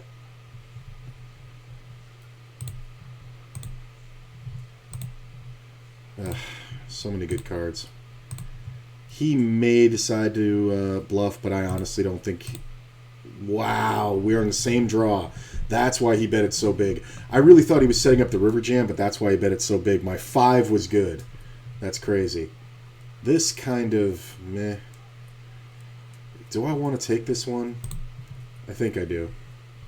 I mean, if this player folds, obviously I'm not folding just because of price. This isn't a vendetta. I think this is just, it's a good shot. 2 to win 7. If this player goes, obviously we're calling because it's then 4 to win 12. So we can be in a bad situation here, but I think it's fine. Hold. Hold. Oh, I have to sweat it all the way to the river. Hold. Fuck you with this guy. 3-4 for a blind and a half. Like, oh my god. This guy doesn't have a horseshoe up his ass. He's got the whole fucking stable. Jesus Christ.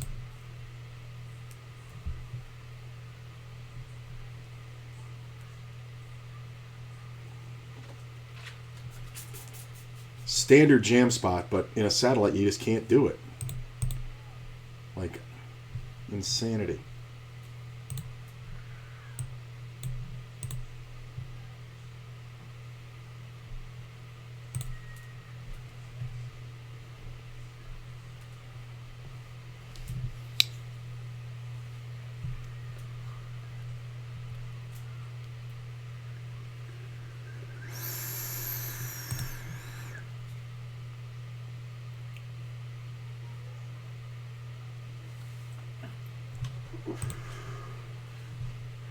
$13 off the cash here. We're basically trying to creep our way in or get an amazing double spot. There's a lot of short stacks here, so there shouldn't be too much pressure. That was great that the Jack 5's good. I got 100K in this thing now. I'm 11th. That's fucking amazing. Like, this is a standard jam spot, but because we're so close to the bubble, I think we just wait, and we're just going to slow play from here.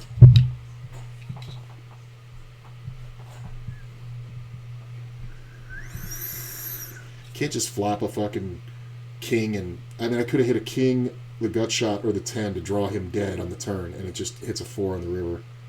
So ridiculous. For an additional 20,000, which would have been a nice comfort zone.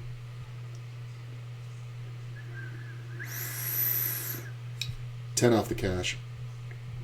I'm just slow playing. I'm just dragging the time out. We're on the button. This is kind of what you have to do when you're short. This player's disconnected. He's not doing that. Yeah, I heard you, ACR. Just gonna let our regular time run down, and then fold when it hits the time bank.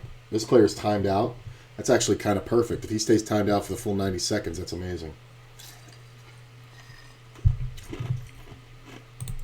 Just going to go ahead and raise. This player jams, we don't fold. Big blind jams sometimes, which I don't love, but he can kind of hang. He's got half the average stack. A lot of times he jams here. We're just going to go ahead and protect.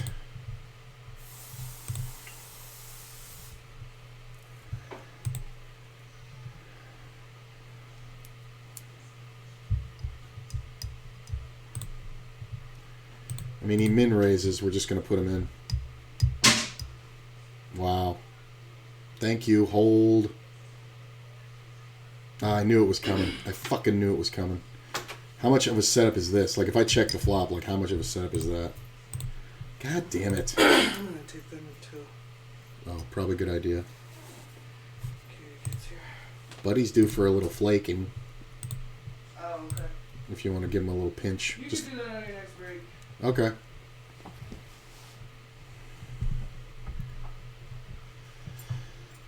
That was brutal. Just a total setup, and then I actually hit it, and then he repulls it. You want to go outside, buddy? Fucking 12 outs. Oh? He's so wide awake. Yeah. God damn it. Talk about some bad luck today. I mean, I'm still over the average here, but Jesus. Like, he should have just jammed it pre. I don't want to fold yet. I want to take my time. We're 7 off the cash over here. 15 off the seat over here. 16 off the seat. I mean, I'm still okay. Like, I'm above the average, but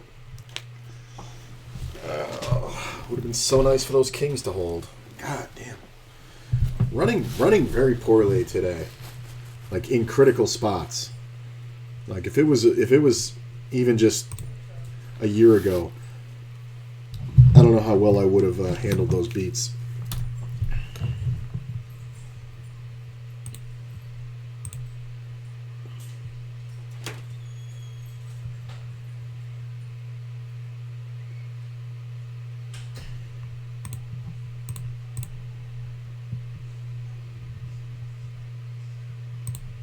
Am I dropping frames?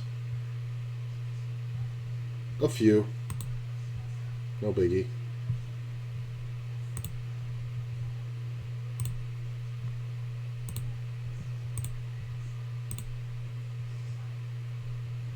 Mm-hmm.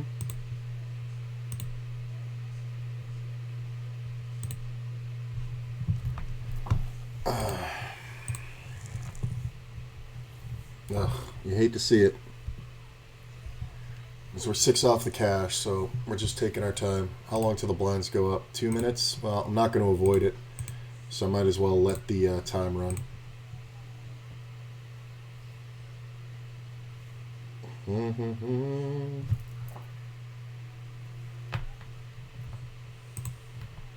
This fucking guy's all in again. I can't believe this guy's still in. He's had the worst of it by 70% like 5 times. This sucks. Oh, it sucks so bad to have this hand right now.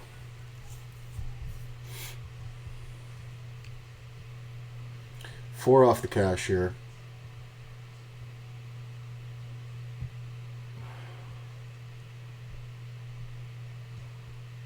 Like, it so sucks if this player goes. Alright.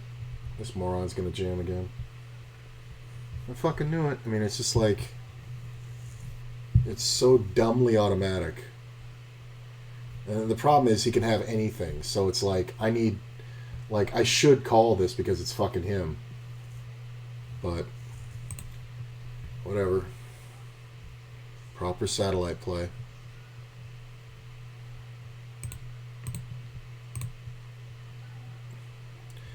Okay, now I'm at 45,000, so I'm not guaranteed a seat by any means. So the ace-king might have to happen.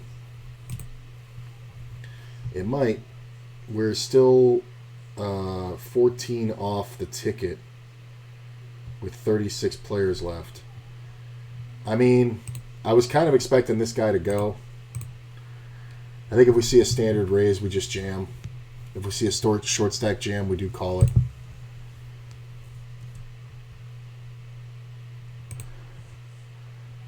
Alright. BVB for sure.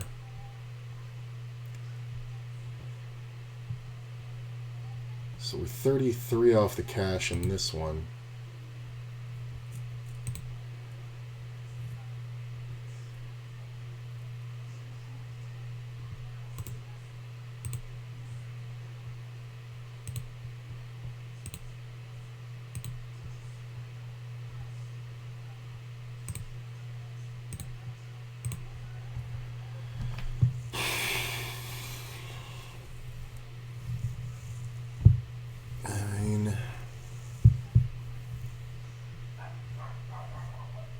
It's not a shallow spot.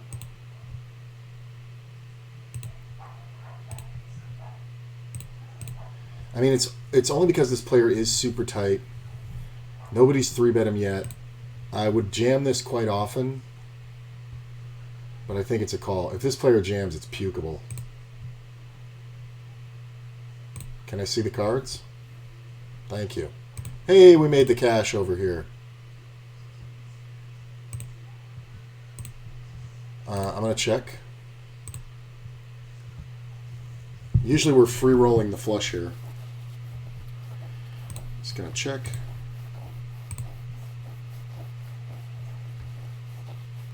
And we just check and we chop usually. Pocket fives, he got counterfeited. I'm surprised, man. Player hasn't played many hands at all. All right, so we're in the cash on the left over here. Still 13 off the cash here. Man, nobody's moving. Like, it's getting so delayed. So the next significant cash, I would say, is 63. Because that's a 30% increase. So, we got a cash there.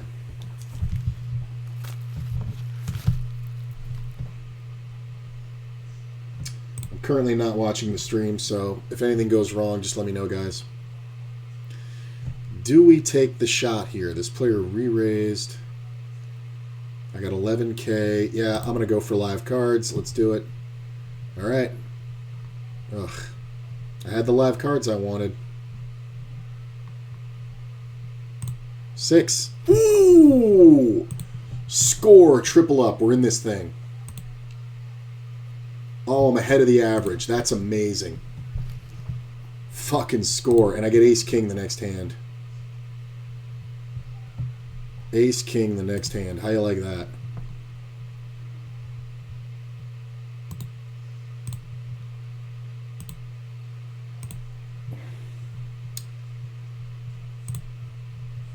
I mean, I know we just got these chips, but let's put them to work.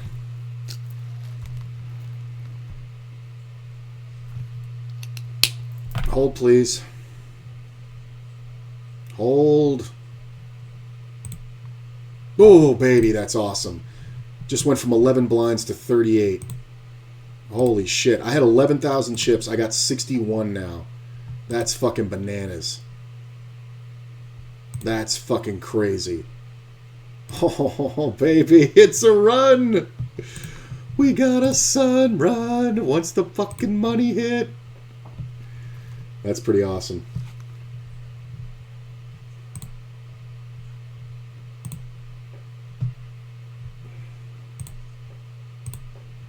I'm in 12th. That's crazy. I had 11K. I was like 78th or something. I'm in fucking 12th. What a run. What a time for a run. Yeah, that 9-7, man.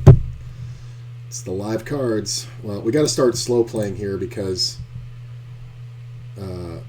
this is just getting ridiculous. Like, there's players with 4,000 here that just aren't moving.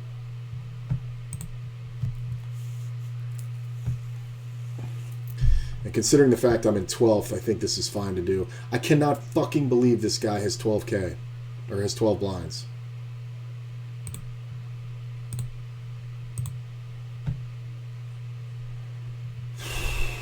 That was exciting. 3K 440.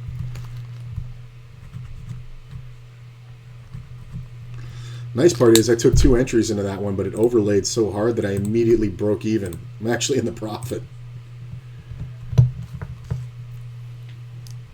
2.4x cash.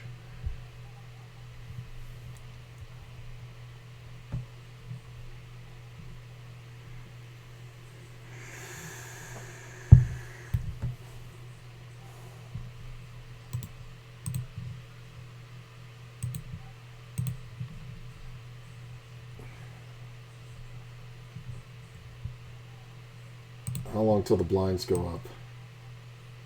7 minutes? Alright, well, we're just going to sit here then.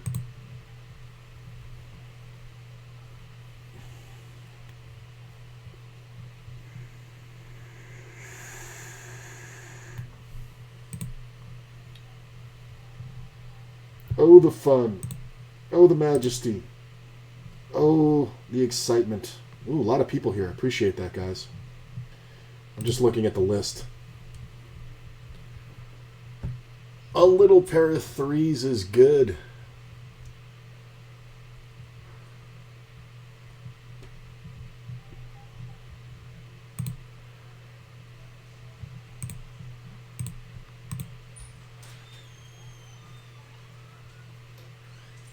Look at the 8s.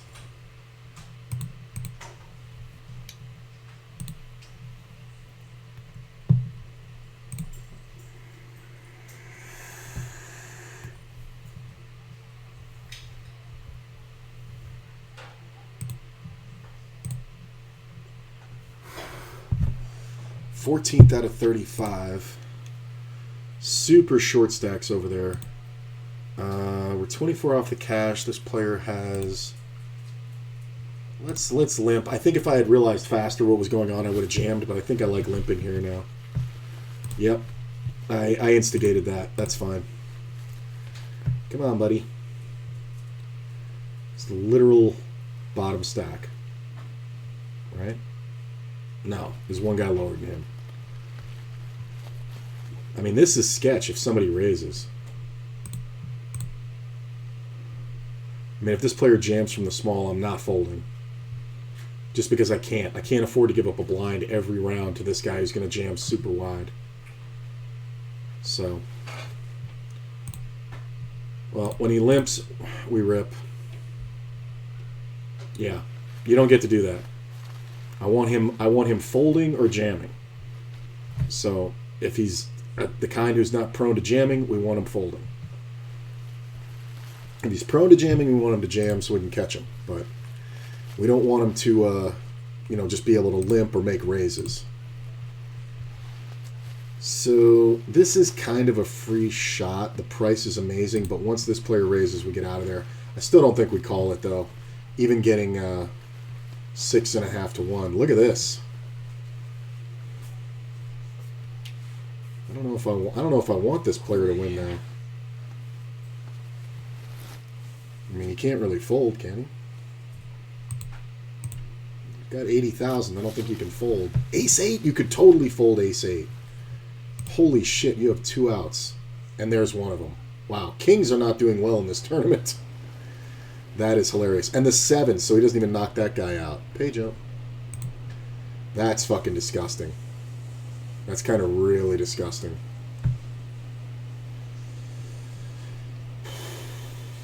Alright, once he raises, I can't do it. I was going to jam here, but once this guy raises, I can't do it. It's an amazingly good jam spot because these players have been so tight. But sitting 13th. And we only got to come in 22 or better.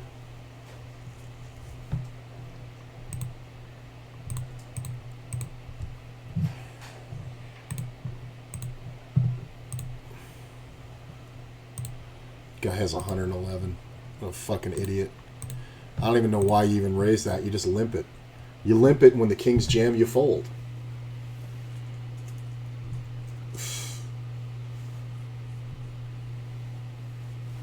Yeah,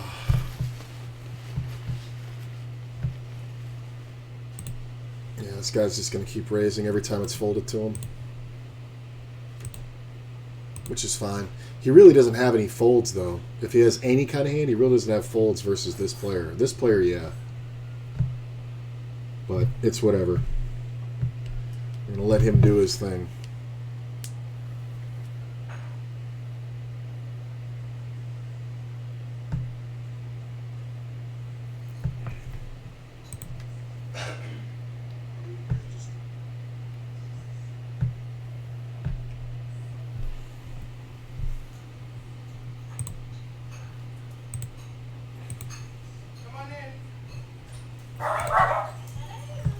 Sitting 15th. Blinds are going to go up to 1 and 2K. That's a pretty big jump. That's 25%. So I'm going to go from 37, almost 38 blinds to 30 when the blinds go up. Why are you taking so long, you fucking retard? Pay jump has happened. There's not another one for another 8 spots. He shouldn't be going slow. Oh, dear God, hold. Finally. Finally. Oh my God, what a dumbass move. Jesus Christ.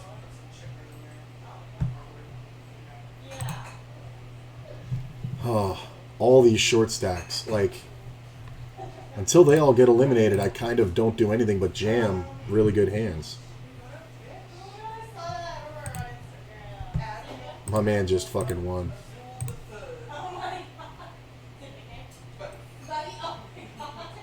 Ace 10, yeah. I like the short stack in the big blind. This guy's kind of brutal. But once he jams, I'm just snap calling, obviously.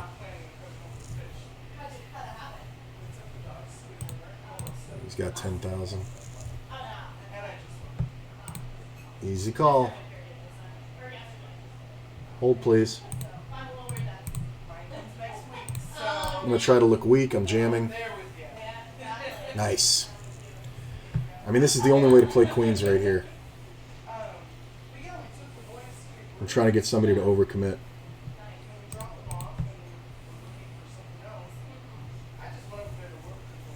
Plus, these people don't know if I'm an idiot or not. That I'm in first position and I'm jamming because I have 14 blinds. They don't know I'm a fucking that I'm not a fucking moron. But this jam comes with a lot of things. Ooh, we're down to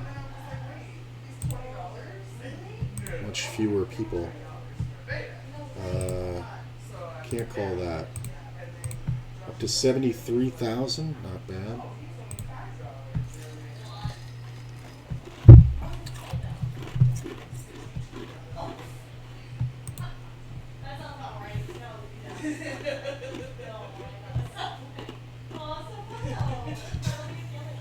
Yeah, and I actually have to love them. We have the fish before.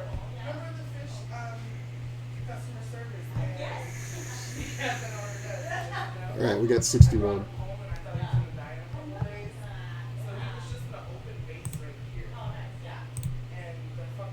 So we're down to 32.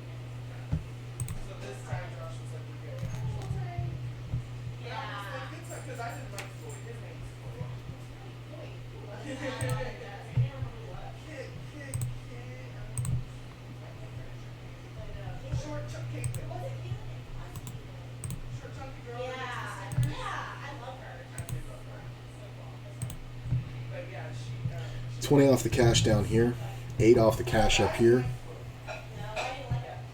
I mean, we're looking okay. We're looking okay. Okay, we gotta shut the fucking door.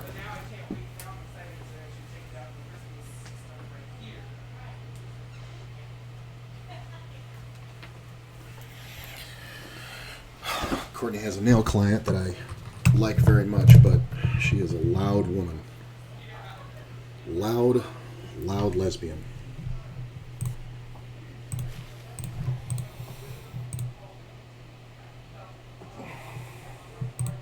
I got moved tables. Oh, great. This fucking guy. Okay, this isn't too bad. A lot of big stacks, though, so there shouldn't be a lot going on. Like crazy here. 30 players left.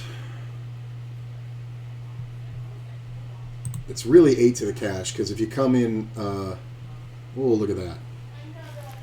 If you come in 23rd... you get $5. If you come in 22nd, you get the $55 ticket.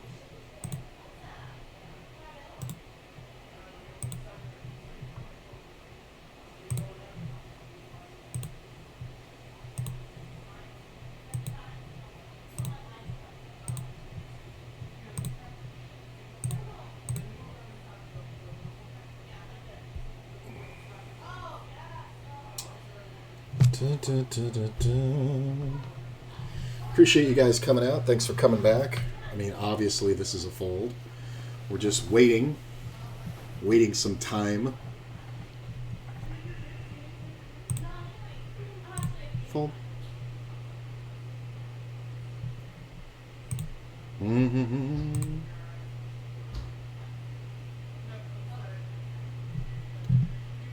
Don't think... No, I'm not dropping any frames. Nope. I'm trying to find my cup. I don't know where my cup is. Here's your... Oh, there's my cup.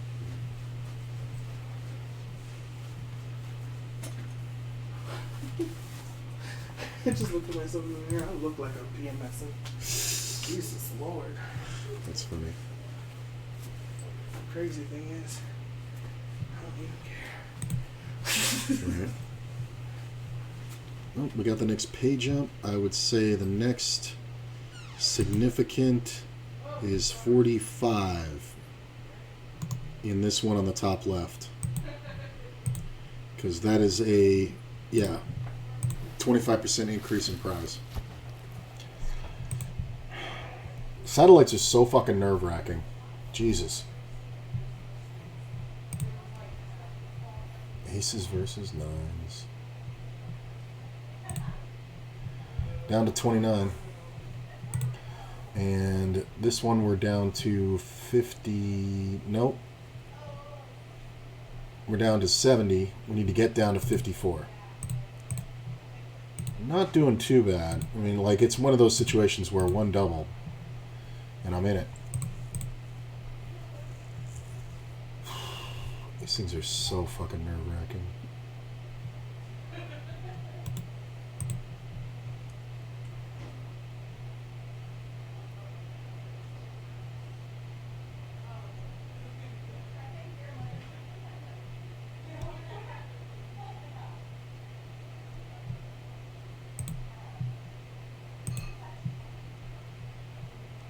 Ace 8.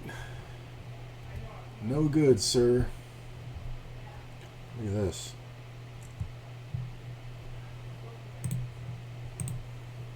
We're just kind of chilling. We're just kind of waiting. Oh.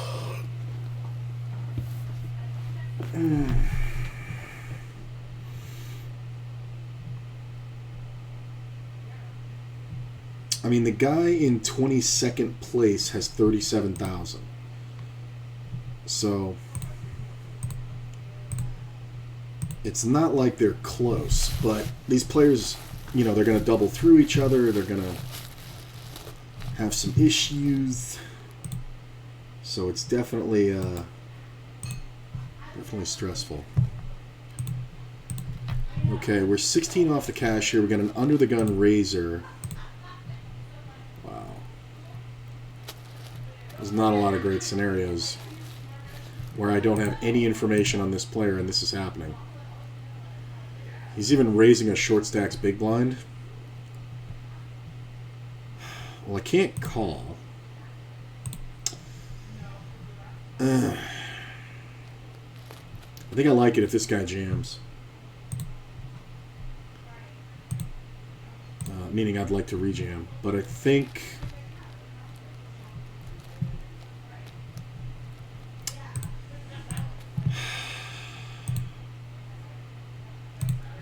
I don't love it, but I think I have to. I think he's going to open all pairs. As long as he doesn't have ace, king, kings, or aces, or queens, it's fine.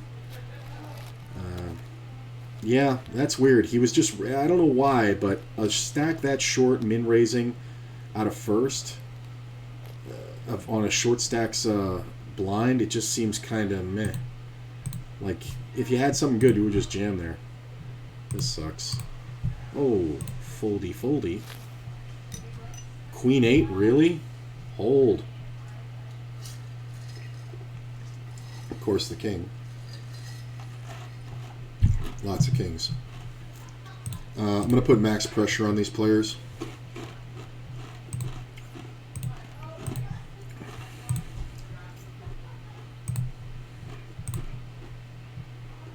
Nice. Up to 78K. This guy has no concept of satellites. All my notes on him are from satellites. He has no idea how to play satellites near the bubble. He takes way too much risk.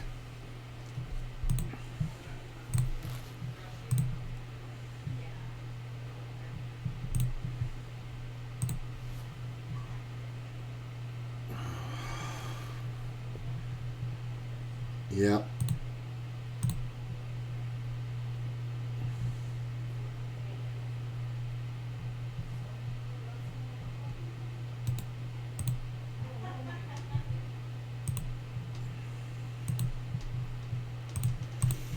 I mean, I'm not doing it with everything, but I have to do it sometimes.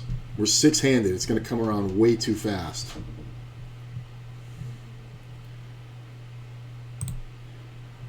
He's still a guy who has less than 5,000 chips. That's hilarious. Less than a blind. And it's not this one. This guy has like 27,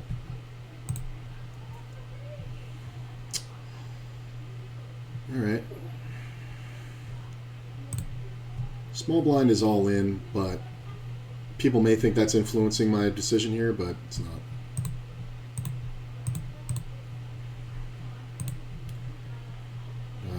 Check. Look at this. Jack 8, really?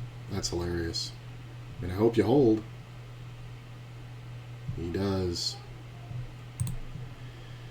Well, this is getting worse for sevens. Pay jump. I mean, any card 10 or higher beats me.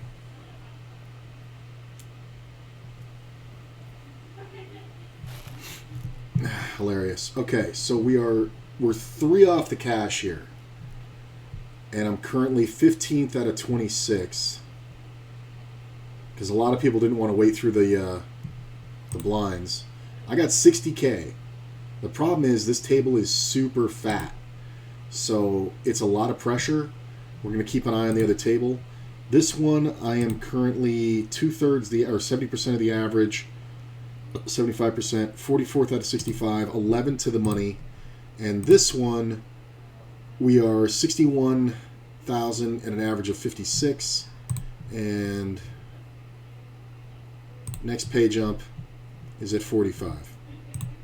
Looks good. I'm going to grab some ice water. I will be right back.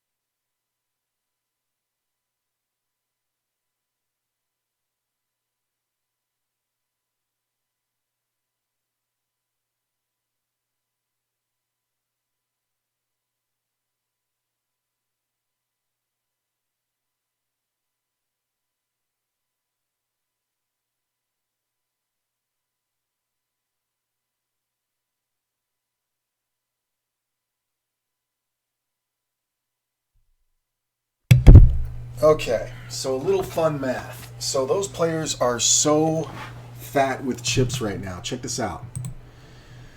They both have over 200,000, right? So no incentive for them to play against each other, right? But here's the thing. It only takes 88,000 chips to have a stack that is worth the value of the ticket, right? That's 11 times the chips I started with. Now, every chip that these players have over the 88,000, okay, reduces the average where we're safe. Now, granted, the blinds are going to go up and that's going to fuck with us somewhat, but having 10 or 11 blinds is fine.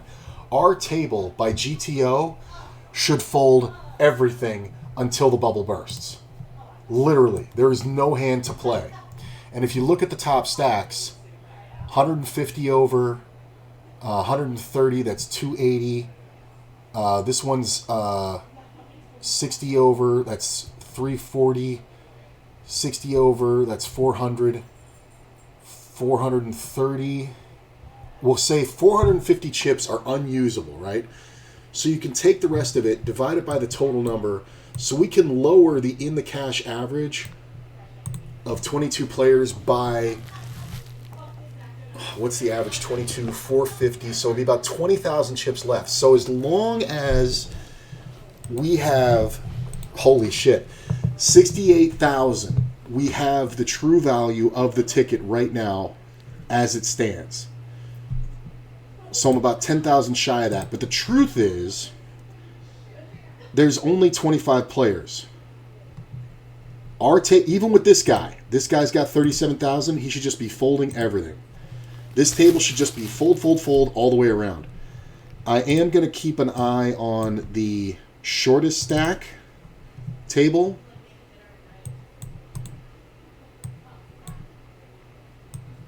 So we'll bring that one over here.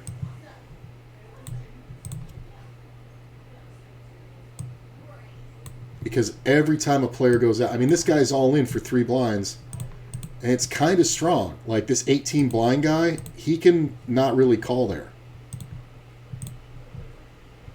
But he does with King 3. My man needs a 3 or a 5 and 6. Can we get a 3? See, this is the kind of dumb shit that people don't understand about tournaments. Now that guy went from 25th place to 21st place. And it flattened out these stacks quite a bit. Because now he has 37,000. Well, he's in 20th place, but he's about to lose a blind. And the 18 big blinds, I mean, you should be so fucking lucky to have 18 fucking blinds. Like, the average is like 12. That's what you need. But having 18, he just cut his odds by easily 30%. Now, granted, he's probably still going to make it. But he put himself really at risk. This is dumb because this is a free shot. Oh, there's a player now who has 14K. I mean, this is a free shot for this player. He has so many chips, he can actually call this. He shouldn't. Okay, what about this table? So the short stack's all in on this one too. This is hilarious. There's really no incentive for me to play. I'm going to keep these tables off to the side. There's only 3 tables, or 4 tables, but the other one's loaded up like ours. So that short stack's all in. I mean, this guy in the big blind is super short too. See, this guy folded. Like, you're never supposed to call there. Like, I'm sure he had something. Like, I'm not trying to win. I'm not trying to win a chip. But here's the thing. Because of the big stacks are here, they may not even raise my blind. Because they know they can just sit out. Oh, this gets so fucking... Yeah, like, he just folds to him, and then he probably... The next guy will be ended up folding the blind. I mean, unless he has something good.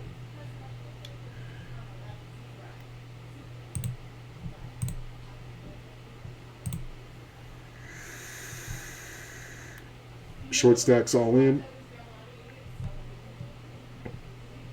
Easy call. Hold, please. Hold. Hold. Fucking hold. That's huge. Super cooler. Gets me up to 90K. Through no fault of my own. This is a smart move. He squeezes in between, and there's literally nothing I'm calling with. Literally nothing. Honestly, aces are a fold now. This is that satellite thing that I was talking about where aces are a fold. If I had an ace or king 10, I would jam from the small blind.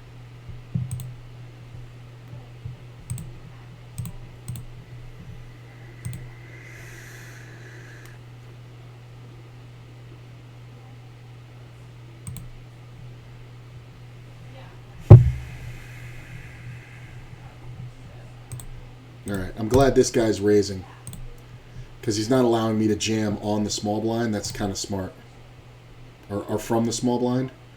It's kind of really smart. Because when he goes, I can't jam. And if I do, this player folds. But if it folds to me in the small, I jam quite often. It can absolutely double this player up. And that's not what he wants. Look at how slow this one's going. We're outpacing all these tables 3-1. We should probably slow down. Ooh, sitting in 9th out of 49 over here. Let's raise it up. Yeah, I'm going to start taking some time on this table.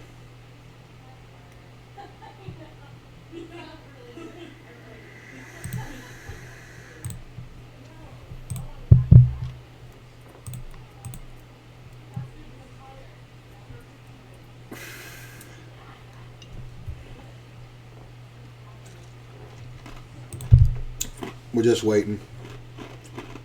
We're just taking time. Take about 5 seconds of my time bank every time.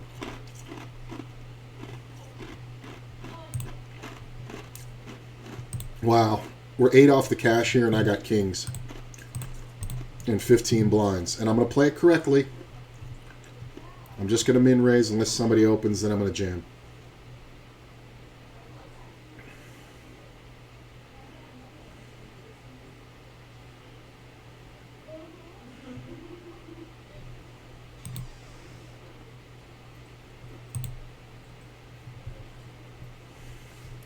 There are some charts that say to just call, but honestly, if this player's opening from there, he's either got nothing. Look at this. Hold. Hold, please. Hold it. Hold this baby. Nice. Like ace queen's not a call. I know it seems like it is, but it's not a call there. Raise in a 3-bet? No way. Well, I got 139,000. We're well above the average. We're just taking our time because this dude's going to be all in every hand. Can't even call there with aces. That's the funny part. You cannot call here with aces.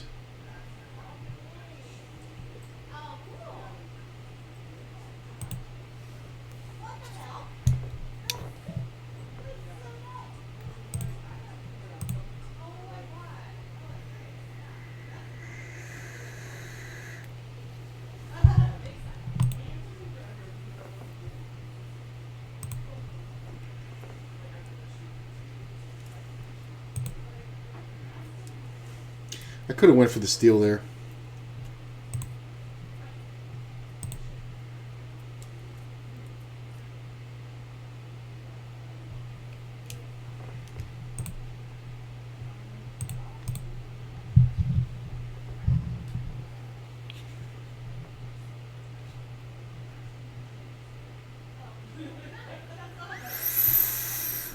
See, this guy's timed out. This table's getting a lot of time, and they're all shorties. See, now it's smart. He's just going to open because he doesn't want the big stack to have, you know, an ability to call off.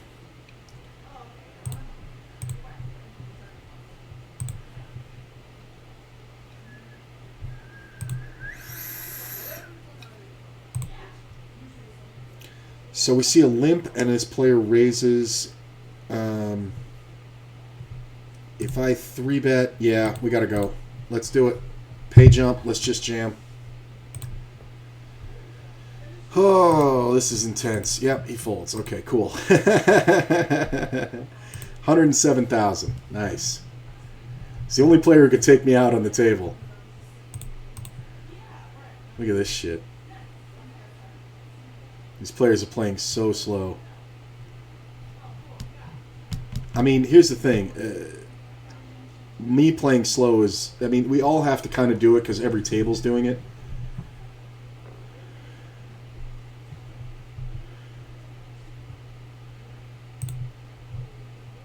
Queens and jacks.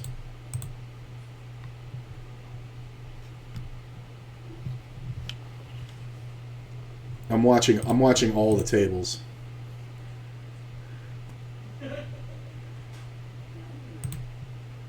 Six off the cash here. Average is 111. I have 137. Got called by the big blind. Bets small and gets called again.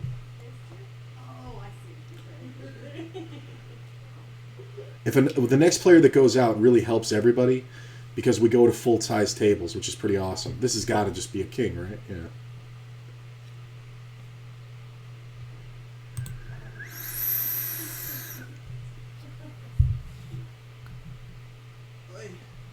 I need somebody to go out. They're limping from these blinds. So this is fucking ridiculous. This guy limped on this guy's blind.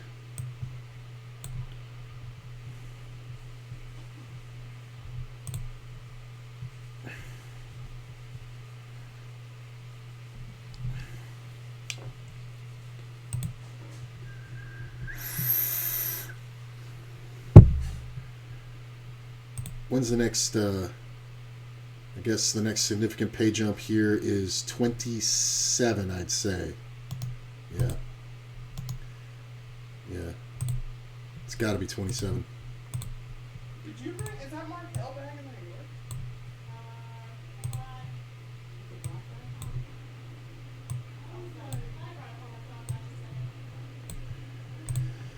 Oh, the intensity.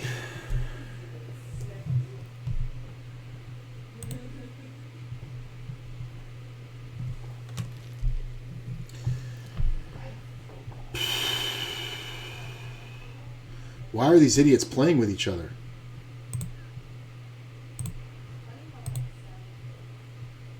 Oh, there's an all-in on the other table. The limp jam. Can we get a queen, please? Or an 8? Oh, there it is. Boom. Okay, cool. We get down to 2 tables. Thank Christ. I mean, they raced 10s pre-flop. That's not good. And he limped it and called off the jam. We're hand for hand, kids. Hand for hand. All right. So there's no more stalling. We were going into the blind, but we got a couple more hands reprieve. Currently sitting 12th out of 24 with 7 blinds.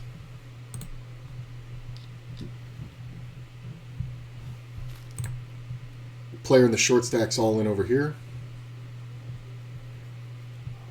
All the short stacks are on this table. Well, this guy's here. Man, they are really letting him get away with it. What is that?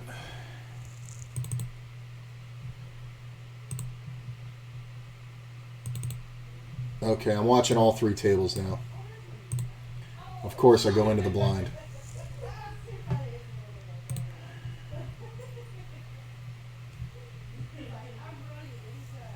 A lot of jam stacks. I'm just going to fold the queen 10 because I don't love it. Ace on the flop's pretty good. We're just going to go ahead and bet.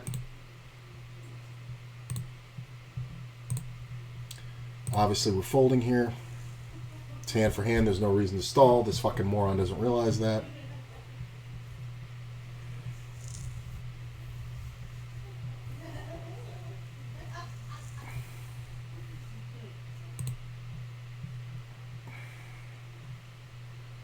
This player takes forever and then calls. Can he have 2 pair? Yeah. But we are on the bubble. It's very important to get value. Yeah. We don't let him do that. Sorry, bro. 167,000. Sitting somewhere in the teens, I would imagine. In this one. 1 place off the cash. The min cash is $5. The ticket is what we want. Alright, we call here. It's pretty good. This player is raising every hand. We've made the ticket. I'm going to say it. I'm going to go for the jinx. Spade on the turn. We'll fold here. There's an all-in on the other table. He's not called yet. Doesn't look like he's going to get called. I'm going to raise this player. I don't know if he ever folds a king. He should have a king. If he has a full house, I'll puke. But there's nothing else to do here. Yeah, if you ever thought you were good, you weren't. I hate that that spade came off, killed my action. I got double the average now in this thing. I should be close to the chip lead in the top left. Hand for hand. This player's got 5, 5, 4. This guy's got 175. He's about to go into the blind. He won't make it through the blinds. So this is fun. I mean, big blind's got a great jam spot. 6. 6 isn't bad. I mean, if this guy has an ace, he should just bet big. This is a great jam because this player should never call because this player is going to be all in a blind and a half. I mean, he's probably getting $5. There's another guy who's super short too on my table right here. He's about to go into the blind. So we're just hoping somebody else raises so I don't have to. I'm going to check the gut shot and pair. This sucks because I would love to jam this, but there's 0 point. Obviously, we're calling here, hoping for the 8 of clubs. 6 isn't bad, but 8-9 is possible, especially when the blind is betting here. So we definitely don't fold, but we got to be very careful when we make a 3 of a kind. I think we check.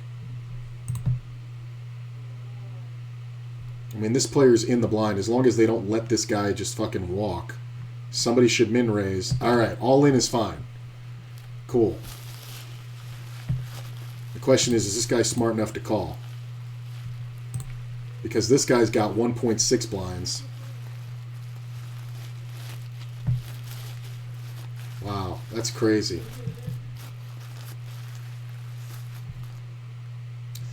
That should be the ace. All right. Calls. Oh, fucking 4. Ace, 8. Thank you. Holy shit. Hold. Thank Christ. The fucking drama. Okay, so we're in the cash, but we don't have the ticket yet. So whoever goes out next gets $5, and then everybody else gets the ticket. So I'm sitting here in 17th place, man. I'm not even getting it in with aces. You'll watch me fold aces. 4 buy-ins, 4 losses today. That's the way it goes sometimes, man. Look at it like this. I currently have 8 buy-ins and so far 1 cash. You know what I'm saying? But 4 buy-ins, I mean, it's very easy. Your good poker players cash about 15% of the time. Understand that. Bad poker players will cash 25% of the time. Josh, why is that? Here's the thing. Good poker players know that all the money is made by winning tournaments, coming in the top 3, right? Now, granted, sometimes you're just going to have to say fuck it and acquiesce to cashing. I get that. But you go for it more as a good poker player and take more risk so you can get a higher reward. So the best players in the world cash about 10 to 15% of the time, depending on how high they play and what structure of tournament. Online players, it's usually lower, because the payouts are so big. The risk is only your time. Like, you know, you guys saw me play a $6 tournament, a week and a half ago and win $1,000 almost, $950 or whatever it was. So that reward is so insane that the risk is just totally mitigated. Jesus, look at this guy with the 8s. This fucking stud just triples. All right, the short stack's all in, and he called it off. Maybe he doesn't understand that we're in the we're in the blinds. So 9-7. Oh, come on, don't double the shorty. 7 or 9, do it. I'm not looking. I'm squeezing. Oh, I thought it was a 9. I saw the curve on the bottom. I thought it was a 9. I can't believe he went with King Queen. He did not have to do that. Well, he's not the shorty anymore. The shorty now has 20,000. I still have 30. I mean, these blinds can go through me, and I'm still okay. So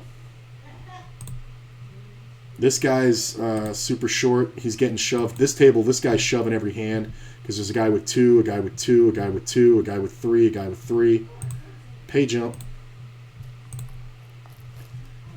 So we're 3 from the money, and I have pocket 10s. And a pretty big stack. We can exhibit a lot of pressure here, but also we don't want to get into a race, obviously. Oh, there's an all-in on the other table. And it's good. We got the ticket. King 4 called Ace-Jack and ran out of flush. That's it. This is over. Boom! We got the ticket. We got the ticket. Nice. Hold, please. Hold, please. Nice. So we got the ticket. Pretty well done. Hey. $55 ticket. How you like it? How you like it? How you like it? Nice. That pays for the whole day. I only had $50.70 in entries. Technically, that ticket pays for the whole day. Now, it's not real money, but it's a real $50 ticket. All right. I'm going to bring up this one.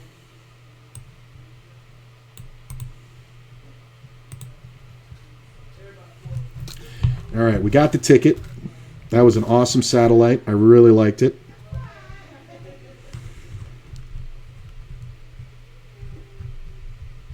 Yeah, this guy jammed 5 blinds with ace-jack suited, and the guy in the big blind, who only had like 8 blinds, called it with king-4 off, and he ran out a 4-card flush with the king for the nuts. I should have pulled it on screen, but I was just like, what? And like the last card came off. This is insanity. Is that it? Is that the bubble there? We're hand for hand here. Multiple caches running deep. So I'm going to move this one over. And we're looking pretty good here. But how you like that? Take it to the Moss. 300K guaranteed mega. Is that ticket usable for anything? That's my question to you, sir. Let me take the filter off and find out. Obviously, this is a fold. Where's my ticket? I guess it would be under the 55s. Is that medium buy-in? Yeah, it is. My account. It should be a ticket manager, right? Ticket manager. Hey, there it is. $55 ticket. How you like it? Nice. Usually it shows you on the lobby what tournaments... Oh, here we go. This is cool. I love this feature on ACR. I just won this ticket. I got a ticket that I can play in any of these things that say ticket next to them. How cool is that? 15K guaranteed. That wouldn't be bad. That's fucking what? 1,500 divided by 5. 300 fucking players. I'd love to play that. Yeah, we're going to have some fun with that one. We're going to play a big tournament. Big. Biggity big. I'm fine with losing what I lost. I just didn't even get far as all. Think of it this way, man. Would you rather go really far in a tournament and bust before you cash? Or would you rather bust out right away? I'd rather bust out right away. You know what I'm saying? You're better to bust immediately. All right, let's put this over here. And this one over here. That was nice. That was fun to win that satellite. I'll tell you what. All right, let's look at this. I guess we can pull this one over here. Move this down here. I'm kind of keeping an eye on this pay structure over here. So you know what? I'll move it over here so you guys can see it. That's for the one on the left. I can't get the fucking this one. I guess I'll just put that there, right? There you go.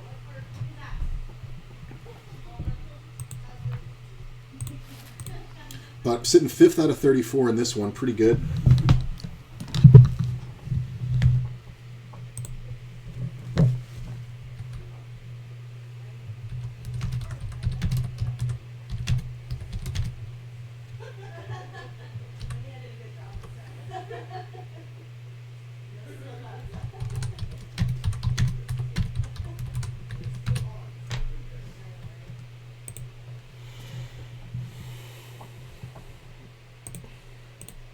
GG on the ticket? I would say so.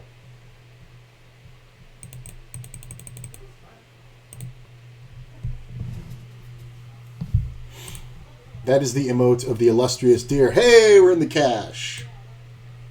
We're in the cash over here too. So we see a raise out of first.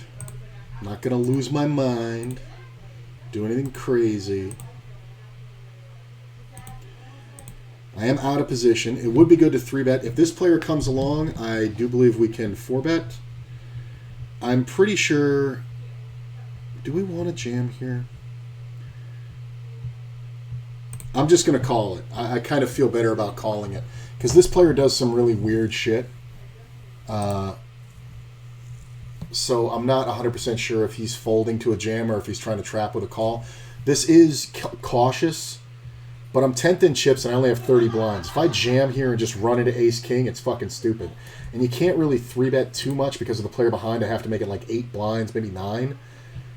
That violates my 30% rule. I pretty much have to jam all my chips in. But when we call from the blind and it goes check, check, now if this player checks, we can absolutely bet representing an 8 or a deuce.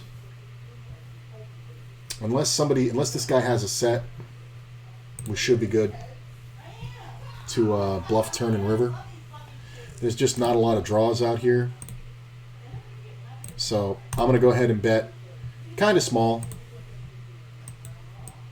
if ACR would catch up. So I'm going to see what goes on now. I think if this first player folds, we're okay. Player behind has more draws, but usually doesn't have much because he should be betting. So we'll see.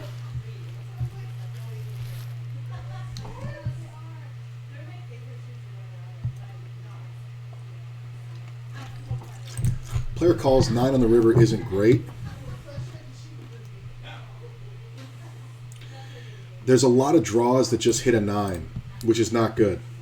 So like 8-9, obviously 5-6 got there. 9-10, I mean rather. We just don't want him to beat us with one pair. He leads out. I'm going to give him credit for either 2 pair or better. This is such a bad bluff, if it's a bluff, that it has to be a deuce. So I'm just going to go ahead and fold. Like I said, the player does weird shit, so I wouldn't put it past him to actually have a full house. To have 7s, you know what I mean?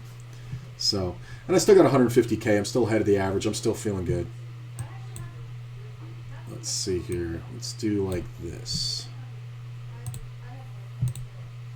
But 4 tournaments, 8 entries today, and we're looking at... I wanted to change the size of the other one. Fold. 4 tournaments. I was really hoping I would get aces and get to show you guys folding aces in the satellite. I really was. I felt like it was coming. I don't know why. Took that beat with the kings and still cashed. Insane beat early with the kings. True, now I get back to cash grind. Exactly, right, you get back to the cash grind. That's why you play cash. You know what I'm saying? I've heard tournament poker players. I heard one guy while I was dealing at the Venetian. He's a big time tournament poker player, and somebody said, "What are you doing playing cash?" And he goes, "I have to play cash to support my tournament habit." And he's not wrong. All right, this is obviously a fold. Ugh, Ace-6 jam is so fucking bad. It's disgusting. I mean, I don't think I was calling much after the flop here, but this might have gotten checked down. Thank Christ, the ace in the river. This is that's just a horrible play. Green means go. If you follow my stream and you find yourself green tagged, understand green means go.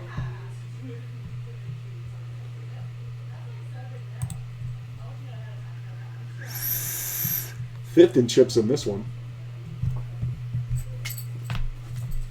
Appreciate you guys being here.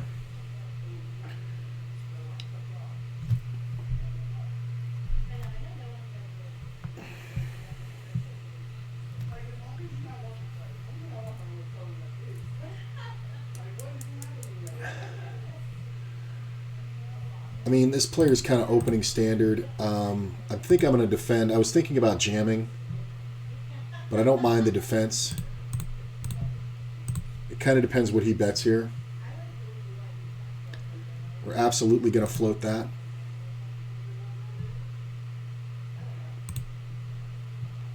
Don't want to take too long. Don't want him to make him think we have... Okay. It's all right.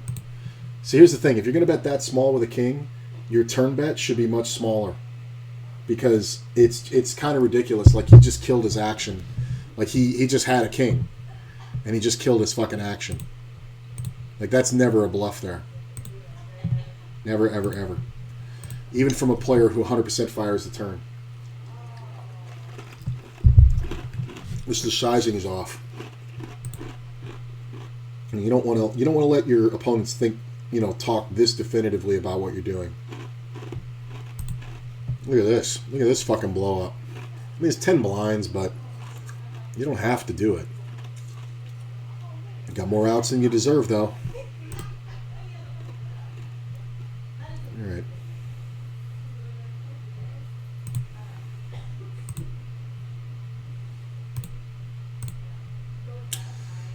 So where is the significant cash jump? I would say,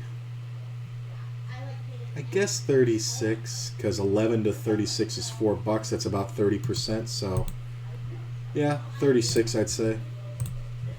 Top prize in this one, I'm really shocked, man. Fucking $550 almost.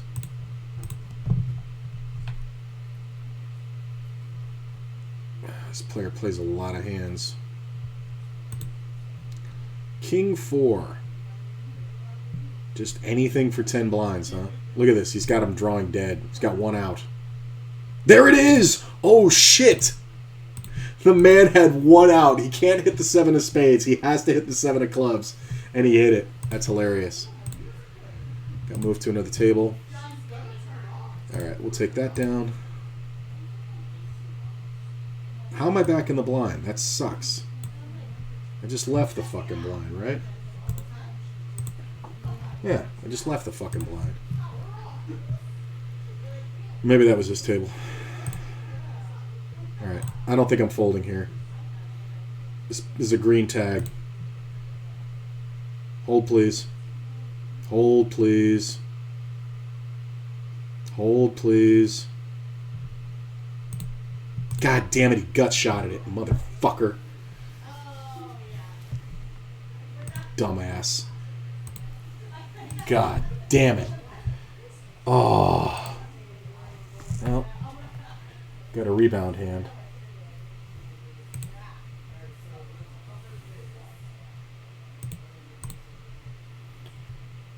Alright. Jamming.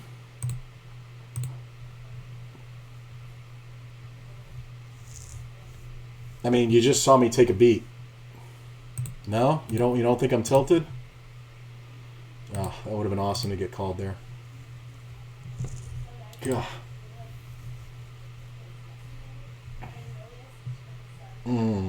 If it folds to me, I'll jam. I mean, if this player raises again, it's kind of good. Yeah, my buy-ins was less than what I was up last session. Good thing to recognize, but don't think about that. Remember, every time you sit down at tournaments, it's an independent event. When you sit down at cash games, it's one long session. Yeah, we jam here. It sucks because I just did it to him, but I kind of have to. He's just going to the well too much, and my ace-9 is just way too strong. Like, I hate it, but I have to do it. I lost 53,000 on that one, and then won back 47,000 by jamming. So I just recovered pretty much all my chips. I'm like 6,000 lower than what I had before this race. That's pretty good.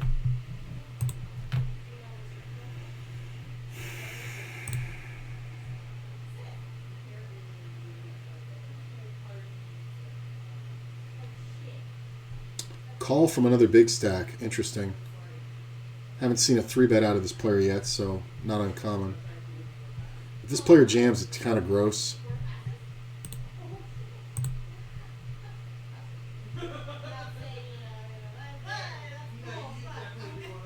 I mean, I think I'd have to rejam. Check. I do have a lot of equity. The king's really good. I'm going to check. He checks back. I definitely think we bet the river here. I don't know if he has much. but I think this bet works a lot unless he has exactly an 8 or a flush.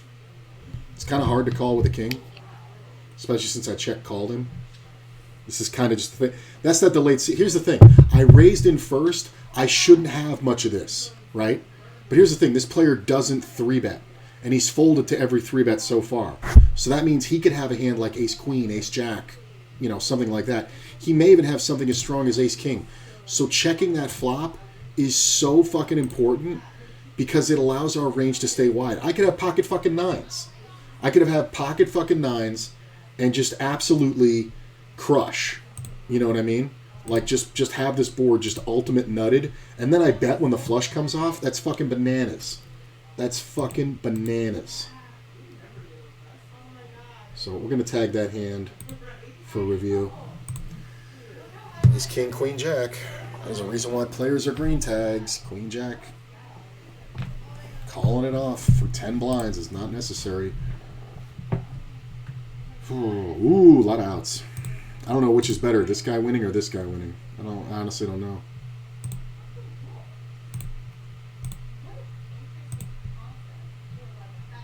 Sitting 6th out of 29th, 140K. I mean, these stacks are shallow because there's just not a lot of chips. We started out with 5,000, right? We started out with 5,000, so I have the chips of 28 players. But there was only 606 in the fucking tournament, right? So it's kind of huge to have that many chips. Like, I have, what is that? 5% of all the chips in the tournament. So it's kind of huge. 1.2 to win 4.4. Yeah. Damn it. Like, I'm deep, but I can definitely take that flop.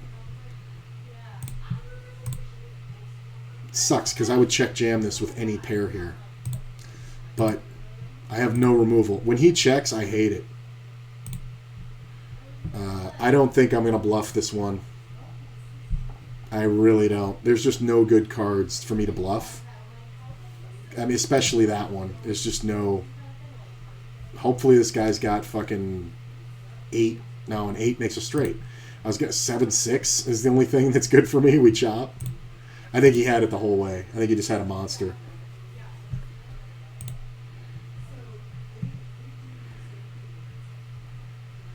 Still sitting 26th out of 41 with 107K. It's not bad, but a double would really set me up to start steamrolling here. So maybe I should have conserved those chips, but I think it's okay.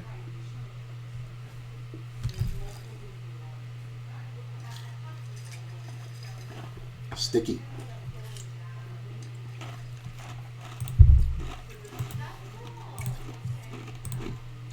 Okay, easy fold.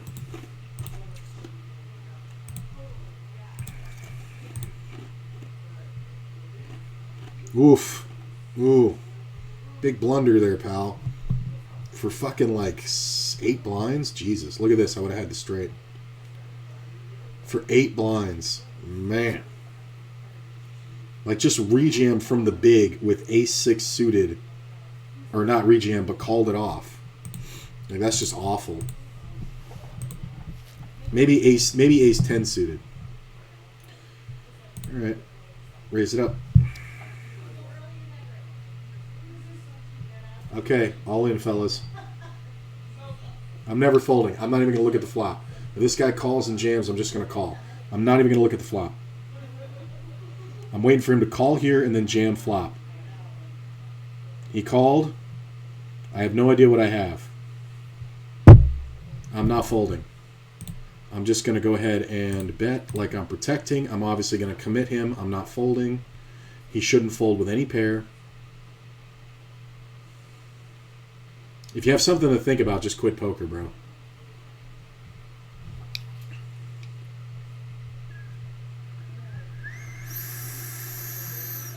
I got it. It's gonna. The call's right here. When he goes all in, the call's right here. I can't wait to call it. I'm waiting. Come on. What are you doing? You're calling pre-flop, and then you have folds post. That's ridiculous. 151K.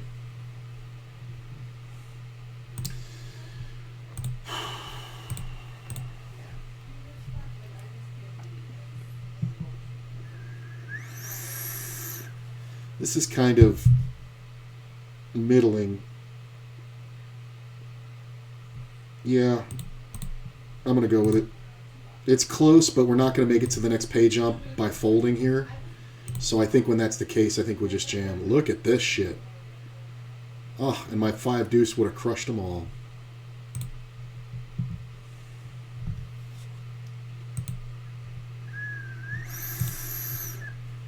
Wow. Hold. For the love of God, hold. Hold. Hold, hold, hold, hold, hold, hold, hold, hold. Because he should never call that. He should never call that. He just gave me 100K. He should never call that. He just cut himself from $250,000 down to 266. He should never call that. Holy shit, I got 224,000. That's not a call with the ace-10. It's really not. Because how many times am I just going to roll over ace-jack or ace-king or ace-queen or any pair? Like, do you really want to race for, like, 40% of your chips? You really shouldn't want to.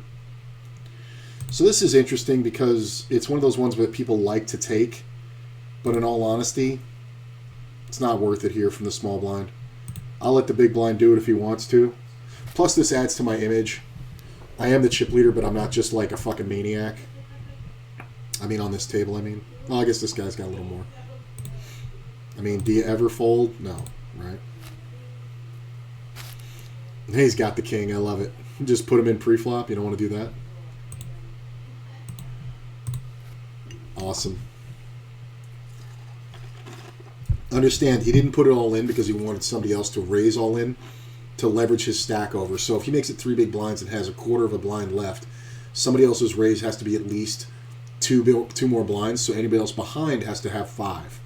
You know what I'm saying? So it's a way to leverage your opponent's stack. I feel like this is going to chop. Nope. Sitting in 8th on this one and 8th on that one. That's pretty awesome. Next blind level, the next blinds that go up to 5 and 10K. That's pretty heinous. This guy to my left has this many fucking chips. That's fucking nuts.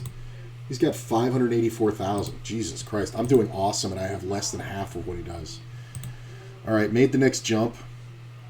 Next significant jump, yep, definitely is 18. Because that's a jump of about 20%, a little bit less than that. Go from 21 to 25. Looking pretty good here, man. Playing well, running deep. I definitely like it. I definitely like it. And we won that satellite seat. That's a $55 tournament, man. That's kind of huge. I think a 15K is what I'd like to play with it. Like, that's 300 players. If I find the right structure, I'm in. Although lately I've been playing most structures pretty well.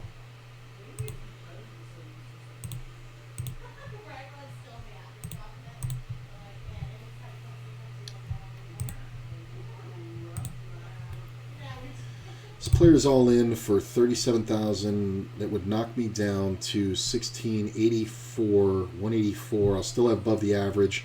And this is the Momo who called me with ace-10, so yeah. Nice. Hold, please. Hold, please. That's a good card. Oh, he fucking hits the fucking river. Like, that's the dumbest fucking bet. God. Like, he did not have to do that. Like, people really don't understand stack dynamic. Ugh. Why can't I fucking finish that guy off? For fucking... I mean, I'd have 260. It's not a big deal. 270. No, 260. This player never 3-bets.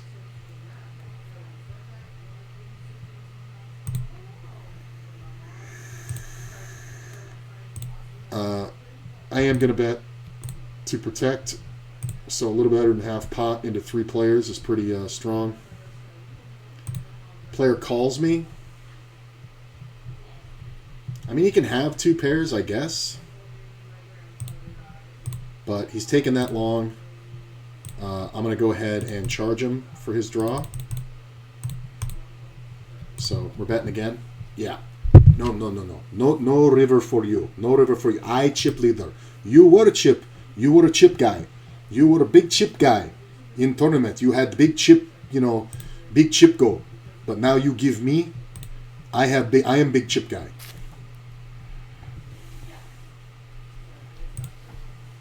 Come on, short stack. No? Thank you. Zero nervousness with that king. Look at this. It just looks like I'm raising every fucking hand. But I actually have good fucking hands. I mean, I also have a shitload of chips. I mean, come on. I can't fold to either of these guys. You want to jam? It's pretty good. Take a long time and then check. Let's go ahead and bet for protection and value.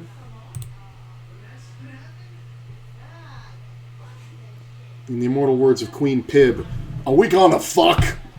Come on. 50 blinds. Come on. Oh, it's a rout. Oh, I got one I can fold. Look at that.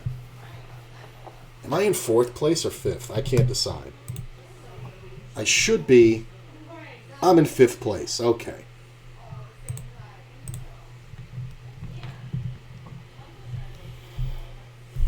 Oh, we got some viewers. Ooh, pay jump. Pay jump is nice. Pay jump is nice. 176K. We're right on the average. Looking good. Looking good. Ooh, ace 9 is good versus queen 5. You just give up 20% of your stack. Good for you. I'm gonna let this one go. Let's see. Ooh, 333 entrants. That's fun. We've made the pay jump. So the next pay jump well, this is a fold. The next pay jump that is significant, so we're at 36. 27 only goes up $2. I'm going to say 18 is the next significant one. Hey, and that's the place I'm in, 18th. Do we want to jam here? I think this is one where we want to let this go. Hopefully somebody else raises. You know what? I'll limp. I'll limp, and if the guy wants to jam, I'll fold. But if anybody else does anything, I'm just going to fold. All right. You got it, buddy. Oh, he's all in.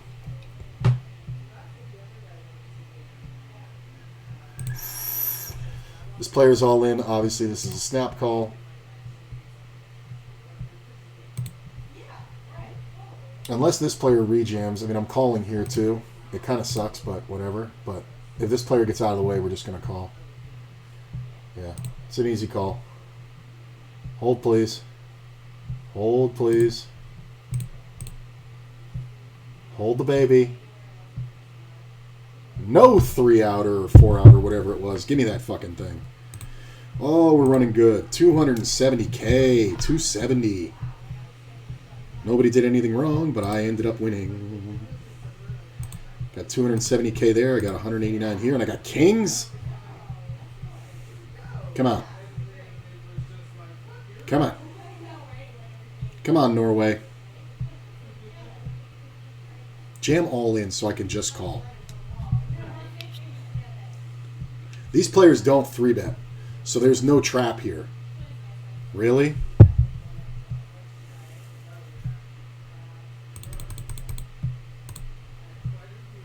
This is a nice raise because it looks way too big for these guys to play, but it also looks kind of weak. So, jam a lamb, bro. You have no right to limp.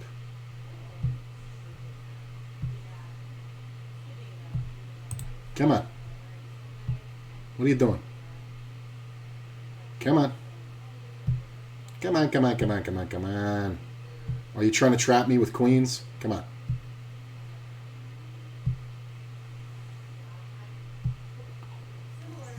Super long pause, limp, folds to the over raise. So this is interesting. It's 275. Cost me 22 to win 9. Yeah, I think I'm good. That's pretty good.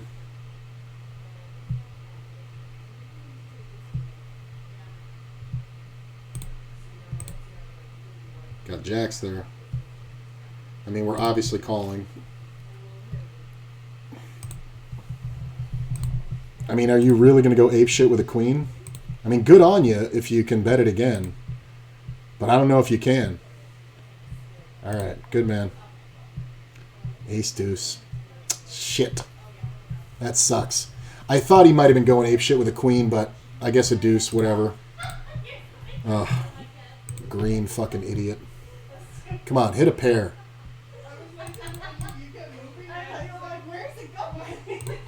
I'm just going to bet a round number, hopefully to get jammed on. Hold, please. Hold. Boom! I love that I'm just getting to show down these monsters. 258,000. I gotta be in the top 3 now, right? I mean, it's just a sun run. That's annoying because that player was obviously betting just one pair. But if I call 7 there and lose, I'm at 14 blinds. That's 140,000. I think folding is more important to preserve my fold equity on rejams. It's just a shitty situation. Where am I at? I'm 4th in chips. Nice. And it's very close up top.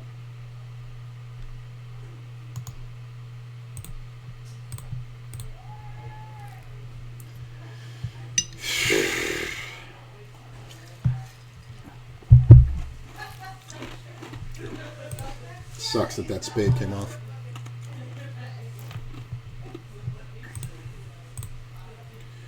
Ooh.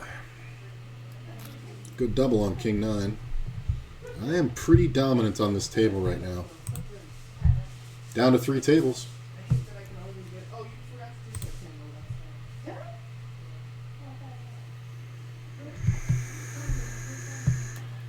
Might be adding a 3rd table for the first time. Nice.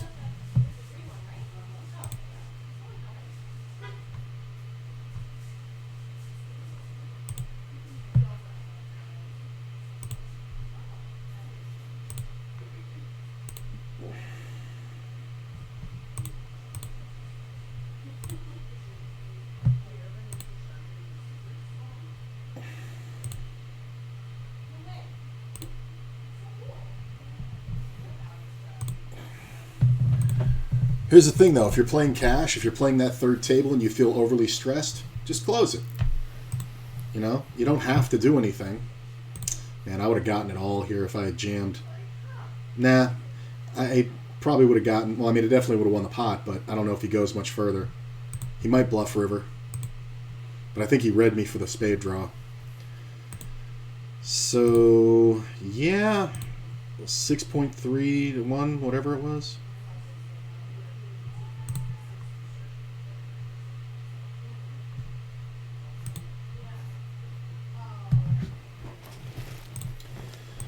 Having fun, winning money. Wow, that's an overreaction. And it's called. Oh my god. Oh, the fucking insanity.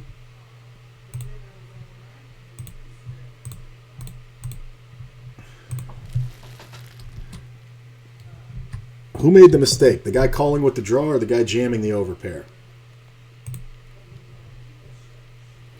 12 outs twice, but for 20 blinds. That's fucking nuts. Like, you just know that's your only way to win. Like, it's okay if he bets and you call and then you have bluffing spots, but when you have to win, you're 50-50 to either get a pretty good stack going or be eliminated from the tournament. He had 100K.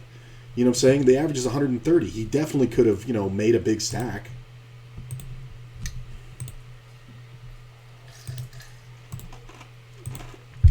Another one of these Sharky guys.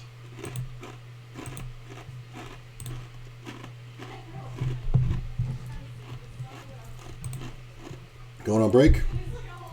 All right, so we're sitting 4th out of 22 over here, 15th out of 28 over here. All right. Pretty good. Ooh, look at this. Uh-oh. I'm going to go ahead and grab some water and take a leak. Ooh, pay jump. So we are down to 27 in this one. That's $17. Pretty significant jump there. I would say next significant jump is 18, then on to 15. Okay, cool. All right, I'll be right back, guys.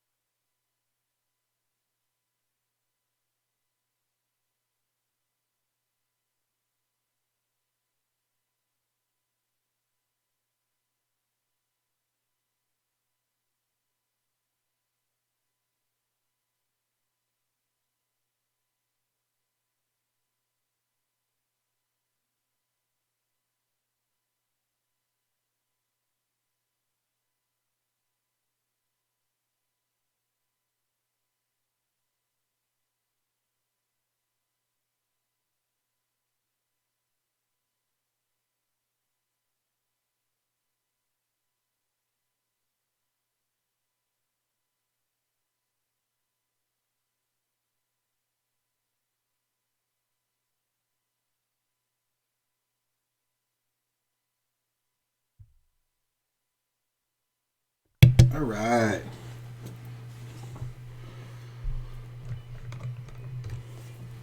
Going deep. Going deep.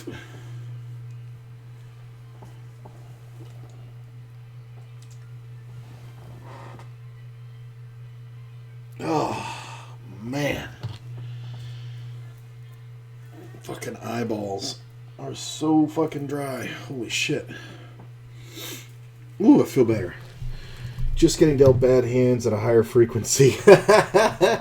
Not at a higher frequency, just more often. Your frequency never changes. So we got a cash in that, a cash in that. I'm in the 4K, that's a cash. Progressive Knockout was no cash. And this 2K is a cash. Not bad. Uber, stop trying to get me to drive for you. Stop sending me texts. I swear they're worse than the fucking U.S. Army. Well, we're closing in on 1,000 hands today so far. Got about 17 hands to go. 1,000 hands for tournaments isn't bad. That's right where you start making the real money. For me, playing the volume I do. Some players, it's like not for 30,000 hands. But I remember the time when I used to play one tournament at a time, and it was like, holy shit, I've played 400 hands today. But if you watch the last cash stream with 8 tables,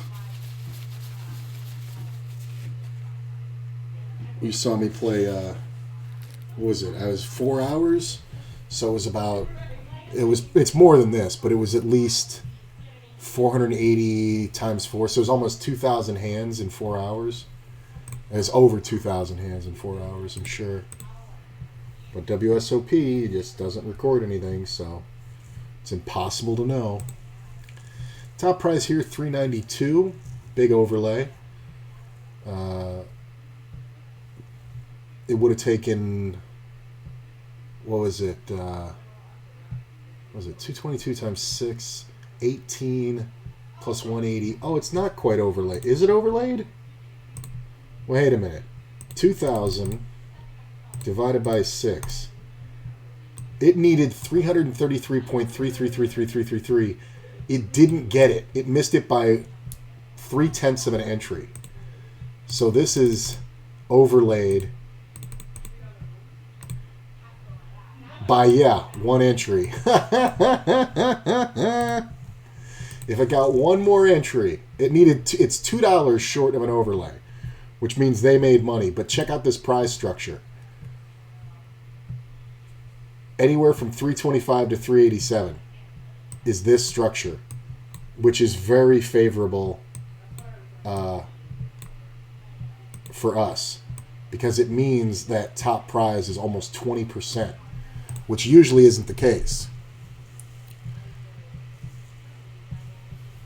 So they moved big stacks to my table, which I don't love. This one, top prize is $547.50, and it needed like, all right, I'm just gonna call because this player is kind of weird. All right. Typically, this is where the pair resides. This player can have a pair sometimes. I think if he bets fairly large, we'll know. That's fine. He doesn't have to bet big. I can't call. Because of this player behind might be doing something wacky. How much does it take here? Yeah, of course he's calling, right? Nah. So this one had a $3,000 prize pool divided by 4. So needed 750. It got 606. So that's a pretty big overlay. They still made money. You know, the poker room, don't worry, they're not going out of business. Look at this. This guy's got 90 blinds. He's got 900,000. He's definitely the chip leader. Player in the big blind is super short. We're just going to fold. I don't think there's any steals here. Unless he's just absolutely fucking, shitbag hand. So, don't have enough removal. I think if I had a queen... Hey! Blitz, what's going on, man? How you doing, my man? I'll fold here.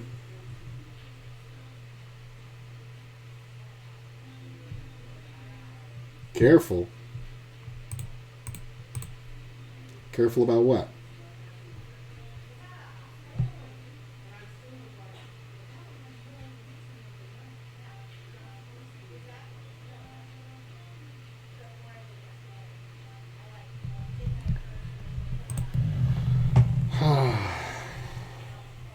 I'm not watching the stream, so I don't know what I said.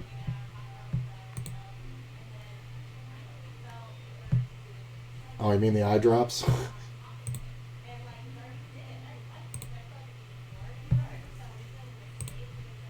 Fold.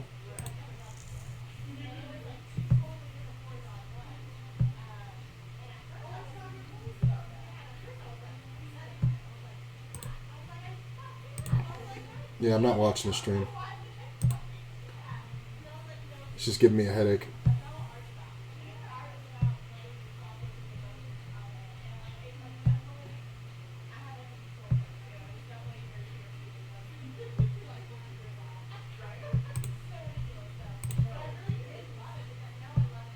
I mean, it's 12 blinds. He's got 90.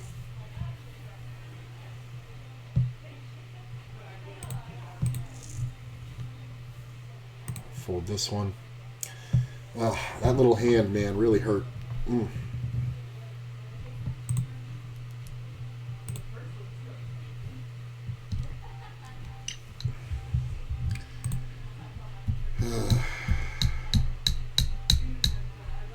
Annoying.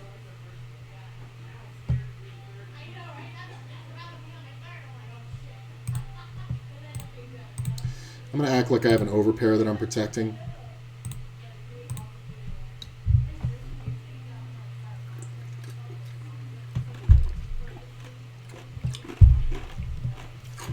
I mean, when I get called here, this is bad times.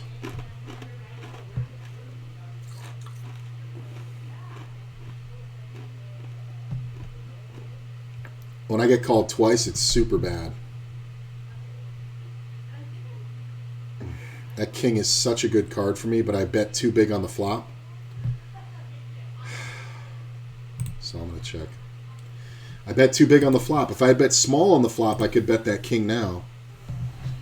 8 on the riv.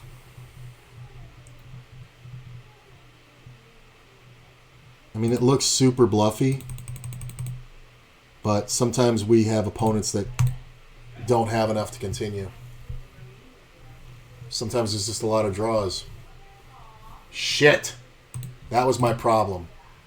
This guy having a fucking set. Fuck.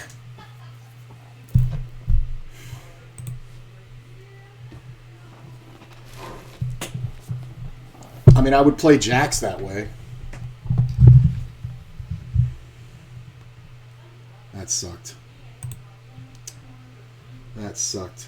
I felt like the guy behind had it, but I can't not go for it. I'm glad I chose the small value bet bluff size, but I can't not go for it. Like, if I back off there, I'm just way too exploitable. I should have bet smaller on the flop, but with those players in, I was really just trying to represent an overpair. Oh, this sucks. This guy's so fucking floppy. It's like I just couldn't decide if he had a set or if he had one pair. Or the draw. But he obviously had a set. This fucking guy getting involved fucked it all up. Because with 3 players in, I don't think I would have bet the flop that way. As a matter of fact, I know I wouldn't have bet the flop that way.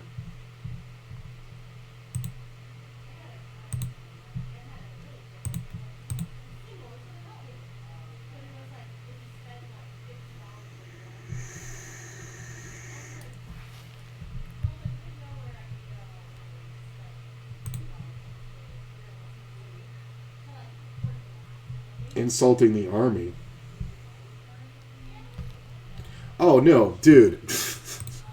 I said that because when my brother was in high school, he expressed interest in joining the Army or the Marines, and they had that ROTC thing, you know? And they came to the high school, and they're talking to these kids. Really? And it wins. Okay. And, you know, these kids were fucking, 15, 16 or whatever. And apparently the U.S. Army can get you to sign a legally binding contract at that age to sign up for the Army. But he didn't sign anything. And he kept getting phone calls and all like that till finally my father, had to say, look, if you call this house again, you're going to be reported. He actually found out that you can actually threaten to report them to some federal, it might even be the FCC, because they're not allowed to harass. Like, they were calling multiple times a day, to try and get them to try and get people to enlist, and it's just ridiculous. My father finally had to talk to a lawyer friend and say a certain sentence that made them stop fucking calling. So they're just relentless, man. And it's their job. I get it. I got nothing against the military. Better said, I got nothing against the soldiers. I have a lot against the military. As a whole. It's kind of a crazy thing that we have this big of a military and we're still putting way more money into it than we need to. There's a great article on the desert of tanks. It's insane. It talks about how the U.S. makes tanks that they don't use to an amount in the thousands every year. But they can't shut it down because if they do, one, these monies aren't allocated anywhere, and two, it would put out of business a quarter of the manufacturing businesses in America. It's fucked. And they sell those tanks to foreign sources, which the guy in the article intimated that it was like we were selling them to our enemies. The amount of times that U.S. tanks have just been repainted and fired upon its own soldiers is fucking insane. So that's my problem with the military, is the crazy absorbent spending that's just way out of control. But I've never had a problem with a soldier. I have problems with cops. I've never had a problem with a soldier. Any branch of the military. Seriously, and I was around tons of them growing up, man, just hanging out in the pool halls.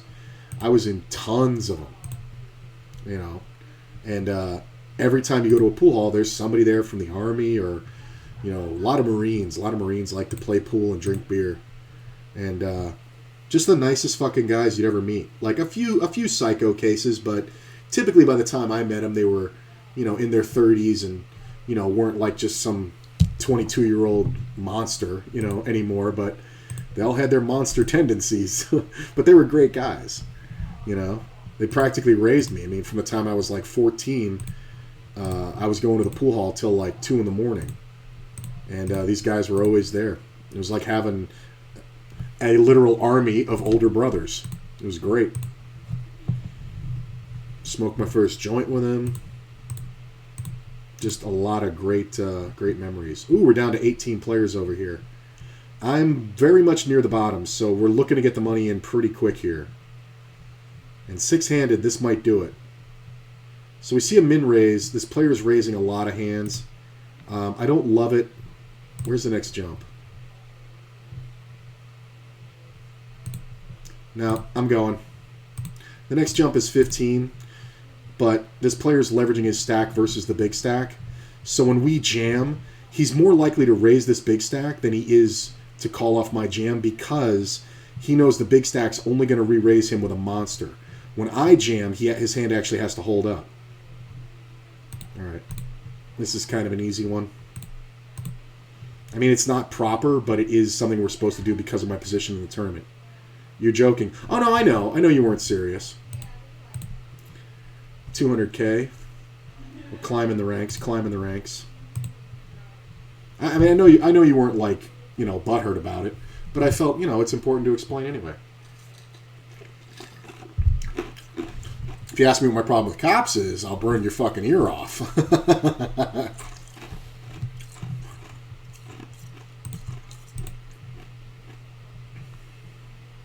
Hey, look at this. 21-21.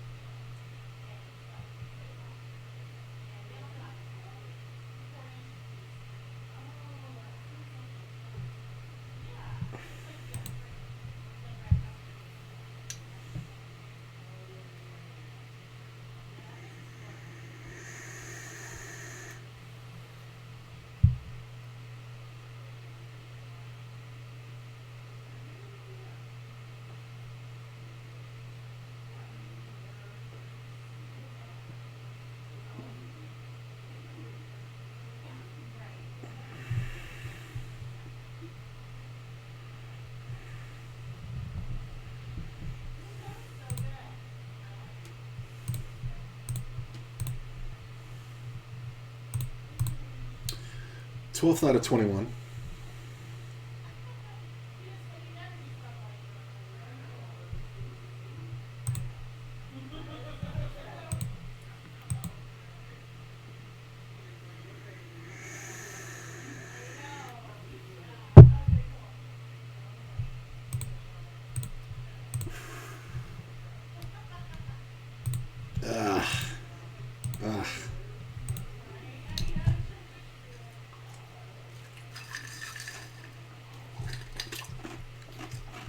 I'm going to do a stop and go, hopefully hit something.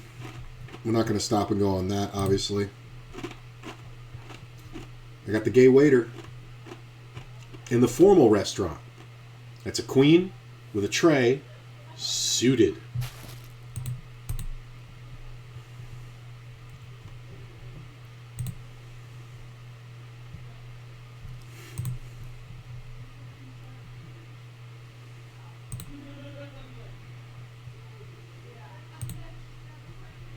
You gotta bluff me. You gotta bluff me, kid. Aw, you pussy. You gotta bluff me there. Come on. You gotta bluff me there. 303,000. You gotta bluff me there, kid. What are you doing? How do you not bluff the river? If you think I'm on a draw, you have ace high. I might have an ace. You gotta bluff the river. Oh, my friend's raising again. Well, it's a different story now. We got 18 blinds, buddy. You just gave us a bunch. My man is way too active. Way too active. Look at this comeback. 350,000. Almost up to the average. Ace Jack. It's kind of interesting. Ooh. All right. I think we just call here because this player, as it says, is very sticky. So he's not going to bet a lot, but he's going to call a lot. So when we hit a jack, sometimes an ace, we're okay. All right. I mean, got 20 blinds and an ace. Granted, it is a four-way pot. I'm going to go ahead and bet. Pretty small. Player behind is really the problem because he's the one most likely to have sets. This fucking idiot calls. Ace on the turn. He's only going to have draws, right? So I think we're going to bet just under half pot. Yeah. Because he's only going to have sevens and fives, right? Or fives and sevens are the only things that are good for him. Fives, sevens, and nines are the only cards that are good for him. So we're not going to get paid, so we might as well get our value on the turn. 524K. How do you like this comeback? Ooh. I went from 15th out of 18 to now, I think I'm third. Woo-hoo-hoo! Oh, it's the hotness. It's the hotness. 15th to 3rd in 3 fucking hands. I got 107K on one, 65K on the other, and 167K on the other. I just went up 320,000. That's crazy. Yeah, I was at 200K. More than a double with no fucking risk? I'll take it. Almost a triple.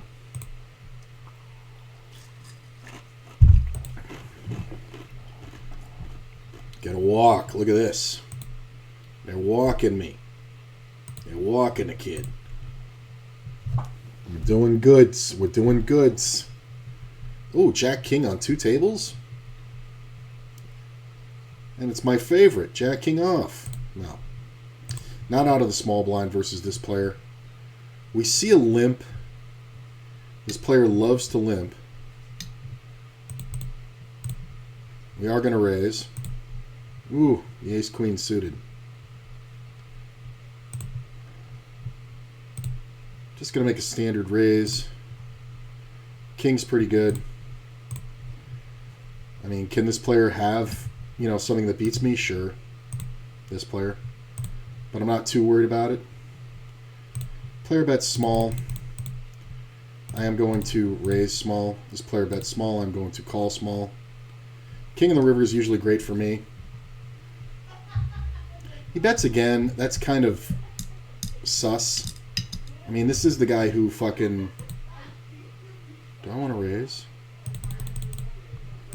Really? Okay. Wow. He limped king, queen. 9s and jacks in the river, please. You fucking loser. Limps king, queen, calls that raise, and is willing to go broke with it. 20 blinds, I'm not folding. I mean, I can't fold. I went out 19th. What the fuck? I'm back. What the fuck? That sucks. So I went out 19th. I got $21. 18th would have gotten me 25, whatever. But that's just the worst player I've ever seen. It's okay. So that was the 3K. So I got, what did I get? 19th place for $21. All right. So I guess it's down to this one to win.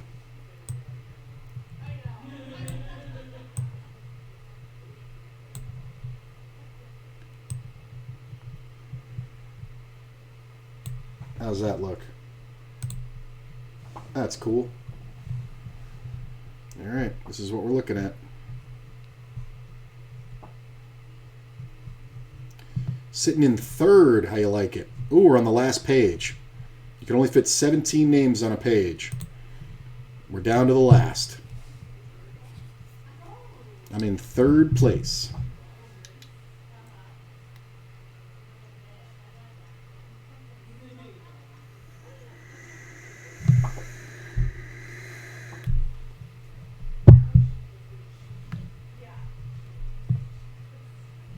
Ooh. Whoa.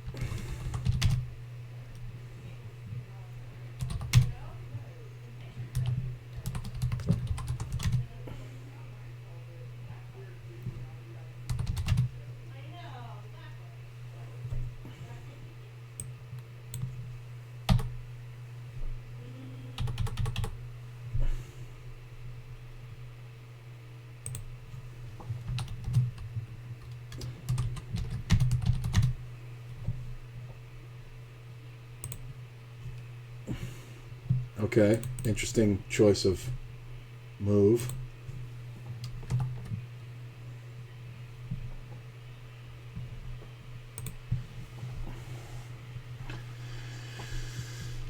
pretty deep run. Not bad. I mean, it's just a stupid thing. When he limp and jams like that, like, he's just... The majority of the time, he's going to have a shitty king. Like, I half expected him to roll over King 10. Nobody limps the King Queen. Like the King 10 suited, something like that. Believe it or not. Or the King Jack, same hand. Or he was jamming the open ender draw. So we're just never folding top pair there. You just can't do it. Yeah. 8-7. I mean, he's not jamming a set. I'm watching it on my phone. He's not jamming a set. And he leads out super small to goat, but he shouldn't be goating because I'm just going to roll ace, king, aces, and anything else on him all this, the whole time. Yeah, his jam is just ridiculous. Yeah, no, I'm totally 100% fine with the way I played the King Jack. I'm actually really happy I found that spot. He jams in for 30. I have 15 blinds left. Yeah, he can have 9-10. He rarely has a king there. He's either ultimate trapping me with aces, or he's got a draw. It's just a king there is like 5%. It's just not a thing.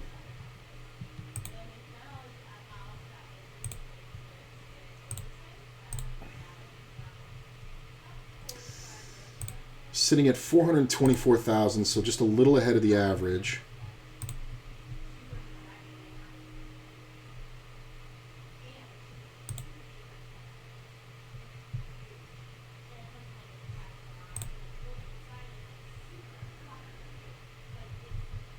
This player loves to be sticky.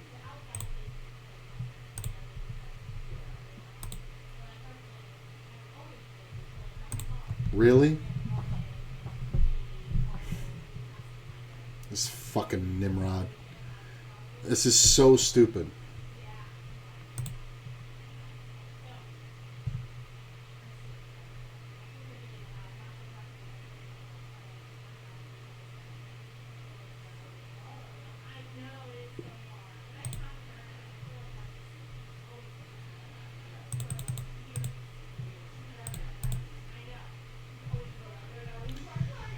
Player limps.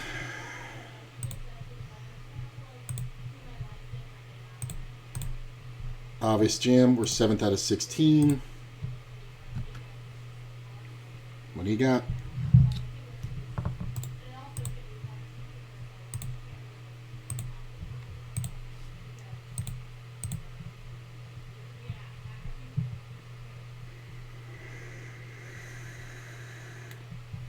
It's great when it folds to me.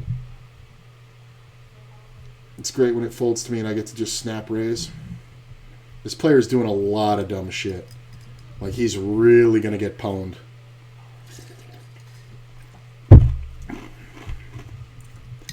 Why are you taking so long? Trying to figure out what to do with ace-jack or something?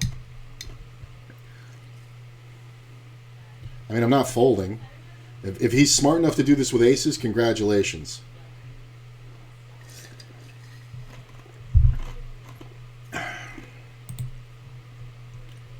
Nice, hold. Hold, please. Hold, please. Ooh, baby. You're a sucker. That's why I raised so quickly. 862K, we got double the average. I believe, I may be wrong. I may be wrong. I may be completely wrong about numbers, but I believe 862 is larger than 724. Therefore, by, math transitive property, I have the chip lead. I have the chip lead. How you like that? The chip lead's a good thing to have. I recommend it highly if you're going to play tournaments.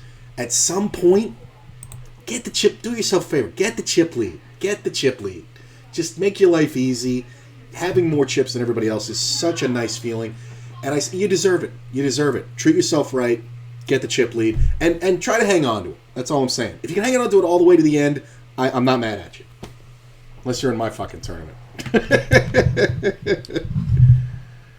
Oh, just totally spazzed out.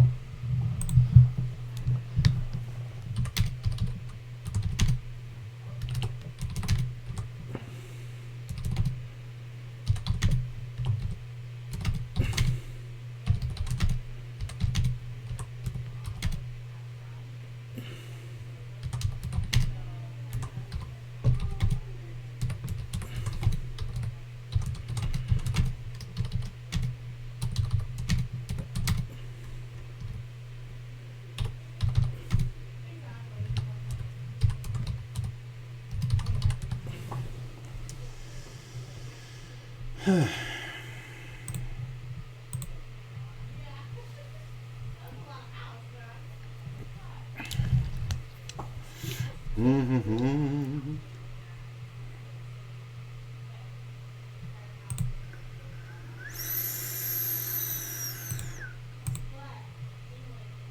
Okay, let's find out what the average is. Shall we? Let's find out what the average is for all you fine people. So, this tournament had in it 333 players? Yes. 333 players, starting with 20,000 chips. Means there are 6.666 There are 6.66 million chips in the tournament, meaning the final table average of 8 will be 832,000. I currently have 814. It's going pretty well. It's going pretty well. This player is stealing a lot of pots, though, which is what he should do with his stack. And I like that he's on my left because I get to fuck with him when his blinds are there. If this player jams, I'm obviously not folding. This guy needs to stop flopping with me. He's very much so annoying.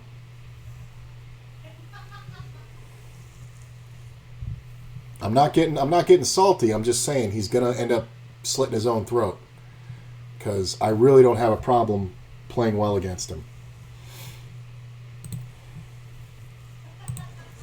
Every time I bet the flop, he does something weird on the turn.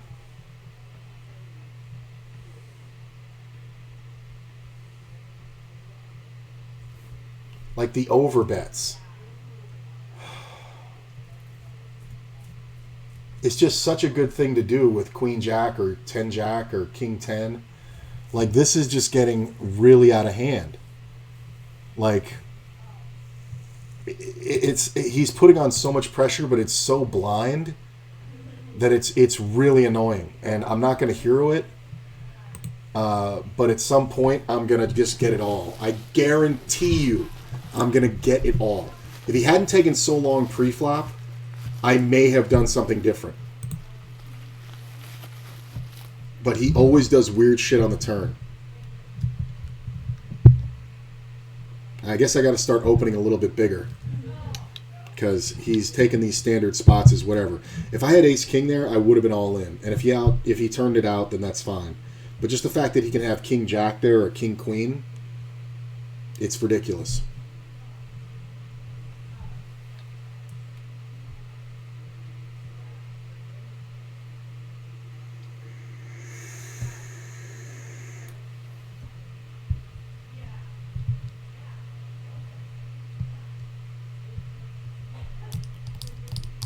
Because we can't really afford like these huge losses. I mean, we have 30 blinds.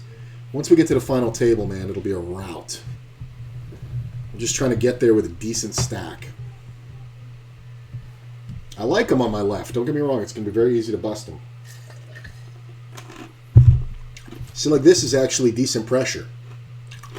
Not enough to make you fold eights.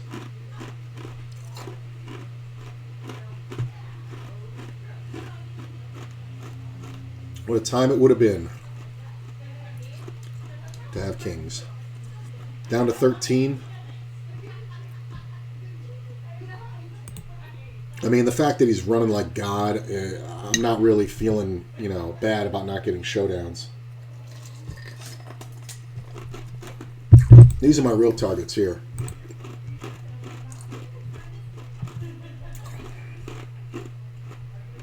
All right. This is what we need. Come on. He's going to do it quite often. Hold. Hold, baby. Hold. Don't do that. Don't do that. Deuce, please. Sweet. Boom. He did it every time it got folded to him. 1.17 million. Player's super short. He's kind of dumb. I'm just going to call. I want to see what happens. If he jams, fine. Then I'll know to fold from now on. But if it hadn't been the pay jump, I think he might not have done that, but it's okay. I don't mind setting that up. with my 1.15 mil. Hey, back in that chip lead.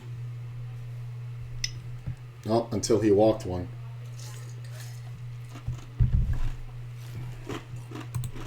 I guess we should keep an eye on the other table, huh?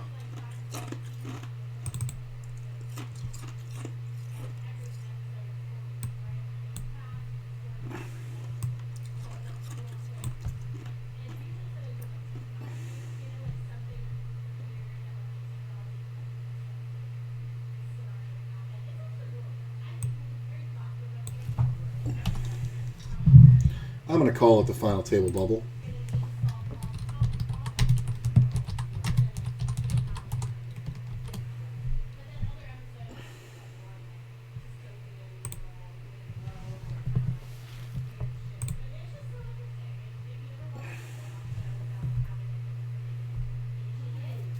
Much preach that y'all are here. I don't want to jinx anything. Not that I'm superstitious. But in the last 9 days, or 11 days, excuse me, in the last 11 days, all right, I'm going to let this go because this is not good when the early position is raising the short stack, even though my hand is fucking super strong. I wouldn't mind taking on this player, but when this player's in the blind, there's just so much jamming that's going to go on. I mean, he's super short. He should want to get it in soon. I was going to say, I don't want to jinx myself, but about, what was it? About, for the last, I think it was been 12 days, I've played, this is my 4th session of tournaments. I've been playing cash the other sessions. The other 3 sessions before this one, I final tabled. I had a win, an 8th, and a 4th. Maybe we can go 4 for 4 on tournament sessions final tabling. Looks pretty good. We're down to 11. And, wow, this man just took the chip lead with a set of 5s. Woof. Oh, look, there's another all-in. Look at this. He's got outs. Ugh. Well, it's a short stack. Cuts down a bigger stack. That's fine. This guy walks. That's amazing. I get a walk. I mean, there's no small blind, but still, he can just leverage max. But he's right. I shouldn't fold much. I think if it folds to me, I'm going to jam. All right. When he raises, it's perfect. You just get out of the way. Look at this. Jamming 15 blinds. I mean, there's a guy here with 9, the guy with 7. You know, these are hands, these are stacks that can really hurt you. Blinds just went up to 30K. Nice.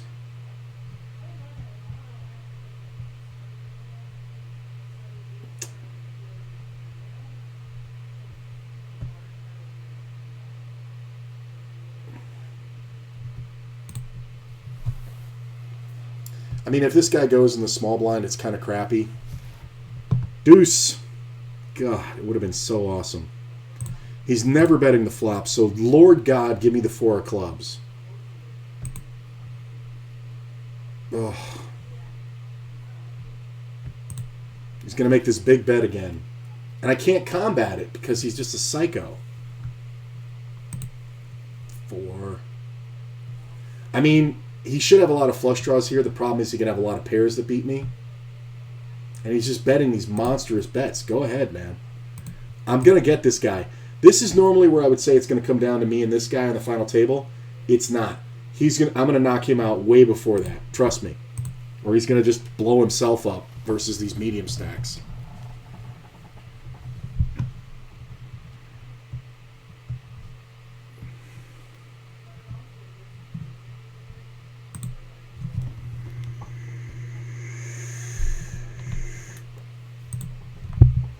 Hold. No chop. No chop. That's not a chop. All right, we're down to 10.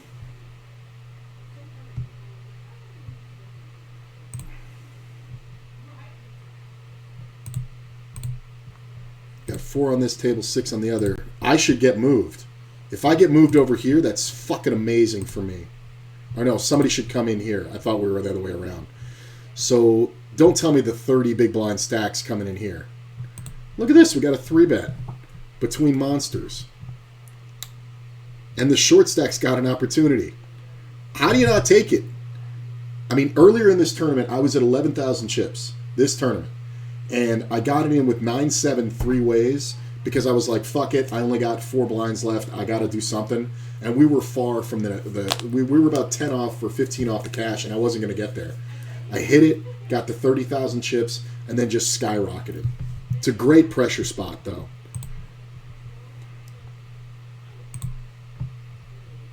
Come on, bring somebody in. You should wait till this fucking hand's over so we bring somebody in. Alright, they chop it. This player's all in. I'll call for a blind. Check. See, they brought in the big stack. That's their biggest stack. They brought it in. I mean, we're just going to check. This player's going to be all in. He's waiting for to see the result of this. I check.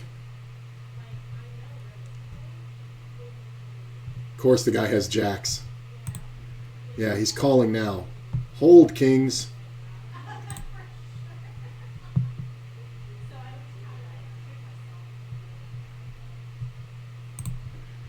I'm doing a lot of weird shit because of this guy.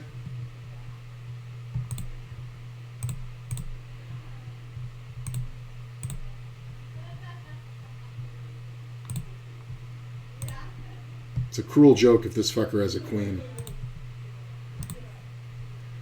But it's going to take an awfully big bet to get me off of it. I mean, he's calling with king deuce. I don't know what he's looking for, but that's hilarious. Why do I have to get these hands now?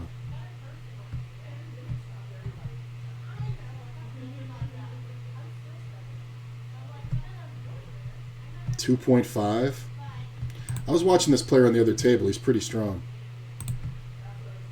I mean, I'm not folding, but this other player on this other table's all in. Ooh, he's got 3 outs. 2 outs. Now, he's got chop outs. That's not one of them. All right, so we're on the final table bubble directly. It's a great pressure spot. If this guy raises, neither one of us can call. Oh, this guy's not out. I thought he went out. He's just crippled.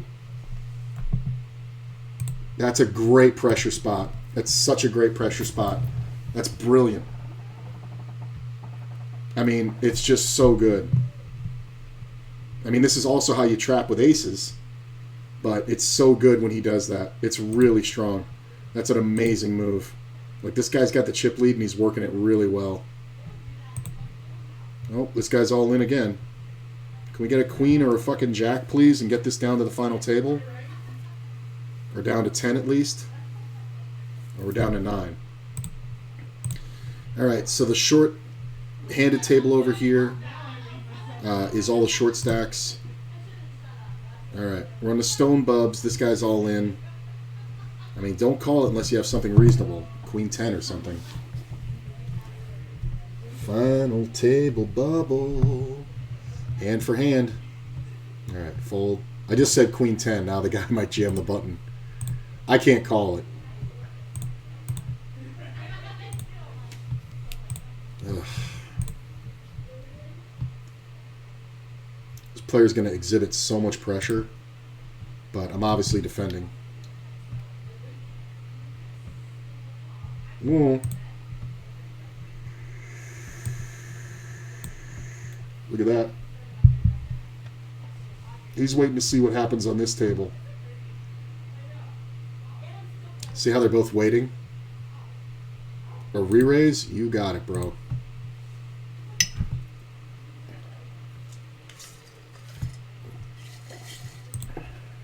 Makes it 200K even. Where am I? Third in I'm third in chips. That's the crazy part. Well, now I'm fourth, right? Yeah. No? Yeah, I'm still third.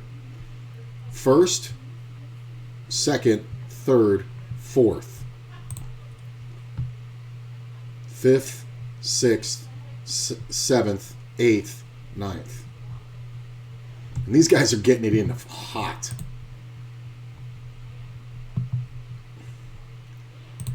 I'm limp with my friend.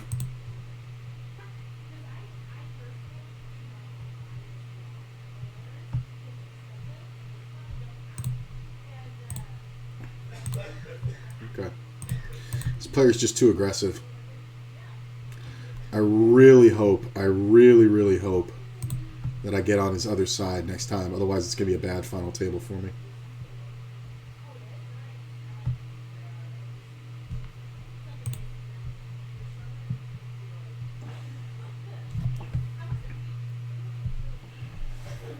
Look at this.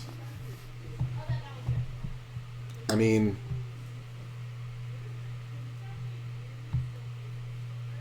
I felt like this was a trap. Jack high? What the fuck's going on over here? I mean, this is the worst spot. I can't fucking raise.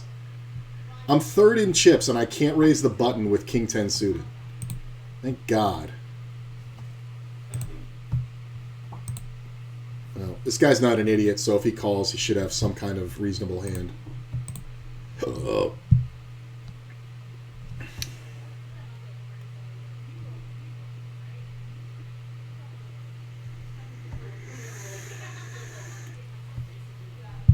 It's super tight because these guys... I mean, this guy isn't that far ahead of me, but this dude's very secure. Right. Look at this. These four guys are so short. This raise is unnecessary. Like, all you're doing is, like, trying to ISO the short stack. It's unnecessary. He could go min raise and it's fine.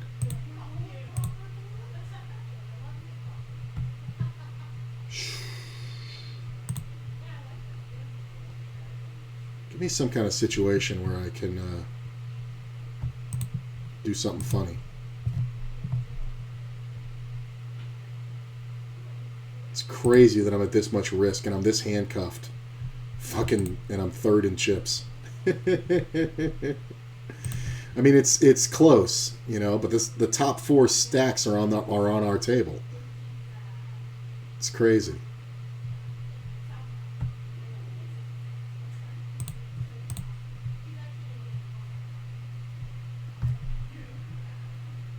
Look at this. I don't know if this guy ever folds an ace, but I've never seen him bet so small in my life. Yeah. Maybe that's the way to combat him, is just to raise his flop bets. Look at this. Nope, no jam. No call.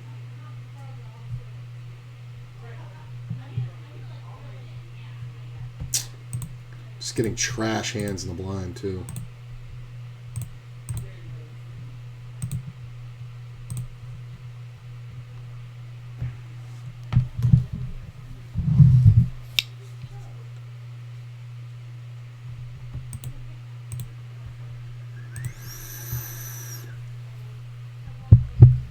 Nope, we got a jam and a call.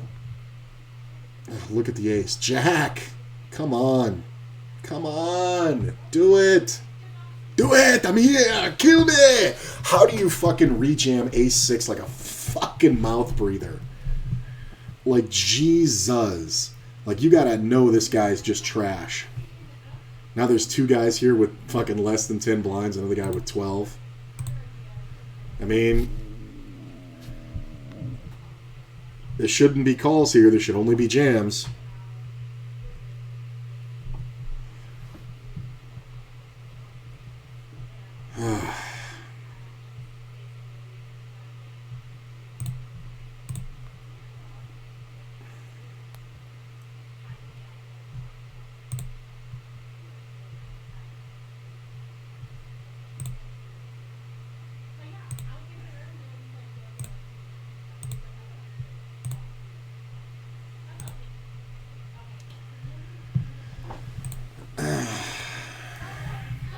I'm telling you, this guy's gonna slit his own throat.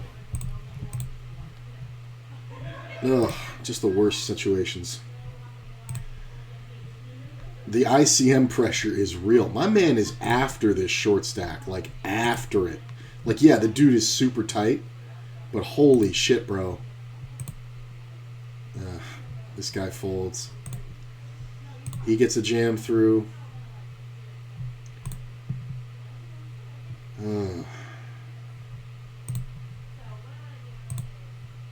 Bad spot, man. I mean, this player's kind of trash. He would kind of get called late. Yeah. Check raise.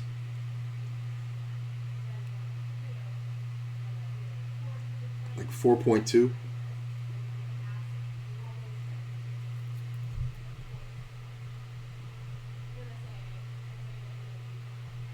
I don't mind the 10-9. I mean, if this guy jams, it sucks. But if one of these big stacks raises, it's okay. I don't know about it blind versus blind.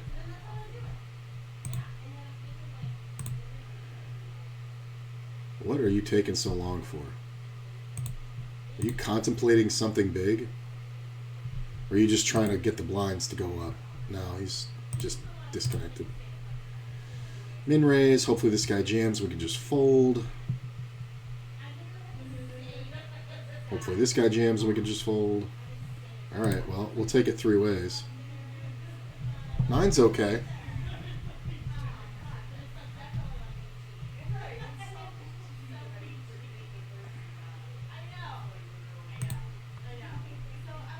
When I call, it's really got to set off alarm bells. This can definitely be 10 jack. I can have 10 jack. I think I'm just going to check it. Because I don't know if a queen just calls the flop. I have a 10, which makes me the most likely candidate probably to have 10 jack here. Although this player leading out with the draw is kind of feasible. Does he ever want to show it? Well, there it is. I was trying to decide if he ever wants to show down, but I don't think so. Yeah. 9-8, the king jack. You motherfuckers. What the fuck? Well, this guy's raising king jack, and I've got less than 20 blinds and ace king. I'm going to keep an eye on the other table. They have folded. Even if this player goes all in, I am rejamming. I live by the sword. I die by the sword. As Umberto Brenes used to say, in order to live, we must be willing to die.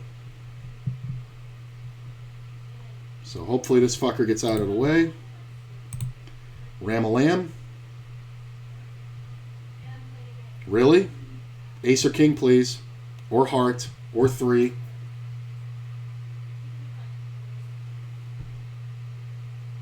Boom! Oh, it's so huge! It's so fucking huge! Oh, it's so huge! 1.632. We got the chip lead on the final table. Fucking let's go! Fucking go! Let's fucking go! Oh, baby! Oh, baby! A lot of people think you're supposed to fold the ace-king or just call with it. You're not. You're supposed to get it in. You're supposed to get it in. Oh, baby. That's so awesome. That's so awesome. Chip leader. It's good stuff.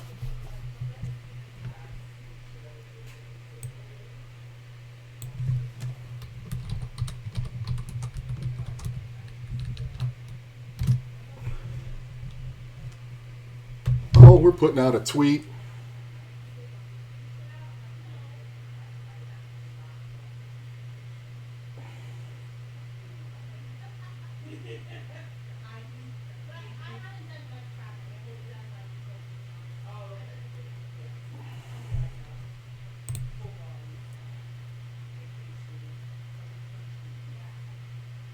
Look at this.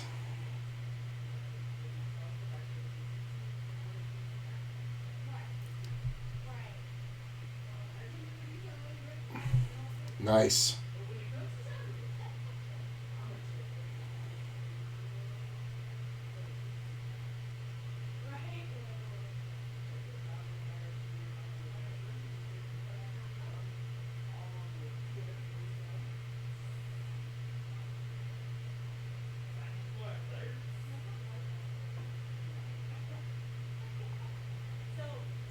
tweet is out.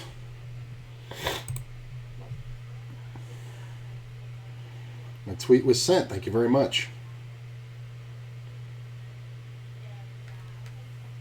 Look at this shit.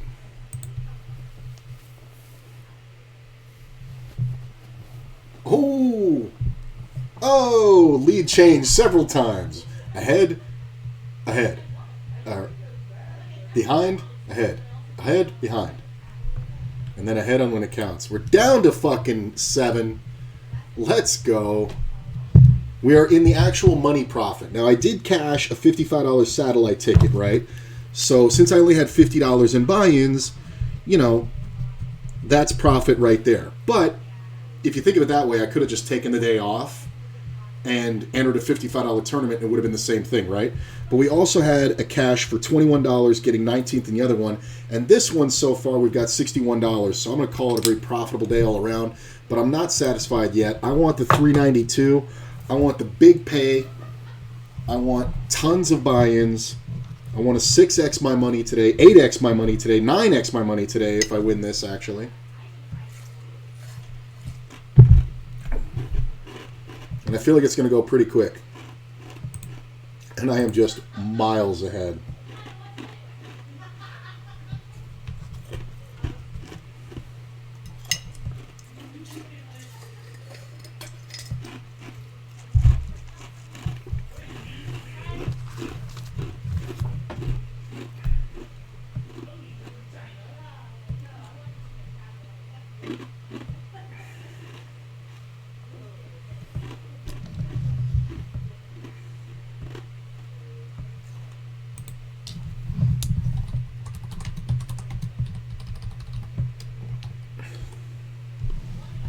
Four tournament sessions in the last 12 days, 4 final tables.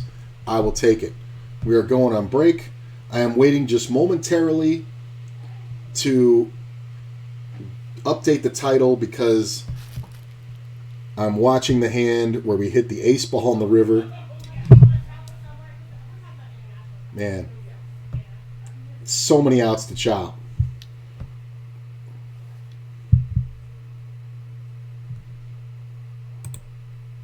There it is. That's the final table, kiddos. All right. Going on break. We'll come right back. We are down to 8. And there we go. I'm going to marker the final table so we can cut it out for YouTube. Hey, YouTube. How you doing? I'll be right back, guys.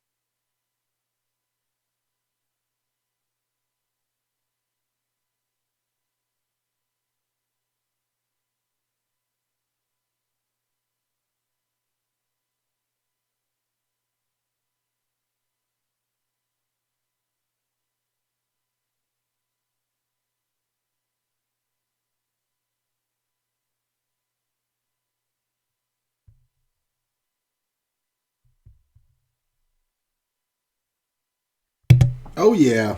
Celebratory second soda. Definitely loving it.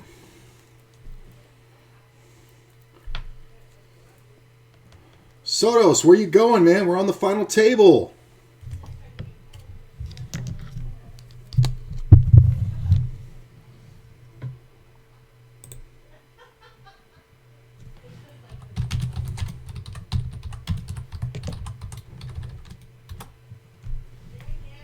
You're going to sleep on the final table? Come on, man.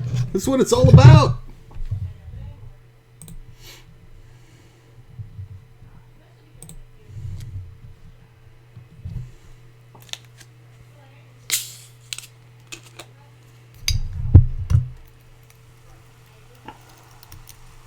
Final table. Chip leader. Micromaster. How do you sleep on the final table? All right. So we got the chip lead. We're doing pretty good. It's going to go fairly quick. We're not going to make dumb decisions, but we're not going to be a pussy. We're going to take the proper risks when time denotes it. All right.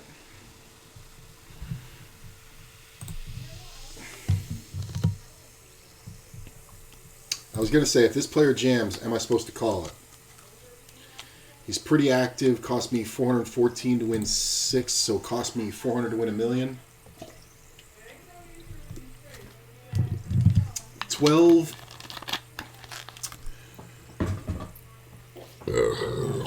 10 blinds. Where are you from? USA. If I was convinced it was a race, that's fine, but I'm not convinced this is a race.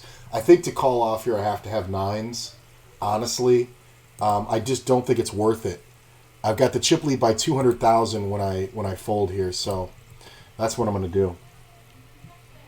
It's fine.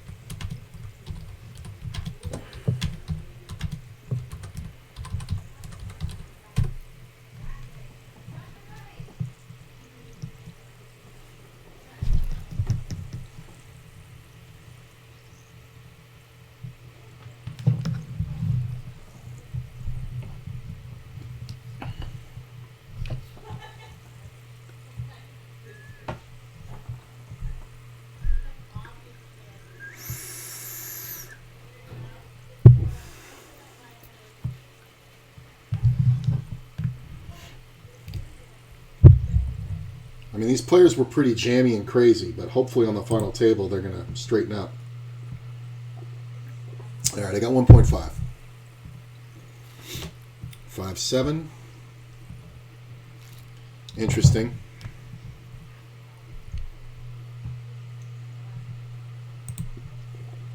I'm going to limp. I want to see what this player does. All right, he just calls. And I'm going to bet. Take it down. This is the luxury you get to be afforded as a chip leader. Remember I said to get the chip lead? I highly recommend it. I highly recommend it. Foldy, foldy.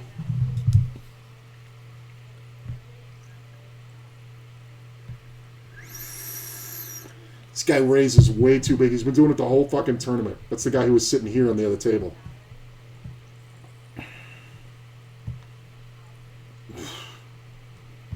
Get fucked.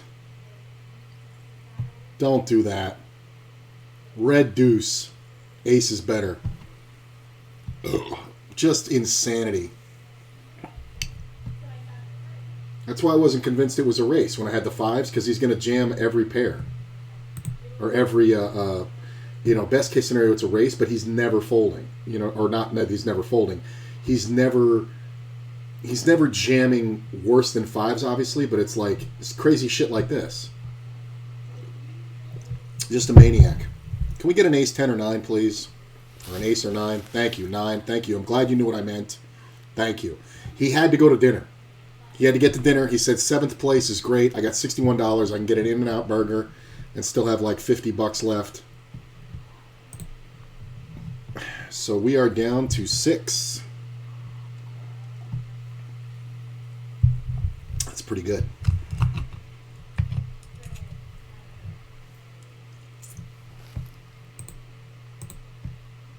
Look at all these people here. Love you guys. Appreciate you being here. I mean, that's kind of decisive. This is the guy who had the jacks before. This was the super aggressive guy. I'm glad he's on my right.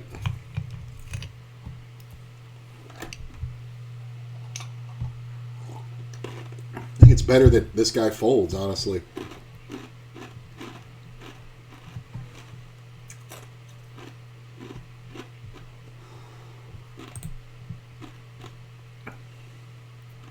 Jam?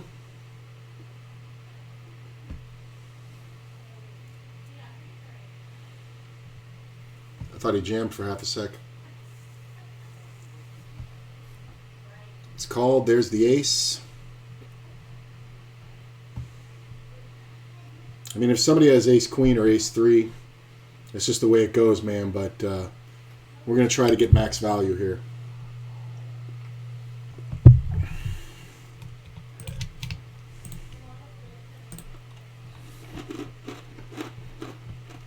This might be a check jam.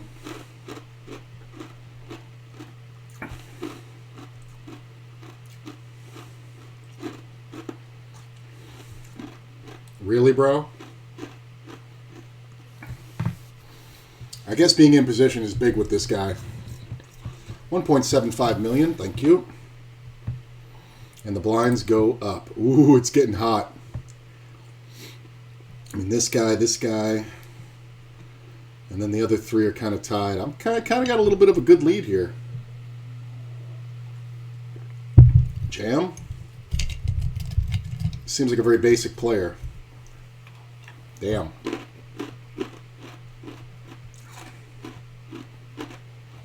I mean, this should be an ace a lot. Oh, God, what I wouldn't have given to just be a jackass and have played the 8-7.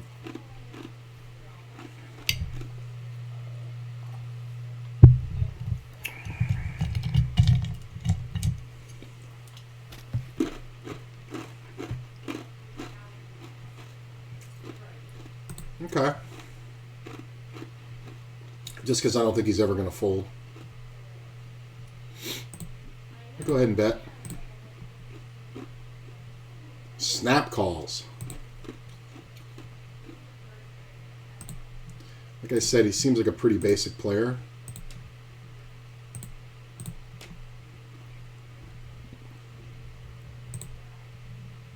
I mean, I don't know if I can get him to fold a 4 here. I'm going to check. If he has ace high, I'll puke. He hit the king. See, this is what I'm talking about. Like, just dumb shit. And he was never folding that on the end. If I have 10-8 there, I just get it all. That's hilarious. That is fucking hilarious.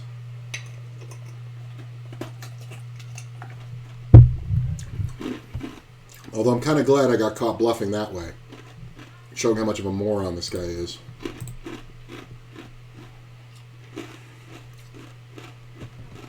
Be a good time to hit a flop.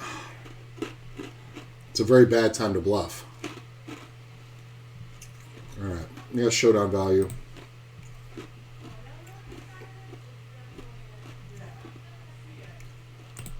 Alright, as long as I have the highest card, I win. I got the highest card. Any card higher than mine, I lose. I got to check it down. I still got 1.6. This fucking idiot.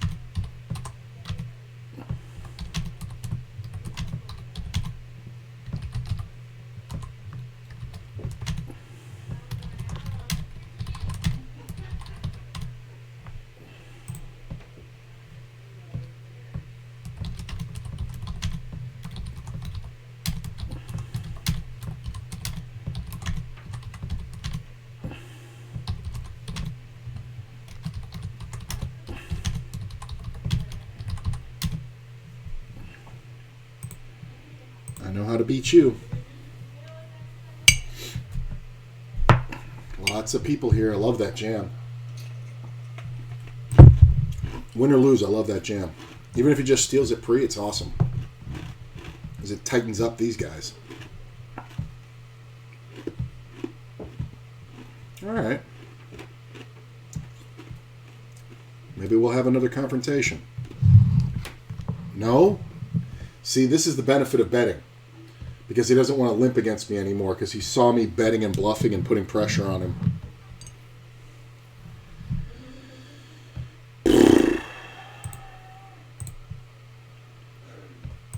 The stacks are so close. Okay, I like that he limped. I'm just going to limp. Because I was thinking, should I just jam from the small? But I don't think the ace-5 is because when called, I'm fucked. And like I have to like hit this flop. Hopefully this guy bets, has an ace, and we can just get it all in.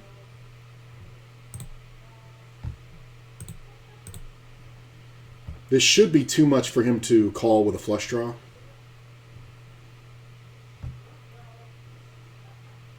I mean, you limped an ace, and I'm the chip leader. It looks like I just have a flush draw. So you should get it in. Well, that's a shitty card, but I'm never folding, so I'm just going to put him in. If he has the spades, it's too bad. But he's going to have a lot of aces with a spade, like the ace-10 or the ace-jack of spades. So we have to put him in. He's limping an ace. I feel like he's really limping an ace to trap. So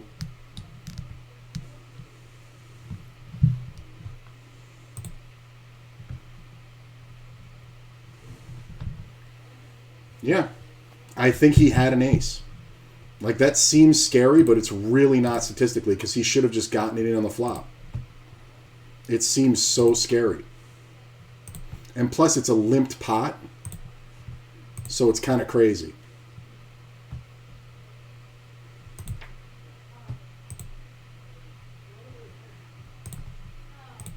Way too involved. He should be open ripping. We're going to review that one tomorrow. 1.19 million. Remember I said there was 666 or 6.66 million in this. So, oh, look at this. The aces versus queens. Oh my god, that's so sick. And there's the case ace. Way to go. Glad I didn't get cheeky. Like, his raise there is too strong, and with these players behind with the jam stacks, it's just such a bad spot for me. So I just let the ace-8 go. Glad I did. I didn't even think about it. So the next blind level will be 50K. So we're going to divide this by 50,000. At the next blind level, there will be 133 blinds in the entire tournament. And I'll have about a third of them. So I've got almost a third of the chips now. This flattening out is kind of awesome. Because, like, look at how big my lead is now. Like, it's kind of okay that that player won that one rather than a player getting eliminated, because if this guy had eliminated him, he would have 38 blinds, and it's not a huge gap. Now, all these guys are trying to get second place. Like, all I have to do is exhibit a slight amount of pressure in the right spots, and I can kind of make these guys, really feel the heat. Look at this shit. My man's crazy. My man's absolutely crazy. I mean, this player is not the best, but my man here is a maniac.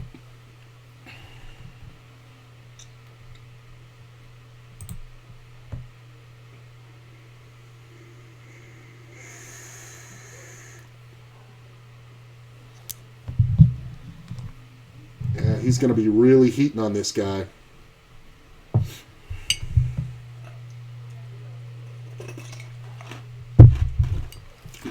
I mean, it's a well-played move.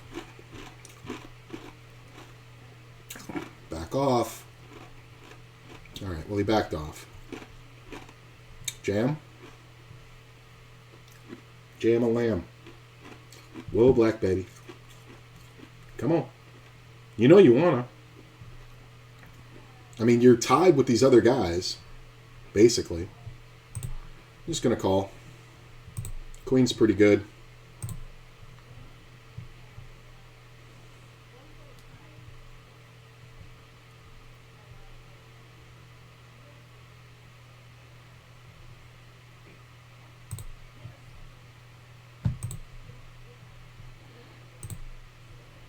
mean, he's been making these huge turn bets. I'm just going to check it. I'm going to try to instigate the bluff. If he has a 4, I'll puke. He's probably going to bet like 2/3 pot. No? He's backed off me. Look at this. Like, look at this shit that he's doing. Versus the chip leader. The only thing that backed him off is that he picked up a flush draw. That's it. Like, this guy is dying to go out.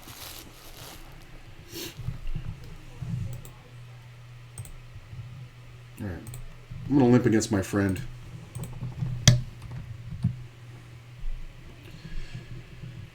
I'm going to check.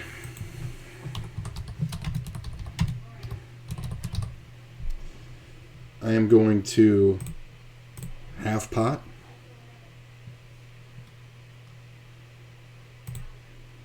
I think it's fine. I think delayed C-bet is kind of stronger than the immediate C-bet. 2.25 million. This is an interesting spot because there are a lot of jams here.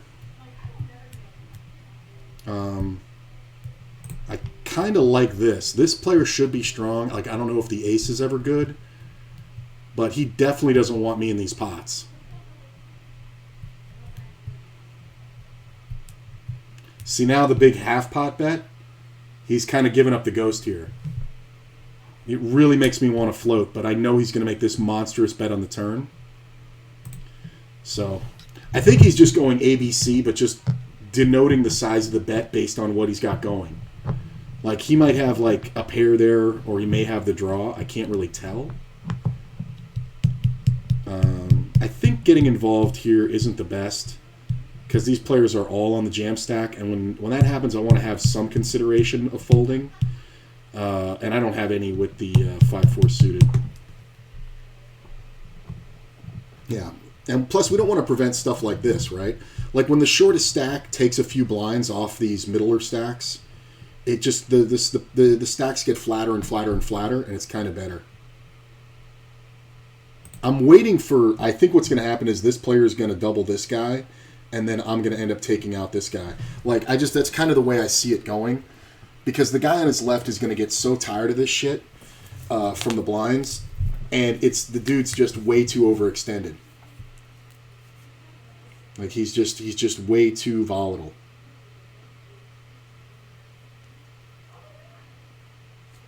Like, my man's looking up charts. I mean, this is just. I mean, he's got the other players afraid of him, which makes sense, but you really shouldn't be fucking with the chip leader, especially with 10 deuce suited. And he even let me see a showdown there. That was awesome.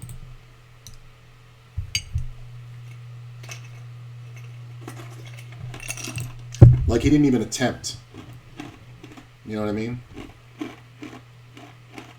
It should be noted the size of the bets that he's using.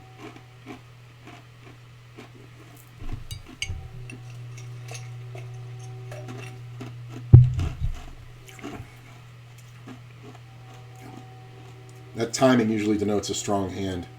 People don't understand. When you have fucking 11 blinds, just jam it all in. You're more likely to get called if you have like a hand you want to race. 5-4.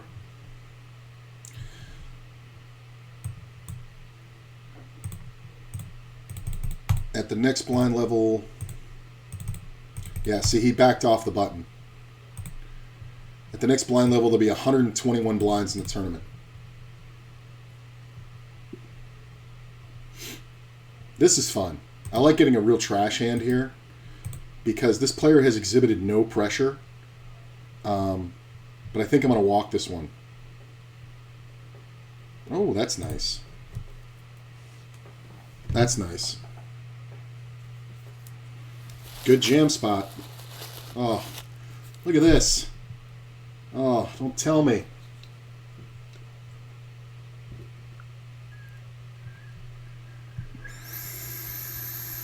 It's a bad bet. It's a really bad bet. Because your opponent really is going to jam quite a lot. That's a bad bet. I mean, he's got a good hand. But I don't know if it's a pair. Ace 10, everybody fold. You guys all need to fold. If you want me to do the chip leader's job, you got to fold. Fold. All right.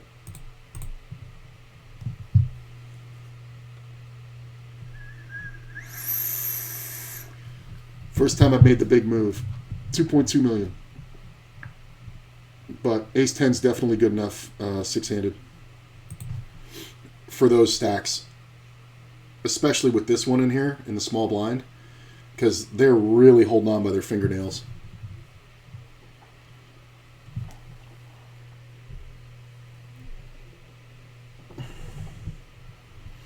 Thanks for hanging out, guys. Anybody new who's here, make sure you check out the YouTube, !links, LINKS. I think we're going to go ahead and raise this one.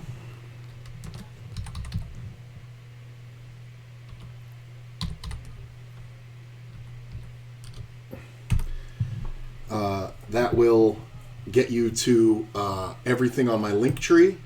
I think the delayed c-bet works better here.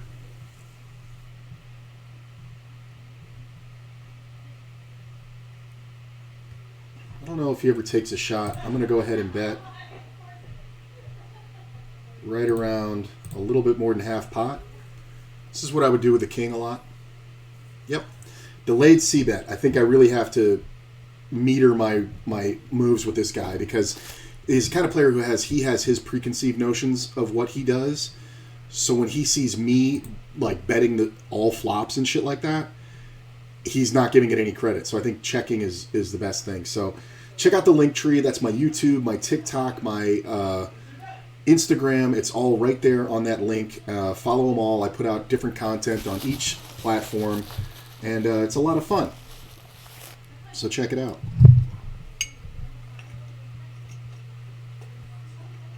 Whoa. What's the draw? There is no draw. Don't jam, man. Unless you want to get it in, don't jam. Oh, no. How do you fold? How do you call the flop and fold? Oh, my God. Oh, my God. Oh, my God. What is that?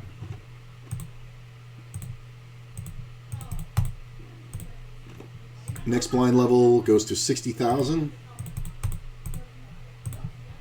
111 blinds left.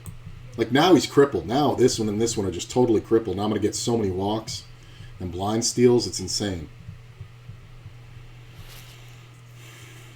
Like GTO says that if it folds to me, I should be jamming. All right, that's a great situation right there. Because typically it's just going to shave these opponents down, and that's fine. When it folds to me, I should be jamming from the small blind here. I mean, but if this player gets much shorter, though, they're going to have to go with anything. So I think it kind of is an inflection point. But until one of these guys doubles up, it's kind of my tournament to run. If I can take out these players, I mean, it's just insane. If I can take out one of these guys, holy shit. But again, this is a bad raise spot because this player is going to jam the button a ton. It's a bad open spot for under the gun, even though we're both super deep. Like, there's so many jams in here. It's insane. Yep. That's a great jam. From the small blind, that's an amazing jam. Like, it takes so much heart to be able to do that. Like, even though mathematically you know it's right, it still takes heart to do it because if you get called, you just threw away your fucking shot at most likely third place, at least fourth place. So, but that's the thing. You're supposed to be putting on ICM pressure. So, my best raise spot is under the gun, ironically. Can't do it without two Broadways. Just because all the jams. Like, even Jack 10 is kind of sketch. But I think Queen Jack I would open for sure. I mean, yeah, he's just going to do that every time. Well, I'm glad this guy didn't take his shit. I don't mind if he holds, honestly. Nice. I mean, I would have won it. But it shaves these players down, man, and gives me twice the next guy's closest stack. Last time this happened, though, this dude went a little crazy. He really kind of loses his mind when he's in the mix here. So this min raise is kind of meh. I don't love it. I don't hate it. I do think I need to defend. He's usually going to have a pair here, so I'm going to have to crush this flop. It's not really my flop. He should be betting big, like 3 or 4 blinds. Sometimes you just check an ace. You know, I kind of want him to have ace-king here. I don't think we go for a bluff really until the river. Maybe. 7 on the river. Let's go ahead and act like we've hit trips. Snap calls with Jack 10. That's kind of hilarious that he opened that hand. Okay. You're going to get it, bro. You're absolutely going to get it. Fold. Moron. This kind of shit fucks shit up. I hate that I just gave him those chips.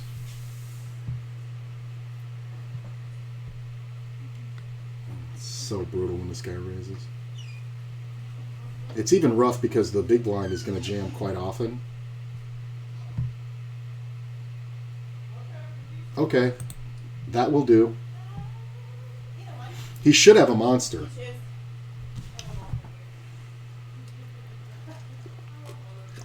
Interesting.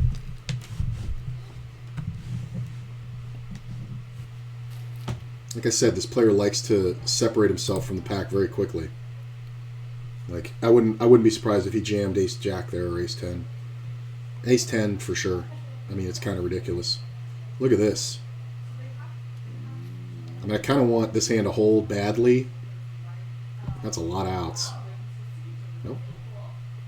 My 10 deuce. That's kind of really good for me. The longer this tournament goes on, man, the better off I am. This is a bad spot. Alright, let Moron raise. This jam would be good.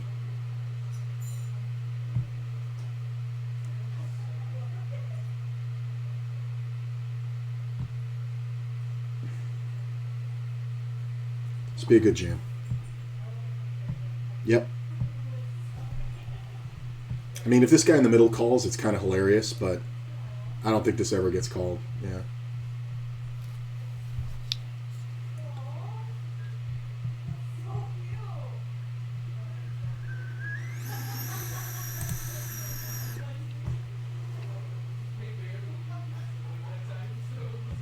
My man here hasn't done shit. I mean, I think he's just rolling, you know, he's just getting no real hands to play or no real good situations because, you know, he's fairly active before that. And we played a lot of hands together, obviously. You can see, 374.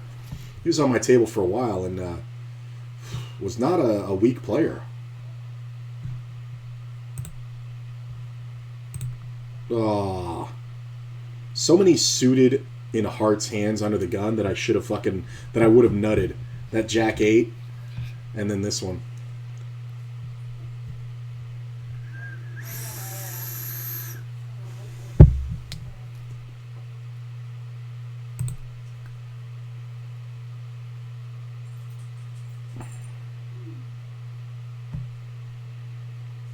It's a good jam spot. You missed it.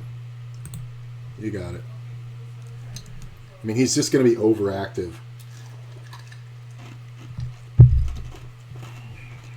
Oh, baby.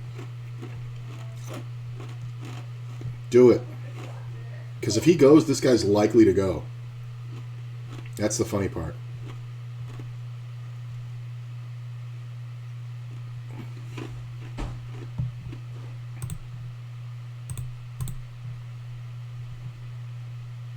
First 3-bet. It's fine.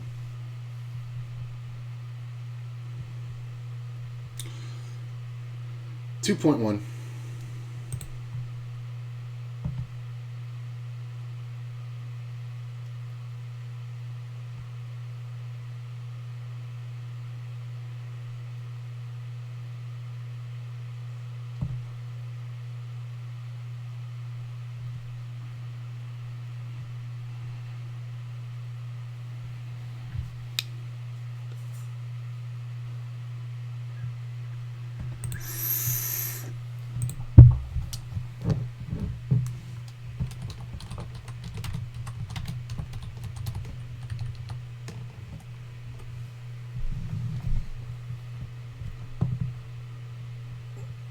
I mean,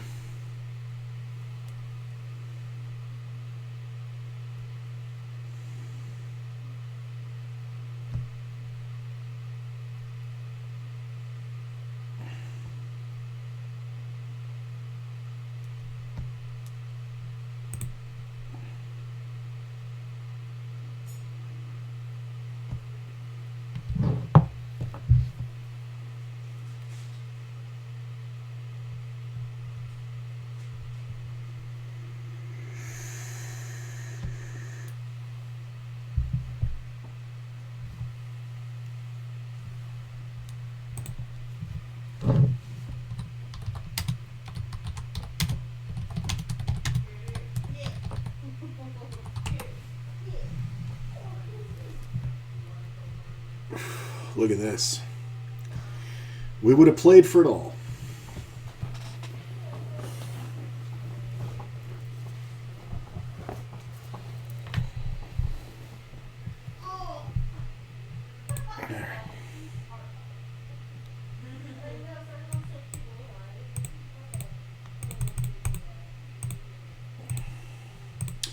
Next blind level, there will be 95 blinds in the whole tournament. I mean, it's getting tight, man. These players are really getting low. It might come down to me and this guy, but I just feel like he's going to get stuck. He's already gotten stuck twice. He's just gotten so fucking lucky.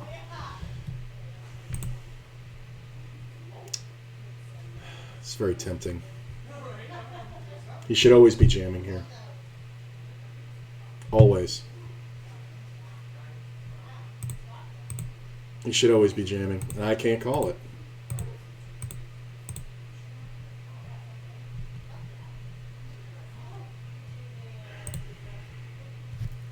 Oh, the other guy jams.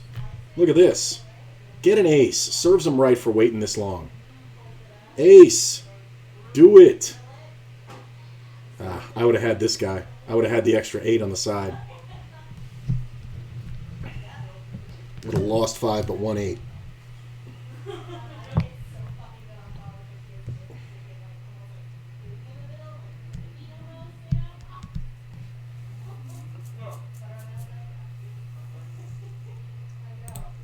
I'm just going to limp it.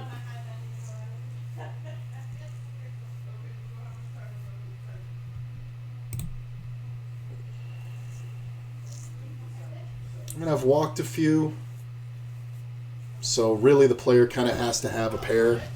It's kind of hard to do with 3s. So, just staying over 2 million, man. Couldn't be King 10.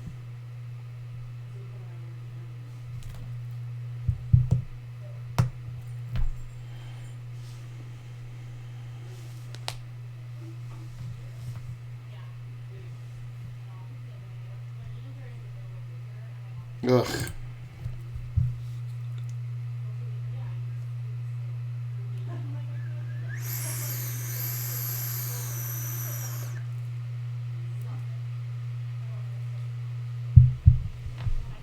Good jam.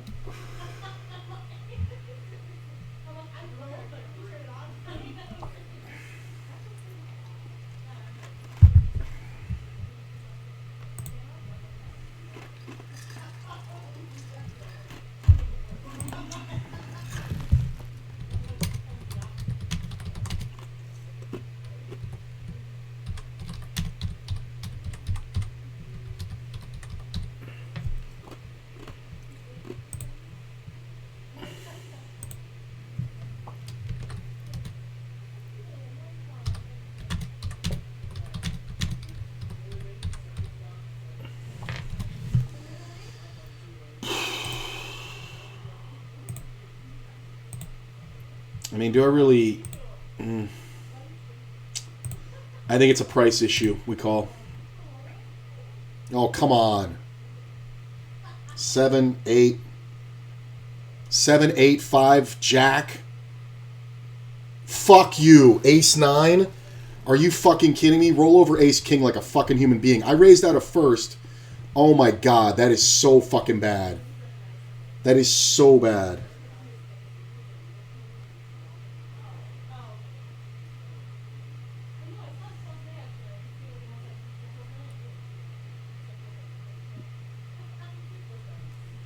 That sucks.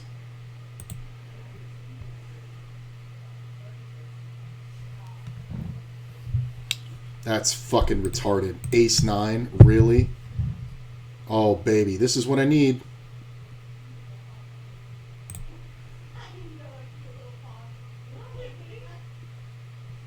Good jam spot.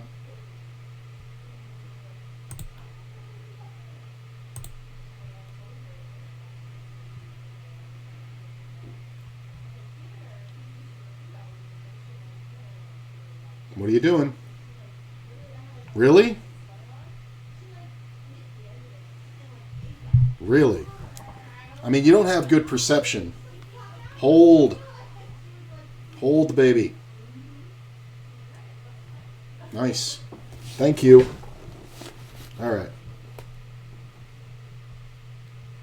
2.1. Got my chips back.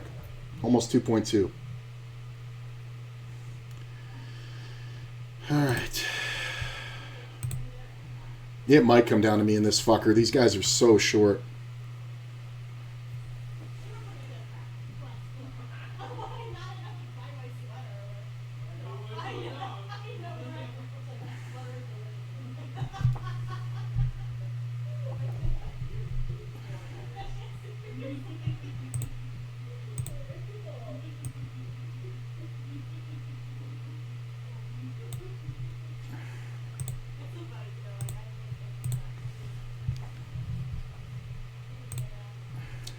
These stacks are so short. Well, we're down to 5. Made $93 so far. Plus 21 from before. So what is that? 114 plus the ticket. So that's like 166 so far on $50 worth of buy-ins today. Pretty good.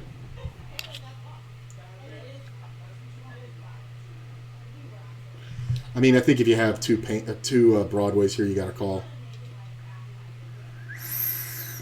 Or any ace. I think you can actually call with like Jack 9 suited.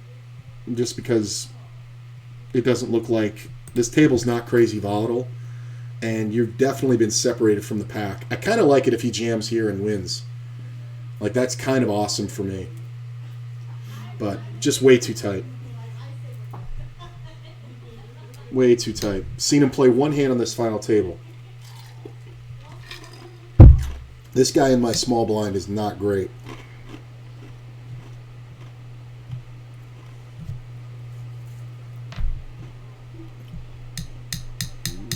I mean, this player doesn't have a concept, but I'm going to fold the absolute worst shit. If it was suited, I would have called.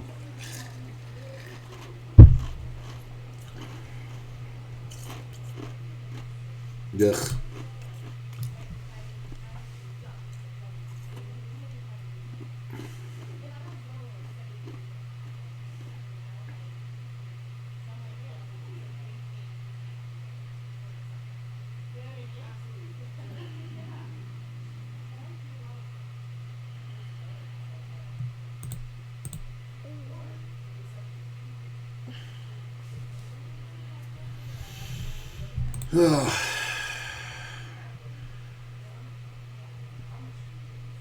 Okay.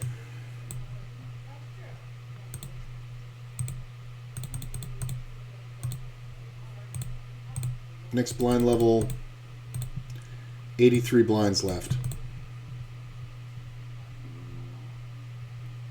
Really?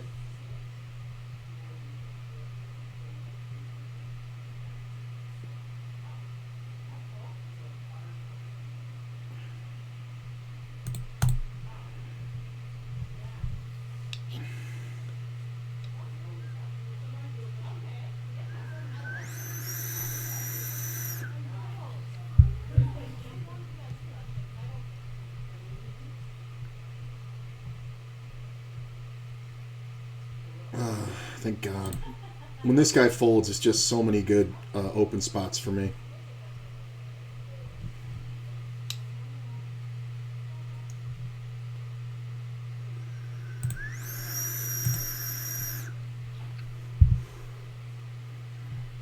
Chip lead.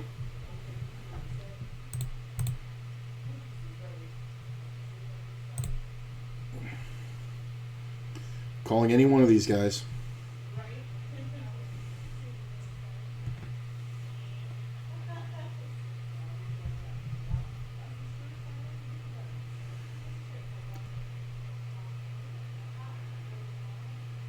I mean, this jam kind of sucks after the call here.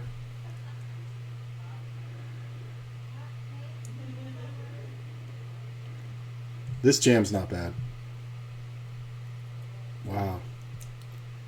Well, I don't think we can fold. Hold. 8. Come on, don't fucking do this. Ocho. God damn it. Why are you calling, you stupid bitch? Oh my god. Calling. Oh, I get half a fucking hand and lose to ace king. This fucking moron's gonna raise every fucking time. Oh, this is annoying. And he's making good raises, so whatever.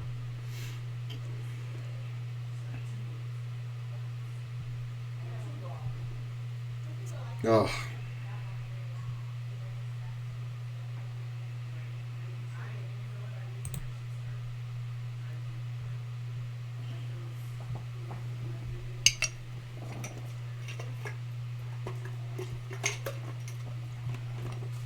It's so bad for me because this fucking guy's going to raise every hand.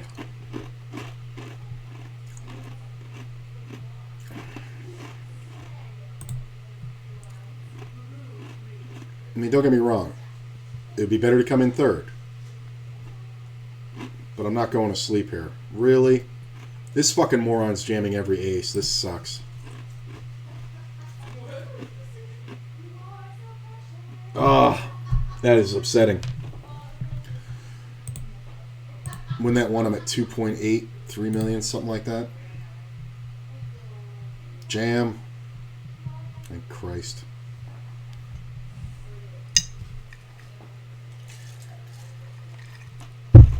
I'm glad I didn't open rip it.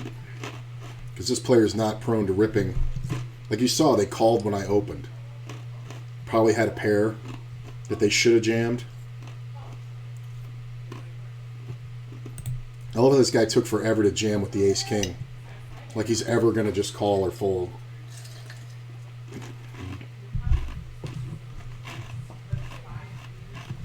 Alright. Could still win. Still very possible. If I keep getting these fucking hands in the blind, though, I'm going to fucking be out so quick.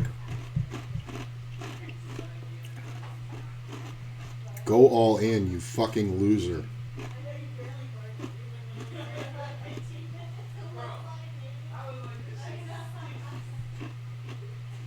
Oh my god, go all in. Thank you. Because I was going to have to call this. How do you fold? Thank Christ. Can we see a king or queen, please? Or a 9 or an ace. Come on. I would have made 2 pair. This is fucking brutal. I love how this guy just doesn't know anything but jam with pairs. Oh, it's so frustrating. Just jam. You don't know what else to do.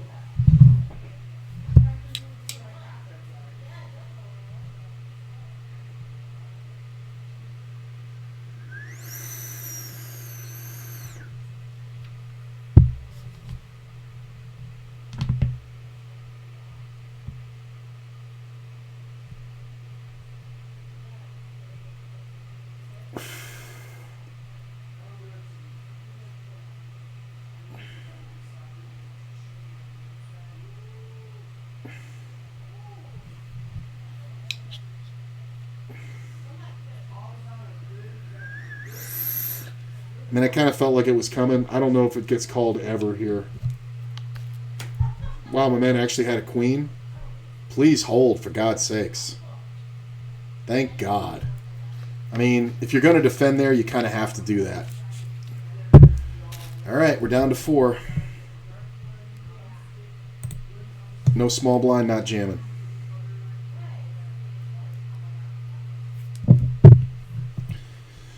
Locked up $122.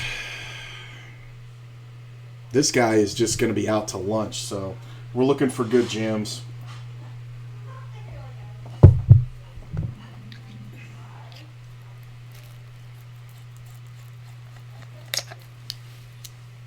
Ace King.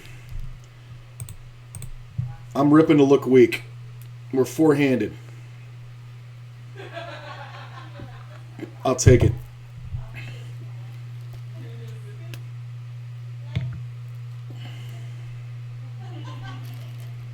Ugh, this is rough.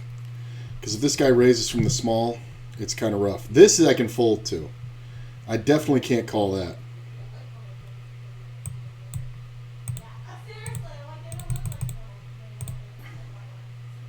Next jump is 100K. We'll play 66 blinds in the tournament. I gotta fold. Can't call. Can't call. Oh, god damn it. Got this shit everywhere.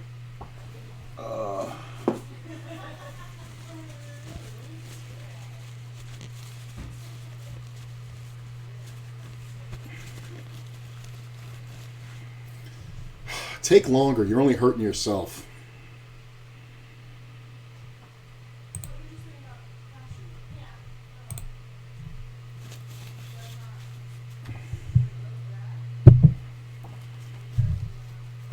Ugh.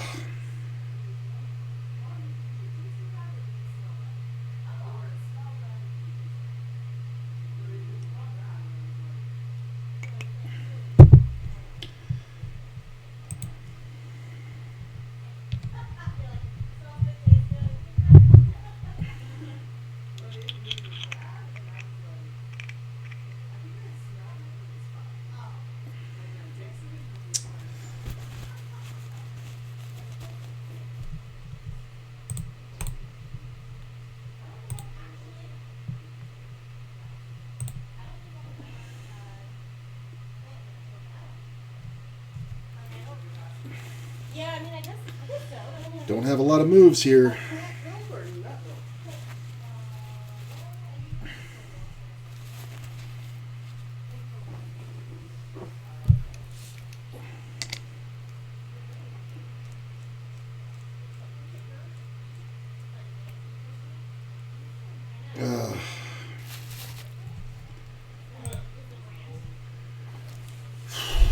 It's a big pay jump. Big pay jump to third. And it's a fucking disaster if this guy can just sit there forever. He's the only player I'm folding to. Alright, once that happens, I'm just going to jam. If that guy had gotten involved, it would have been, just an easy fold. Hold. Hold, please. Please. Yes! We're in it, baby! We're in this shit with 1.9. Hell yeah. It's a comeback. It's a comeback. Let's do it.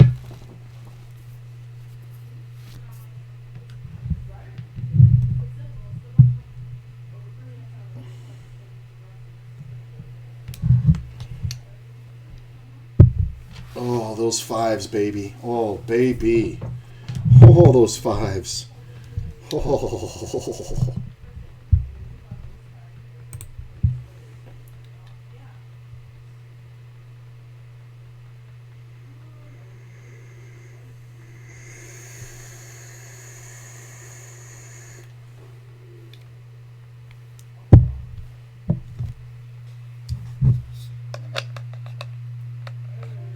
Ooh. Ooh. All right.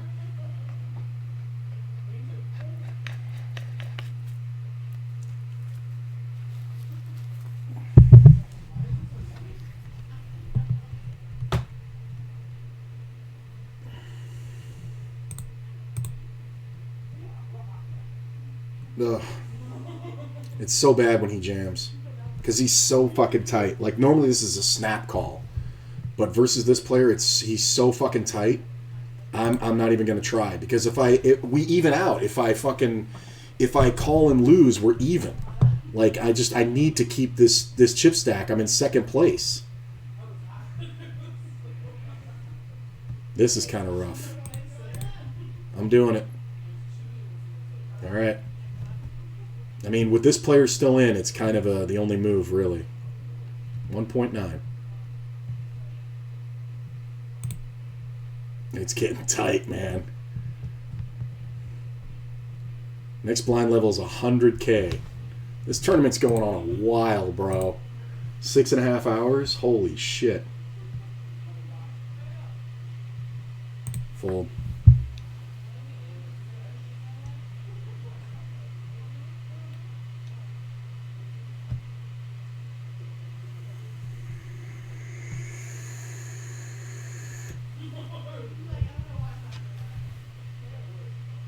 Ugh. Why a deuce?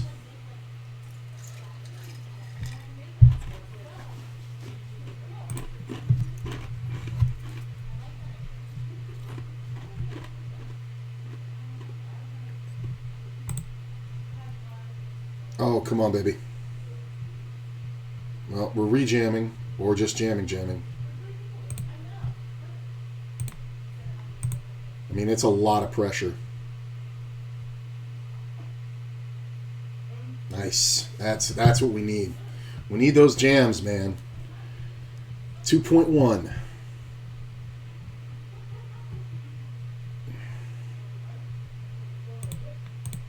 I'm not giving anybody a chance. It's not the kind of player to call light, so when he calls it, I think worst case scenario, we're looking at a race. I mean, he's just going to call with every pair, so 2.29.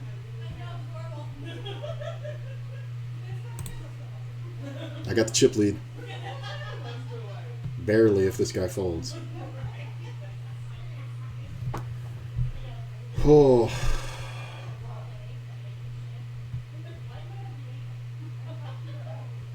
I mean, it's a 30% jump for the next pay raise. Look at this. Snap called. Queens, king, queen, 5. Oh, baby. This is what I'm talking about. I said the dude was going to blow up. Don't chop it. Thank Christ. I knew this guy was going to fucking blow up. It can come down to me and this guy for sure. Very easily. He's going to jam. Yeah, can't call him.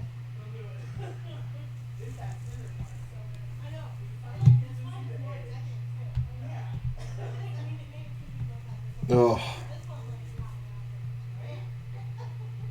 I'm not calling it. Yeah, he's just going to be all in every hand.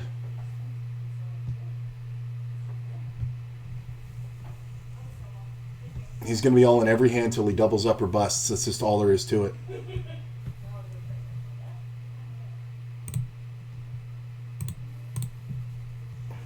I'm doing this because of the small blind, and he knows that.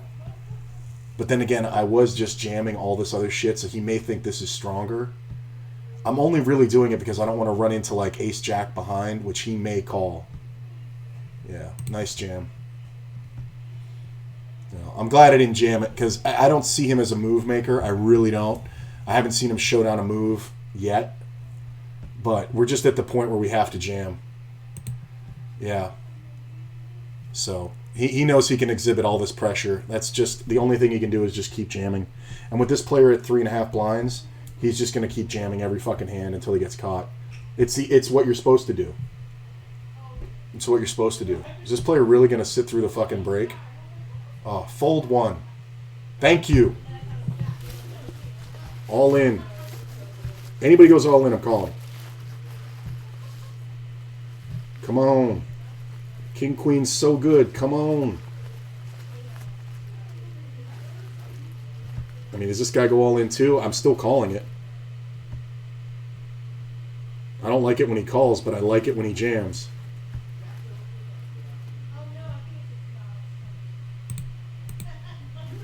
You don't get a free ride. We'll play for 3-1. Come on, hit it. Come on, king and queen, king and queen, king and queen, king and queen. Just hold, hold, hold.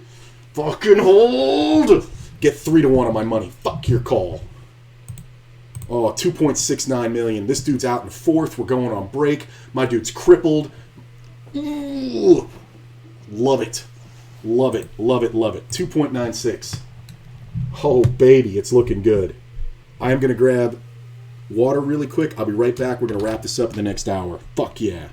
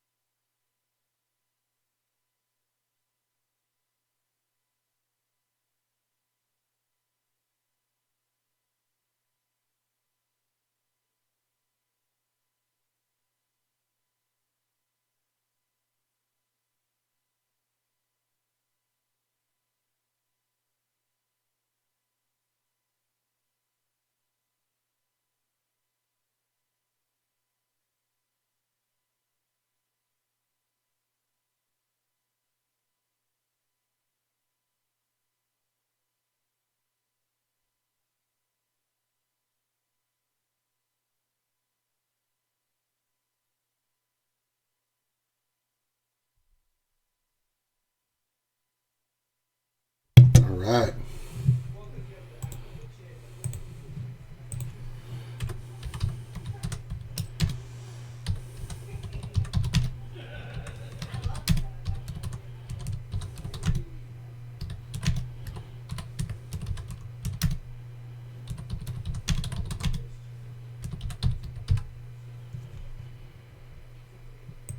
So here's the thing: the theory of putting on so much pressure that guy did with the Queen 5 only works until it doesn't.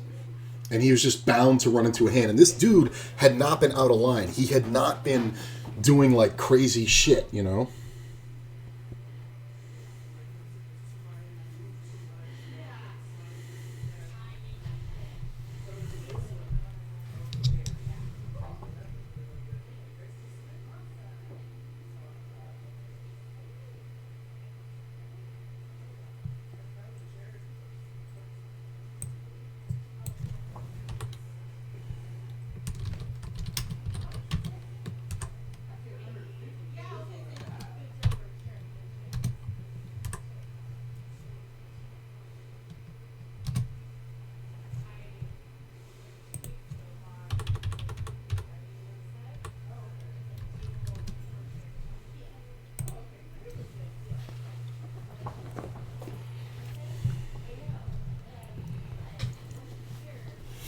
All right. Got 176 locked up. Next jump is to 254. Pretty big jump. It's a 50%. And then the next jump after that is about 50% again. So this is where all the money is in a tournament, man, is in the top three. This is a $6 buy-in. Pretty damn good return on investment so far. Plus, don't forget the $21 for the 19th place in the other one.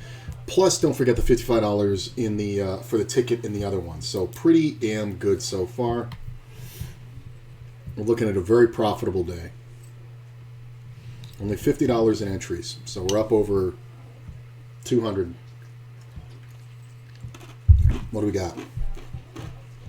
524. Yeah, we're up about almost $200 exactly in value right now.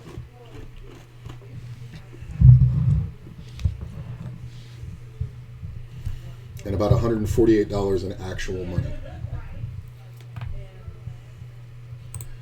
All right. My man's just going to be all in every time.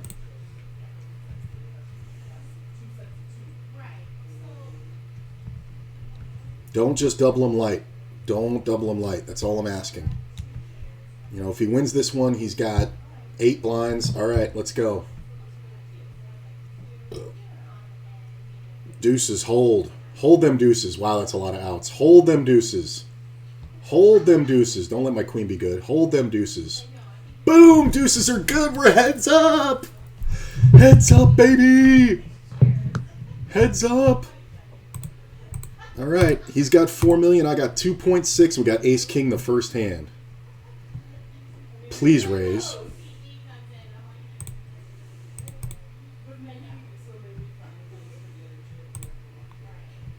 This can look fishy or it can look strong.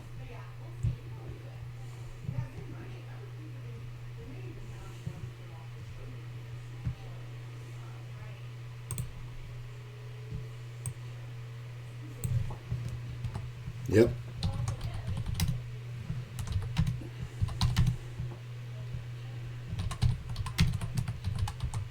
Look at this.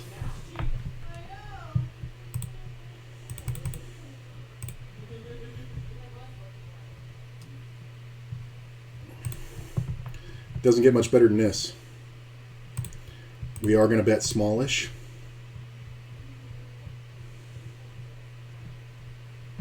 Come on, buddy. He's got the 8.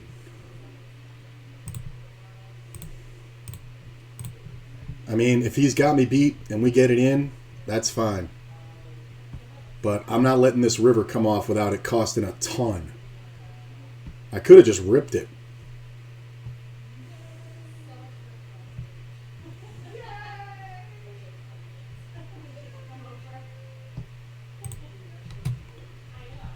If he has a 4, I'll puke, but there's no other option. We're jam-a-lamming. Shit. This fucking retard. We got second. I mean, what are you going to do? There's nothing else. I can't check the river because he can have every straight draw and he can just bluff me all in. So, what are you going to do? I like it. It's fine.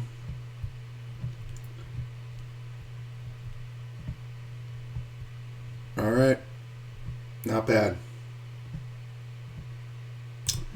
Looks good. So we got second place for $254. Plus I got $21 before. That makes $273. Plus the $55 ticket. That makes $282. $333. Funny. And there was 333 entries.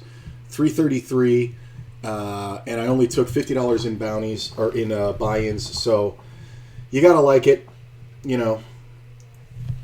What are you gonna do, man? Had every out in the world.